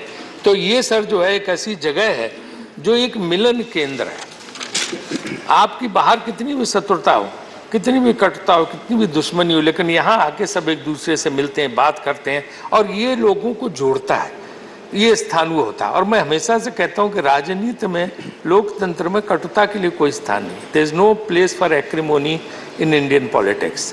आप there can be difference of opinion, हमारी विचारधारा के मतभेद हो सकते हैं, लेकिन शत्रुता दुश्मनी के स्थान नहीं होना चाहिए। यही चीज़ें सभी सिखाती हैं। और मैंने देखा कि एक बार सर मधु लिमय जी नए MP होके आए, लोकसभा में उन्होंने जोरदार भाषण पंडित नेहरू के खिलाफ दिया और उन्होंने सुना। और जब शाम को वो घर जाने लगे तो उन्हें कहीं पता लगा ये नया जो युवा आज बोला ये कहाँ रहता है। तो उन्होंने कहा जी वो साउथ मेन्यू में रहते हैं। बोले उसके घर ले चलो। प्रधानमंत्री उनके घर पहुँच गए और उन्होंने घंटी बजाई, दरवाज़ा खुला तो नेहरू का व्यक्तित्व था ही। मधु लिमय जी नए MP आए, एकदम घबरा से गए कि आप सब कैसे यहाँ पे। प्रधानमंत्री पहुँच के उनके कहले चाय पिलाओ तुम। उनके यहाँ बैठ के जब उन्होंने कहा तो चाय पी, उनके साथ कहा कि तुम जो है ना बहुत अच्छा बोलते हो चाय और तुमने चाय पे डिस्कशन में उन्होंने कहा कि तुम बहुत अच्छा बोलते हो और जो है तुम्हारे अंदर क्षमता है। लेकिन एक चीज़ मैं सलाह दूंगा एक उसके नाते, एक राजनीतिक के नाते, कि तुम थोड़े फैक्ट्स आगे से करेक्ट करके लाओ, तुम्हारे ये फैक्ट्स गलत थे। तो मधु लिमय जी ने अपनी किताब में लिखा संस्मरण में, कुछ दिन के बाद से मैंने तय किया कि जब मैं संसद में बोलूँगा तो अपने तथ्यों को बिल्कुल ठीक करके बोलूँगा। और उसके बाद बहुत बड़े पार्लियामेंटेरियन हुए लिमय जी। इसी तरह से क्या ना कि यहाँ पे जो है बहुत कुछ सीखने को मिलता है। जब मैं संसदीय कार्य मंत्री बना तो प्रणब मुखर्जी जी थे, उन्हीं के उसमें हम लोग काम करते थे, उनका बहुत अनुभव था। तो मुझे बोले कि देखो वही सबसे अच्छा पार्लियामेंट्री अफेयर मिनिस्टर है जो रघुराम मैया होते थे, कि जो हमेशा अपोजिशन बेंच में बैठा दिखाई दे। तुम्हारा इस चीज़ से जाना जाएगा कि विपक्ष के साथ तुम्हारे रिश्ते कितने अच्छे हैं। और अगर इसके लिए नहीं जाने जाओगे कि तुम बैठ के सत्ता पक्ष की तरफ क्या कर रहे हो, तो ये सब चीज़ें संसद को उसमें देखने को सीखने को मिलती हैं। ये स्थान सर सेंट्रल हॉल जैसी चीज़ का प्रतीक है। कितनी भी शत्रुता हो, आमने सामने पड़ जाते हैं, बैठ के चाय कॉफ़ी पी लेते हैं, वहाँ से बात खुल जाती है और आपस में मेल जोल हो जाता है। तो ये संविधान भी जो यहाँ पे बना, वो हर प्रधानमंत्री का योगदान है, चाहे नेहरू जी का हो, चाहे शास्त्री जी का हो, चाहे मोरारजी देसाई का हो, चाहे जो है उस इंदिरा जी का हो, चाहे राजीव जी का हो, चाहे चौधरी चरण सिंह का हो, चाहे नरसिम्हा राव जी का हो, चाहे देवगौड़ा जी का हो, गुजराल साहब का हो, अटल जी का हो, मनमोहन सिंह जी का हो और अब मोदी जी का, सब जो है आते हैं, सब काम करते हैं। तो ये सब जो है हमें आपस के यही संकल्प लेना चाहिए। आज के नए भवन में जा रहे हैं तो हम ये मन बदलें, दिल बदलें। जैसे अटल जी ने कहा था कि जो है ये ऐसी सत्ता आती हो जाती हैं, पार्टियां बनती बिगड़ती हैं, लेकिन जो है मन मुटाव नहीं होता। दिल जो है हम लोगों के उसी तरह रहने चाहिए, आपस में मिलजुल करके। और विपक्ष के पास है क्या सर? डिप्टी चेयरमैन सर, विपक्ष के पास क्या है? सिर्फ संसद में बोलने के लिए। उसके पास न ऑफिस है, न दफ्तर है, न ऑर्डर करने के लिए फाइल है, कुछ तो नहीं है। सिर्फ अपनी बात कह सकता। अगर वो बात कहने का भी अवसर विपक्ष को ना मिले तो फिर विपक्ष के पास रह क्या गया? तो ये जो है संसद में ही होना चाहिए कि नई बिल्डिंग में नए बड़े दिल के साथ जाएं, कटुता छोड़ें, शत्रुता छोड़ें, हैं, मिलजुल के और काम करें तो बहुत अच्छा रहेगा, है ना। 1 मिनट सिर्फ लास्ट मेरा है। और परिवार की तरह रहें, क्योंकि दुश्मनी 1 कदम 2 कदम, तुम भी थक जाओगे, हम भी थक जाएंगे, उससे क्या फायदा है? राजनीति में दुश्मनी की तो कोई गुंजाइश होती नहीं। और लोग तो लगे रहते हैं चारों तरफ लकड़ा रहे हैं, फिर भी पेड़ कहाँ हरे हैं। तो यहाँ लोग जुटे रहते हैं, यहाँ पे कहाँ वो ये करके। और जो भी आता है, चाहे हम इधर रहें चाहे उधर रहें, सबको एहसास होना चाहिए कि जो है ना कि शोहरत की बुलंदी भी एक पल का तमाशा है, जिस साग पे बैठे हो टूट भी सकती। ये सब एहसास हमें रहने चाहिए। तो बस जो संकल्प है नई संसद में जब हम जा रहे हैं तो उसका ही होना चाहिए। मैं उसको स्वागत करके यही कहूँगा कि वहाँ जाके हम अपने मन बदलें, दिल बदल के बैठें। और दूसरी चीज़, वहाँ पे आके हम गरीब कल्याण के लिए काम करें, महंगाई पर काबू करें, युवाओं को रोजगार दें, सबको न्याय दें। एक और बात कहूँगा कि जुडिशियल रिफॉर्म्स आनी चाहिए। जुडिशियल रिफॉर्म्स अभी तक नहीं आए, वो काम नई संसद होना चाहिए। राजीव जी, अनेक और वक्ता हैं, प्लीज। और आपके माध्यम से इस बिल्डिंग का उपयोग क्या हो? ये ऐतिहासिक बिल्डिंग, यहाँ सब कुछ हुआ, सबने बताया, लेकिन इस बिल्डिंग का उपयोग क्या होगा? इसके उपयोग पे भी सरकार को सोचना चाहिए कि ऐसी ऐतिहासिक धरोहर इसका कुछ ना कुछ इस्तेमाल होना चाहिए, व्हाइट एलिफेंट बन के ना रह जाए। धन्यवाद। इसको संसदीय कार्य के लिए किसी न किसी कार्य धन्यवाद माननीय राजेश जी, धन्यवाद धन्यवाद। माननीय फौजिया खान जी, माननीय फौजिया खान। धन्यवाद सर। ये लोग नहीं हैं। जिस इमारत में हम आज जिसको अलविदा करने जा रहे हैं सर, ये इमारत सिर्फ एक इमारत नहीं है, ये हमारे संसदीय लोकतंत्र का मंदिर है सर। ये हमारे संसदीय परंपराओं का खजाना है, ये हमारे प्यारे भारत के सपनों का गुलिस्तान है सर, जिस इमारत को आज हम अलविदा कह रहे हैं। Sir, the soul of parliamentary democracy dwells here. It is through this parliament that India has lived by our constitution. Sir, Constituent Assembly में 15 महिला सदस्य थे। उनमें से एक महिला सदस्य दक्षिणयानी वेलियंदन, इन्होंने कहा था, a Constituent Assembly not only frames a constitution but also gives the people a new framework of life. Sir, it is by this framework of life that we are living in this parliament. This is certainly, sir, not like an old faded garment which we discard and it is replaced by a glittering attire. This institution has a history. It has sanctity. The soul of democracy, sir, is important. डर ये है कि कहीं sir जब हम अपने इमारत का शरीर बदलने जा रहे हैं तो कहीं लोकतंत्र की आत्मा यही न रह जाए सर, ये डर है। The Constitution of India came into force on 26 January 1950.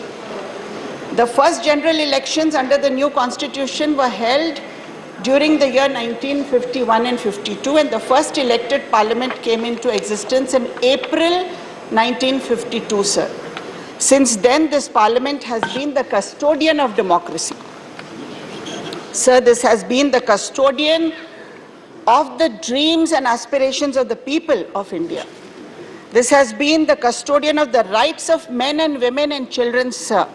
This has been the custodian of equality and justice. Several prime ministers have led this country. Several prime ministers have led this glorious nation, sir. Their vision, their contribution has made India grow like a 75-floor skyscraper. We are a skyscraper now. But that foundation, sir, is very, very important. And this foundation was laid by Shri Jawaharlal Nehru, who was 16 years Prime Minister of India, who has been called the father of modern India, sir, who carried forward the noble ideals of Mahatma Gandhi and laid the foundation of socialist, secular values and communal harmony. Sir, we cannot forget, sir, that it was his vision of modern India and his decisions of starting IITs, IIMs. Madam, please conclude, madam. Sir, it's over? Yes, 3 to 4 minutes. जो others में 3 to 4 minutes, please. All right, sir. Sir, I will say that, coming back to the context of the present times, I will say many prime ministers have led this country. Rajiv Gandhi ji has brought about the IT revolution, sir. He has brought reservation for women in the local self-government. There are so many decisions taken. Indira Gandhi was a prime minister who broke Pakistan into two. वो iron lady जिसकी वजह से पाकिस्तान के दो टुकड़े हो गए हैं सर, ऐसे sir please give me a minute at least. Please, it's already 4 minutes, madam. Please give me a minute, sir. This has been the time which has been allocated here. 3 to 4 minutes, please. Please cooperate, please. Should I conclude or Please, should I please stop? conclude. Please conclude. Okay, sir.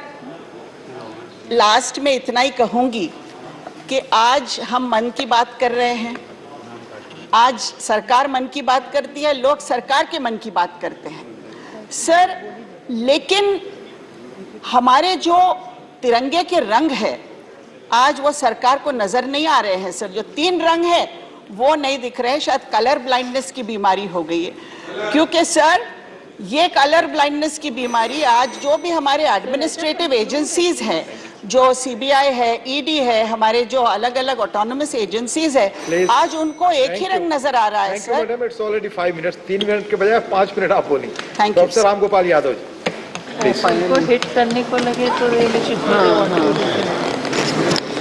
श्रीमान, समय तो है नहीं, topic ऐसा है जिस पे पूरे दिन बोला जा सकता है, लेकिन बहुत जो लिमिटेड टाइम होगा 2-3 मिनट का, मैं उसमें ही अपनी बात खत्म करूँगा। हम कहाँ से चले थे और कहाँ पहुँचे, यात्रा यही है। यात्रा की बिगिनिंग होती है, यहाँ से शुरू की थी, कहाँ पहुँचे, अभी ख़त्म नहीं हुई है। नेहरू जी से चले मोदी जी तक आ गए, आगे कहाँ पहुँचेंगे वो तो आगे की बात है। मैं 2-3-4 उदाहरण दूंगा, ये ज्ञान देने के लिए आज खड़ा नहीं हूँ।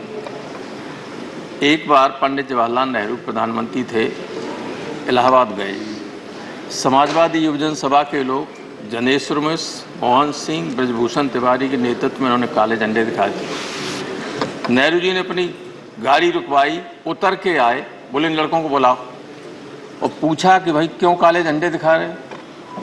लड़कों ने कहा कि हमारे यूनिवर्सिटी की फीस बढ़ा दी और हॉस्टल की फीस बढ़ा दी, हम गरीब लड़के आसपास के गांव के जहाँ रहते हैं हॉस्टल में कोई पढ़ने की स्थिति में नहीं। नेहरू जी ने तब इस सेंट्रल यूनिवर्सिटी नहीं थी, लेकिन पंडित जी तो वहाँ के लिए कह ही सकते, तो कोई बात नहीं। नेहरू जी ने कहा कि भाई वाइस चांसलर को बुलाओ, बीसी से कहा कि आपने फीस क्यों बढ़ा दी, कल तक ये आदेश वापस हो जाना चाहिए। आदेश वापस हो। एक बार जनेश्वर जी को इलाहाबाद यूनिवर्सिटी के वाइस चांसलर ने बाहर निकाल दिया, एडमिशन दोबारा ले नहीं रहे थे। पंडित कमलापत त्रिपाठी उत्तर प्रदेश से शिक्षा मंत्री थे, पंडित जी के पास लड़के गए तो उन्होंने बीसी से कहा कि इसे दाखिला दीजिए, कि नहीं ये लड़का आंदोलन बहुत करता है। तो पंडित कमलापत त्रिपाठी ने कहा कि आंदोलन नहीं करेंगे तो नेता कैसे निकलेंगे इस यूनिवर्सिटी से, और दाखिला किया। फिर जनेश्वर जी इस देश के कई मंत्रालयों के मंत्री भी रहे।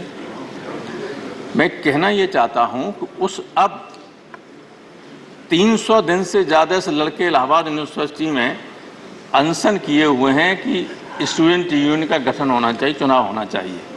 300 दिन से ज़्यादा हो गए, बैठे हुए हैं, कोई सुनने वाला नहीं। अभी दिल्ली यूनिवर्सिटी में होने जा रहे हैं स्टूडेंट यूनियन के चुनाव, लेकिन सेंट्रल यूनिवर्सिटी है प्रयागराज यूनिवर्सिटी, उसमें नहीं करने जा रहे। और 2 उदाहरण और देंगे, रूपाला साहब नाराज मत होना। पूर्वांचल उसका एक्सप्रेस का उद्घाटन करने प्रधानमंत्री जी गए, हमारे मुख्यमंत्री उनको रिसीव करने के लिए खड़े हुए थे, तो स्वाभाविक गाड़ी आगे चली गई, हमारा मुख्यमंत्री पैदल पीछे पीछे चला, तो कब तक चलता रहा। कोई केयर करता है? नेहरू जी लड़कों के लिए खड़े हो जाते, लेकिन प्रधानमंत्री गाड़ी मुख्यमंत्री के लिए नहीं खड़ी हो। तो आपके यहाँ क्या हुआ गुजरात में? उत्तर प्रदेश के चुनाव के बाद अगले दिन ही या दूसरे दिन गुजरात में प्रधानमंत्री का रोड शो था। सारे देश ने देखा कि नहीं आपके मुख्यमंत्री खड़े हुए, तो एसपीजी ने साइड करके चला गया, हटा दिया और सीधे गाड़ी चली गई कारवां, मुख्यमंत्री खड़े रह गए। तो एक हम चले वहां से थे और पहुंच गए यहाँ। इसलिए अब विचार कीजिए कि डेमोक्रेटिक सिस्टम को कायम रखना है कि नहीं रखना है। नए सदन में जा रहे हैं, इसमें तो बहुत बड़े बड़े लोग रहे, बहुत बड़े मन के लोग रहे, बहुत उच्च कोट की यहाँ बहसें हमेशा हुई हैं। इसने देश को बहुत कुछ दिया। संविधान सभा में तो हमारा लोगों ने कहा ही, आप सब जानते हैं कि दुनिया का जब बना तो ये सर्वश्रेष्ठ संविधान था। क्या हम उस संविधान को ठीक तरीके से रख सके, उसमें कुछ जोड़ सके? सिर्फ रोजाना घटाने का काम कर रहे हैं। अगर हम सत्ता में बैठे हुए लोग देश के हर व्यक्ति को संदेह की दृष्टि से देखेंगे तो काम नहीं चल सकता है।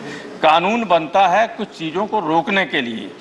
कानून सारे देश की जनता को आतंकित करने के लिए नहीं बनाया जाता है।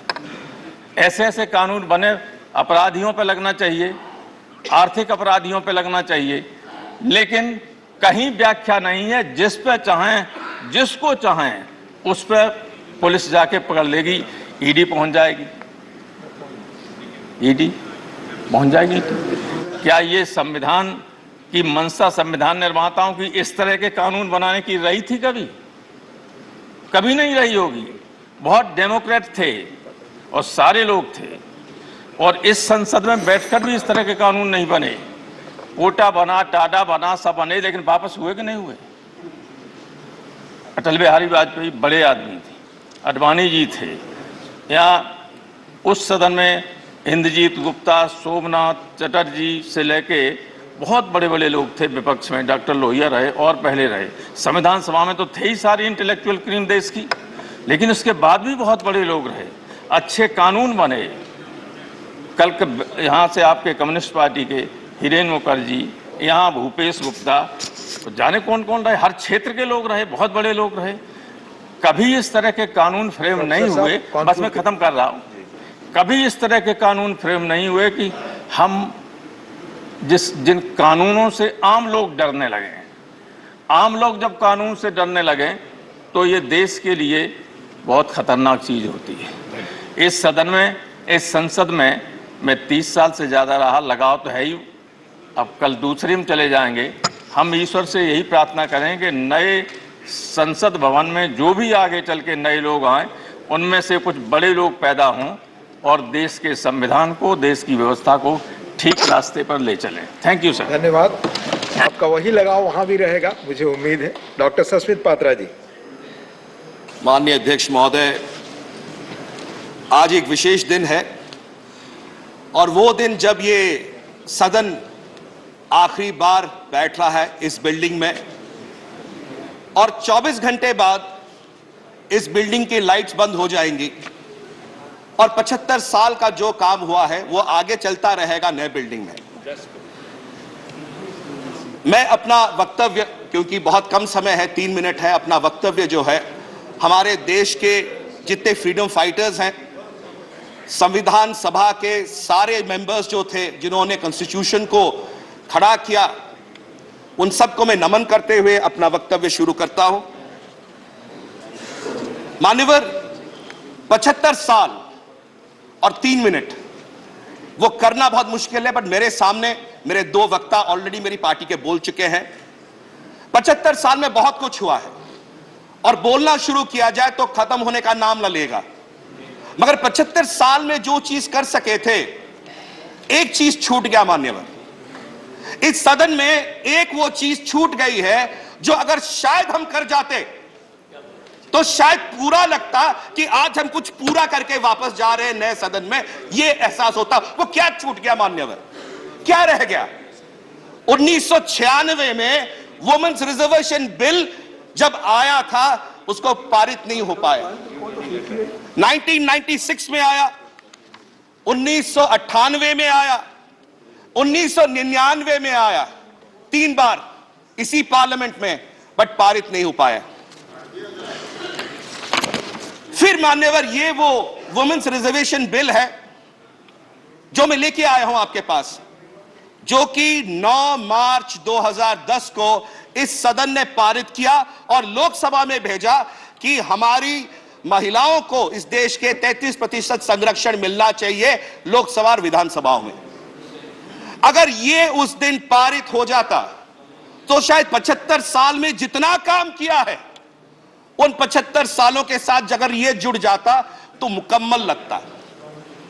मैं सिर्फ इतना कहना चाहता हूं कि क्या हम आज ये जो वुमेन्स रिजर्वेशन बिल 9 मार्च 2010 को इस सदन ने, इस राज्यसभा ने पारित किया था और आज लंबित है, क्या उस पर हम शपथ लेके ये पढ़ लें और सरकार से दरखास्त करें कि मुकम्मल अगर करना है तो महिला संरक्षण बिल को पहले दिन नए वाले बिल्डिंग में लाइए।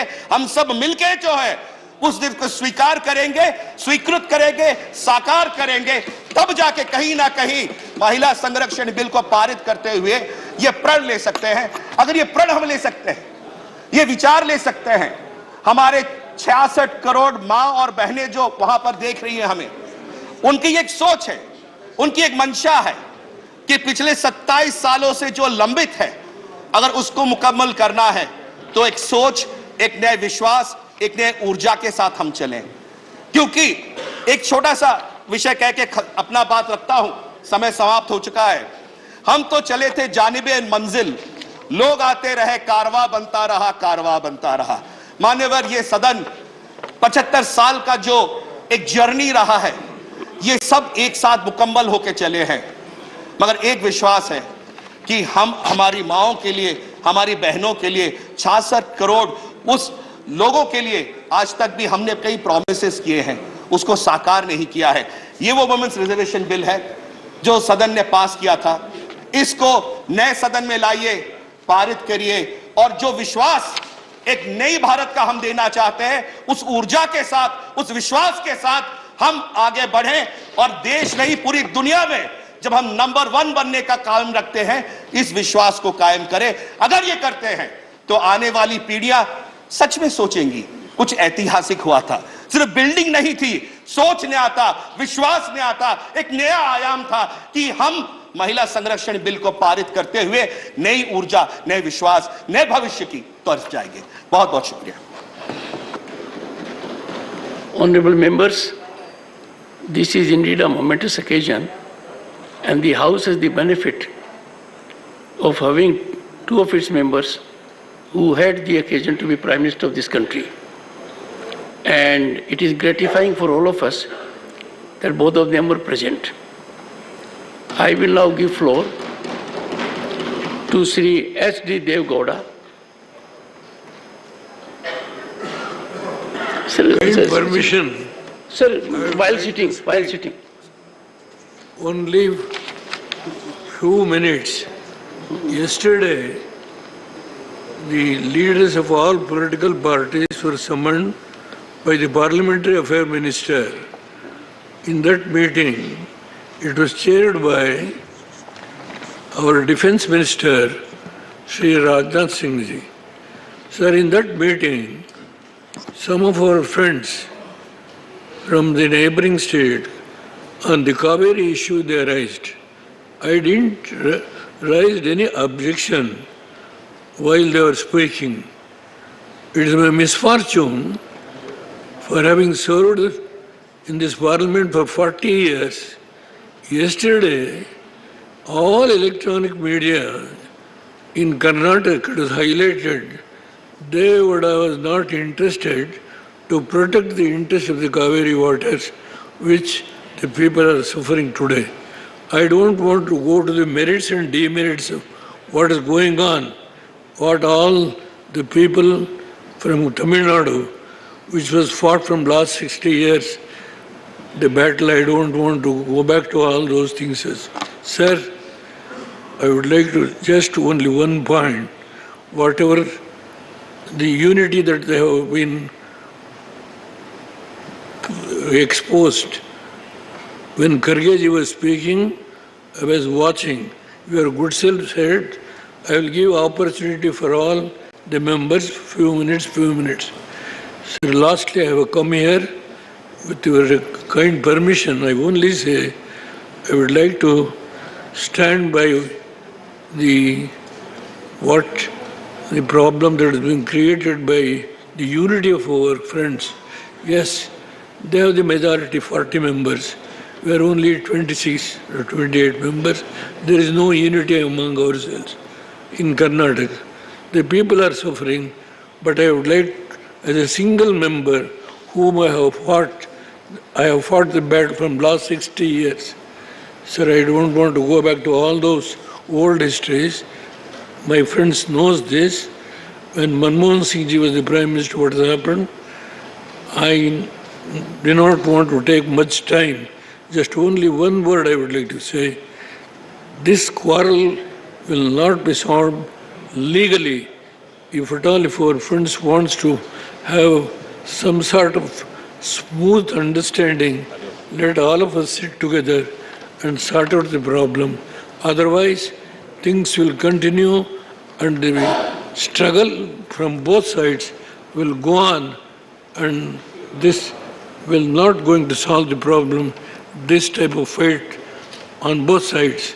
I only, with a humble request, I pray all our colleagues from Tamil Nadu are, unfortunately, Karnataka is surrounded by all the projects. On one side Goa, on the other side the what is Telangana, on this Almaty issue and Kaveri issue. Sir, we are the people who are suffering now.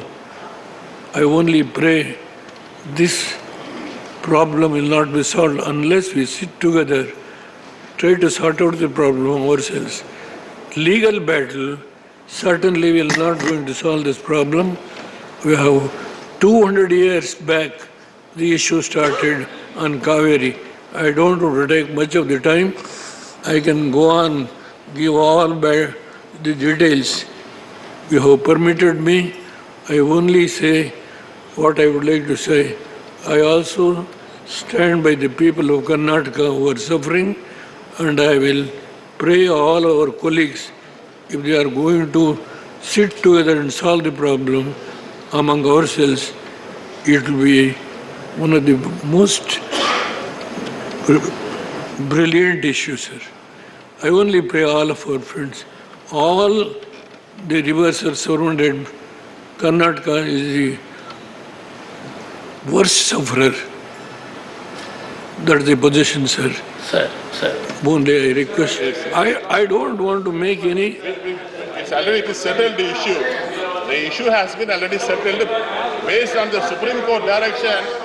Tribunal has been formed. Tribunal has been ordered that Karnataka not obeyed. Karnataka not obeyed the Tribunal's order, Supreme Court's order, and we have respect on him. We have respect on the former Prime Minister Devagowda. But it is a sympathy has been created in this house. I'll come. Lot of suffering. Okay. Tamil Nadu farmers Please. You see, on this day, when we are trying to reflect, introspect, and chalk out a path for way forward approach. Let 5 members of this house. Sir, I get your point. Sir, settle down. please, let 5 members of this house, please, let them send go. a chit to me. On him.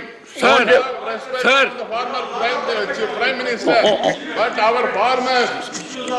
Sir, I would like to request, let 5 members of this house on both sides not belongs to either Karnataka or to Tamil Nadu. Mr. Vaiko, please. 5 members of this Would you house. please take your seat, all of you? You please delegate Take them. your seat. Let them go and see the condition, what the people are suffering, and then let them report to this house. I will accept that. Sir, let us not unnecessarily quarrel. Those people who are not concerned about this problem, please, sir, I beg of you, the members who are not concerned, let them go and study the situation, what is there, and then report it back to the house. Honorable members, I will accept it. This is not the way. What is it?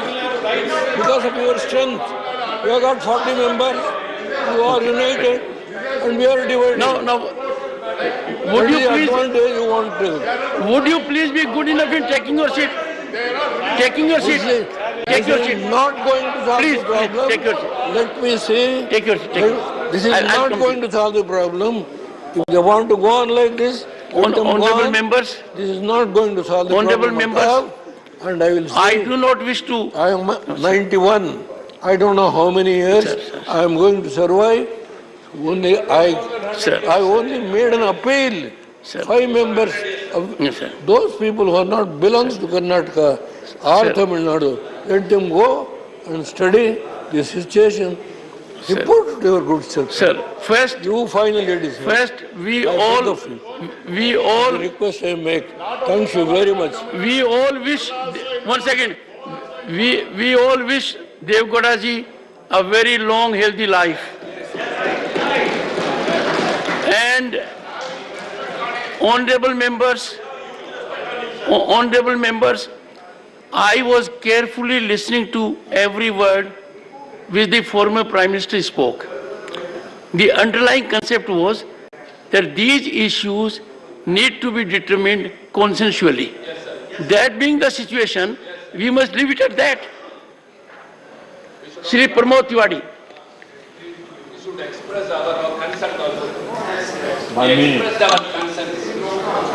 माननीय सभापति जी, मैं आपका बहुत बहुत आभारी हूं कि आपने मुझे बोलने का अवसर दिया है। कल हम सब नए भवन में जाएंगे। ढेर सारी व्यक्तिगत यादें यहां से जुड़ी हैं और देश के इतिहास को देखें तो मैं गर्व के साथ कह सकता हूं कि हम सब उस सदन के सदस्य हैं जिसने इस देश का गौरवशाली इतिहास रचा है राज्यसभा में। माननीय, कैसे भूल सकते हैं हम इस संसद भवन को 14 और 15 अगस्त की रात में पंडित जवाहरलाल नेहरू का वो भाषण, जब आजादी का उद्घोष हो रहा था तो उन्होंने कहा था जब सारी दुनिया सो रही है तो उस समय हिंदुस्तान जाग रहा है एक नया डेस्टिनी, एक नया अध्याय लिखने के लिए। ये साक्षी है उन घटनाओं का, ये साक्षी है संविधान बनाने का। मैं इस विवाद में नहीं पढ़ूंगा कि 75 साल 2 साल पहले पूरे हुए या 75 साल 2 साल बाद पूरे होंगे। मैं इतना जरूर कहना चाहता हूं, इसके निर्माताओं को प्रणाम करते हुए कि आपने एक ऐसा संविधान दिया। इस संविधान की खूबसूरती के लिए तो मैं एक जिक्र करना चाहता हूं कि भारत का नक्शा देखें। भारत में लोकतंत्र पहले दिन से जिंदा है, 15 अगस्त 1947 से आज तक जिंदा है। एक क्षण के लिए यहां लोकतंत्र कभी समाप्त नहीं हुआ है। लेकिन जरा भारत का नक्शा उठा के देख लीजिए, बगल में नेपाल में क्या हुआ, पाकिस्तान में क्या हुआ, चीन में क्या हुआ, श्रीलंका में क्या हुआ। तो ये संविधान निर्माताओं ने जो बनाया था, ये उसकी खूबसूरती है कि आज तक हमारा जो सबसे अनमोल रतन था लोकतंत्र, वो जिंदा है। इसलिए हम कहना चाहते हैं कि ये दोनों सदन साक्षी हैं उस घटना के। माननीय, मैं एक चीज जो कहूंगा, कुछ लोगों की आदत होती है बीच में बेतुका बोलने की, बेसुरा घोषित वाले। रुक जाओ मानवर, मैं तो बहुत प्यार से बोल रहा था, लेकिन कुछ लोग होते हैं, अब जब ये बोल दिए तो इनको बता दूं, उस आपातकाल को संविधान के दायरे में लगाया गया था। आपने जो लगाया है उस संविधान के दायरे में नहीं, बल्कि संविधान का ताना बाना पहन के लगाया है और आज आपातकाल जैसी। तिवारी जी, कई बार प्यार से बहुत डर लगता है। सही बात है सर, अपना अपना अनुभव। देखिए, यदि अगर हम आज के दिन राजनीतिक दायरे में रहकर बात करेंगे तो आगे का रास्ता साफ नहीं निकलेगा सर। आज की हकीकत जब मैं यहाँ सुनता हूँ और दुनिया के लोगों से सुनता हूँ तो मुझे लगता है मैं कहाँ आ गया sir. Let us be proud of our accomplishments. They are product of our human resource, sir, our bureaucratic system, sir, our visionary leadership. Where is the harm in it? मैं वही काम कर रहा था, बीच में विघ्न हो गई। वो नहीं मैं तो तारीफ कर रहा था लोकतंत्र के निर्माताओं को, संविधान के निर्माताओं का। ठीक है सर, विघ्न कौन डालते हैं आप भी जानते हैं, हम भी डालते हैं। सर, लोकतंत्र की सबसे बड़ी खूबसूरती क्या है सर? ये एक ऐसा चमन है जिसमें रंग बिरंगे फूल खिलते हैं। हर रंग के फूल को जब खिलने दिया जाता है तो लोकतंत्र मजबूत होता है।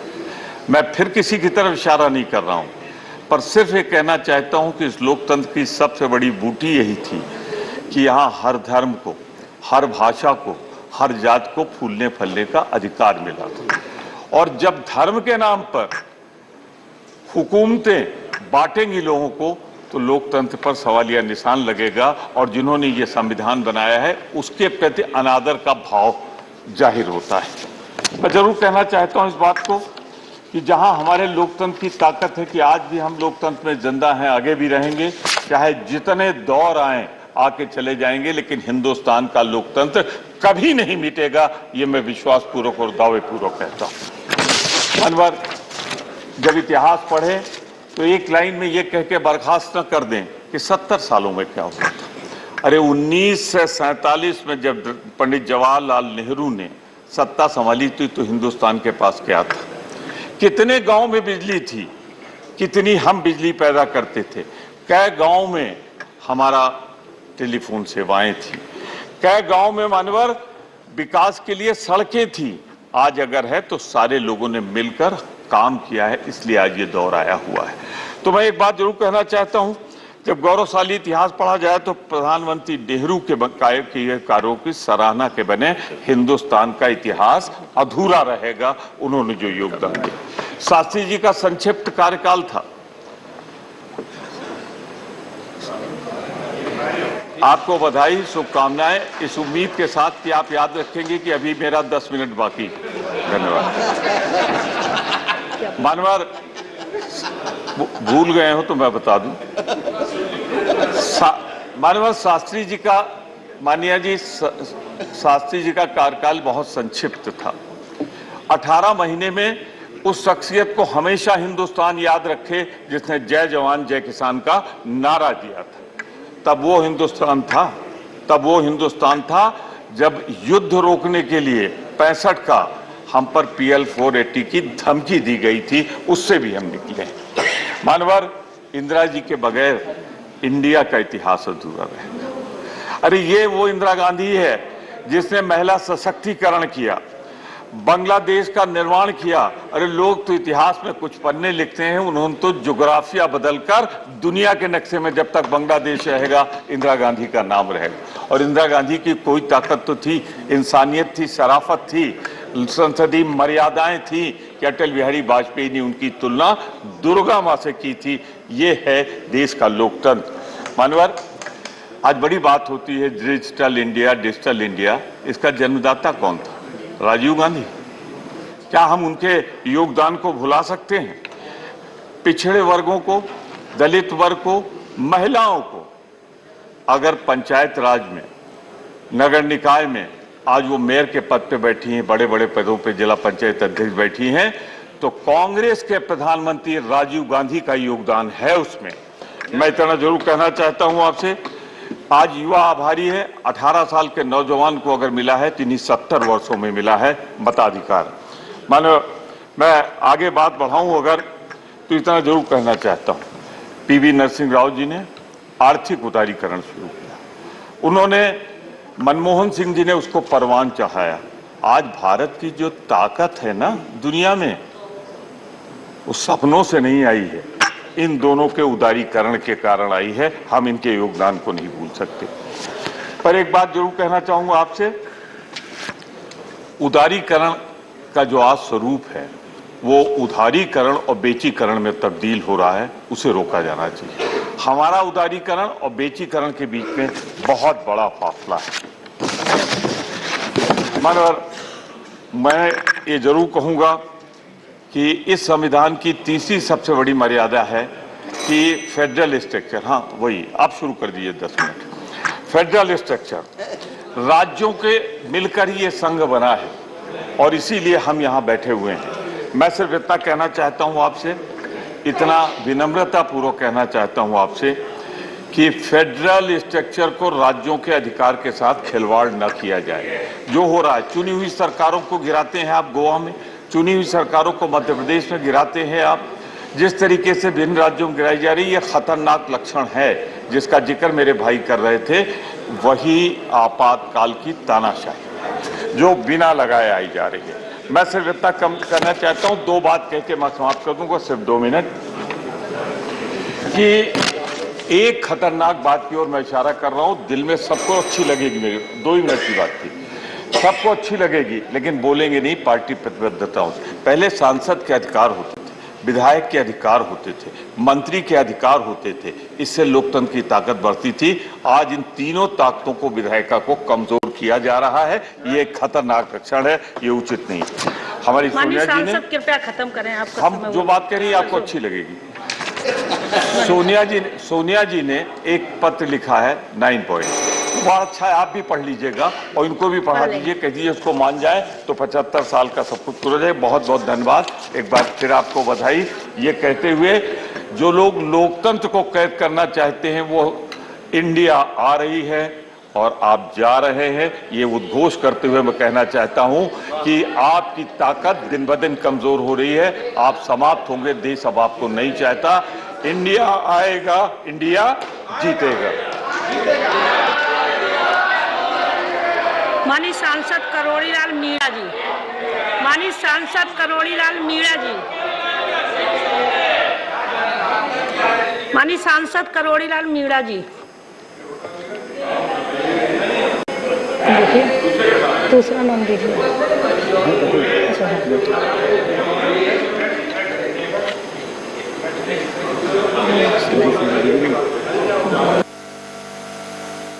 माननीय विजय सिंह रेड्डी जी, विजय शाही Reddy ji.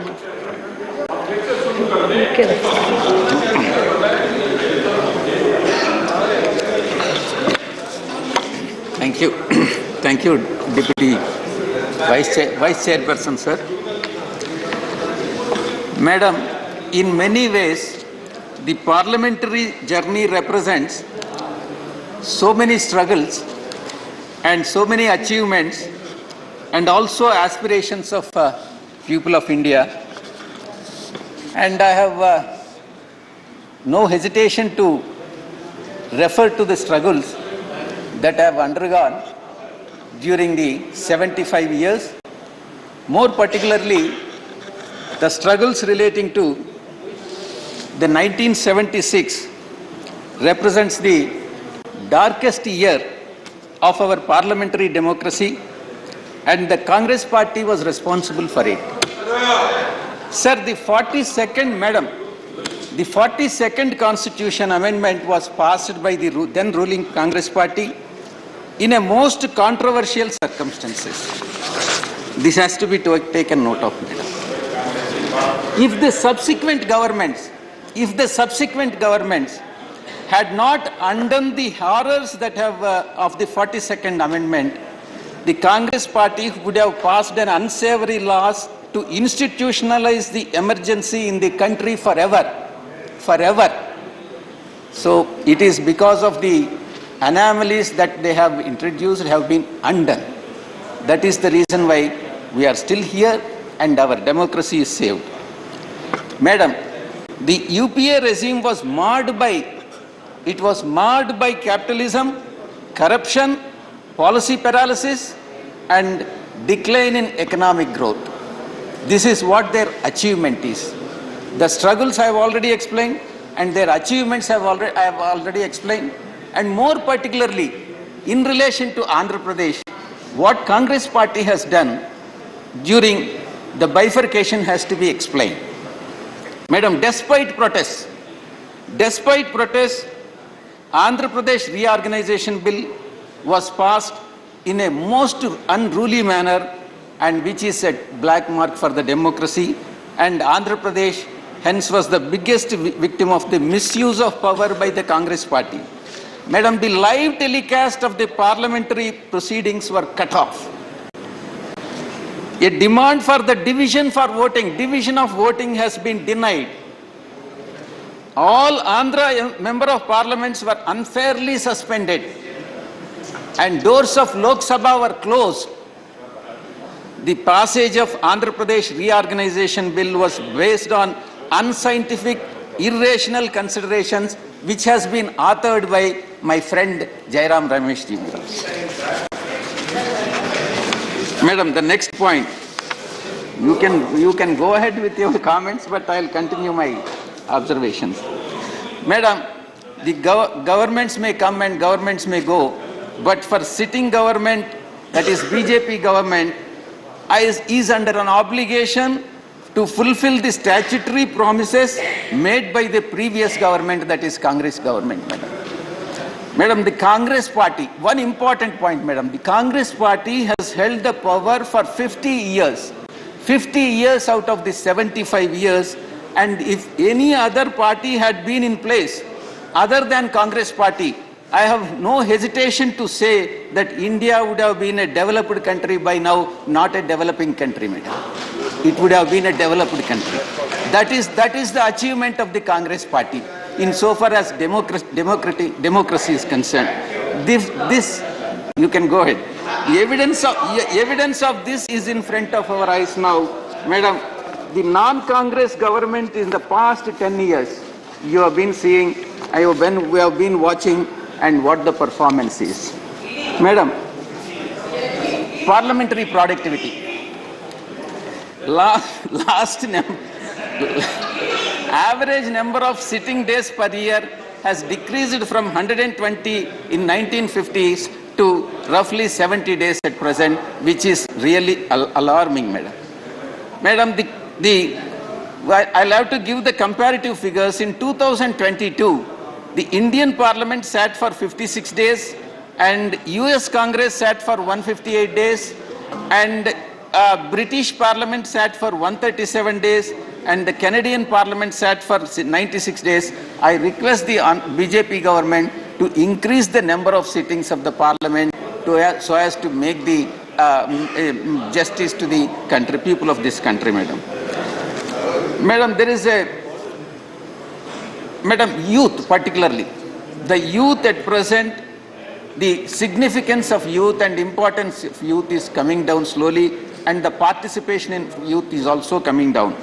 MPs in 25 to 40 age bracket has fallen from 26% in first Lok Sabha to 1 to 12% in 17th Lok Sabha, madam. Madam, welfare of backward classes. I request the government, Honorable Finance Minister is sitting here. I request the Honorable Finance Minister and also Prime Minister and BJP government to introduce reservation for BCs based on the population of BC population in this country. BCs constitute more than 50% in this country. Therefore, the reservation has to be given to the BCs based on the proportion of population.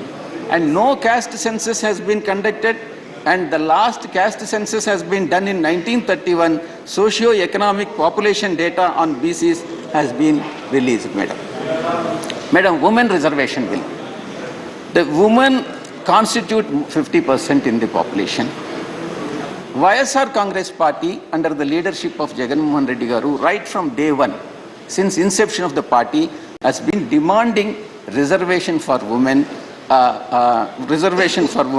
and as of today, in the state assemblies, the percentage of women is only 8%, and in Lok Sabha it is 15%. Women, therefore, the women reservation bill has to be passed. We request the government of India to, BJP particularly, to pass the women reservation bill. Madam, in fact, many, even in the yesterday's meeting, yesterday all-party meeting has been held, wherein my colleague, my friend from Andhra Pradesh, MP, has vociferously raised the issue of arrest of Chandrababu Naidu. Though it is not relevant here, since he has raised the issue in the all-party meeting, and also he is going to raise the issue again on the floor of this House, I have no other option but to address this issue. Madam, Chandrababu Naidu has been arrested by the CID department of Andhra Pradesh government on the charges of corruption in a particular case relating to Siemens India. And there is an ample evidence which has been produced to the court, and court has remanded him to judicial custody. Now that arrest has been made and the remand has been given by the judiciary, and the court proceedings have started, it is for the court to decide. And court has also observed that there is a prima facie case against Chandrababu Naidu, and the court will decide the matter. Madam, it is Chandrababu Naidu who this is the book, madam. This is the book. Chandrababu Naidu has resorted to corruption of 1,44,577 crores. This is a old book, and subsequently, this amount of corruption, the quantum of corruption has gone up to 6 lakh crore, madam. And again, madam, it is not one case or two cases against Chandrababu Naidu. There are number of cases. It is his own affidavit. Madam, it is his own affidavit which has been filed before the Election Commission, wherein he has stated that there are 9 cases against him, 9 criminal cases against Chandrababu Naidu. Therefore, when he himself has declared that there are criminal cases against Chandrababu Naidu, I have no hesitation to call Chandrababu Naidu as a criminal, madam. He has been implicated in a criminal conspiracy and resorted to corruption. Therefore, he has been implicated in the corruption case, madam. One more point, madam. Madam, he has not only that. Politically, Chandrababu Naidu has backstabbed everybody. He has backstabbed BJP. He was with BJP, he has backstabbed. He was with Congress Party, he has backstabbed Congress Party. He was with Communists and he has backstabbed Communists. So therefore, there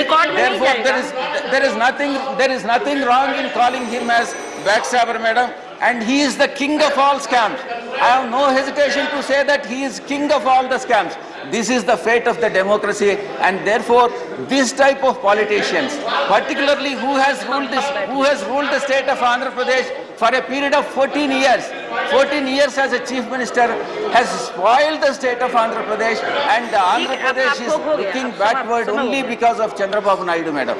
Thank you very much. Thank you. Please, Shri Samir Orav.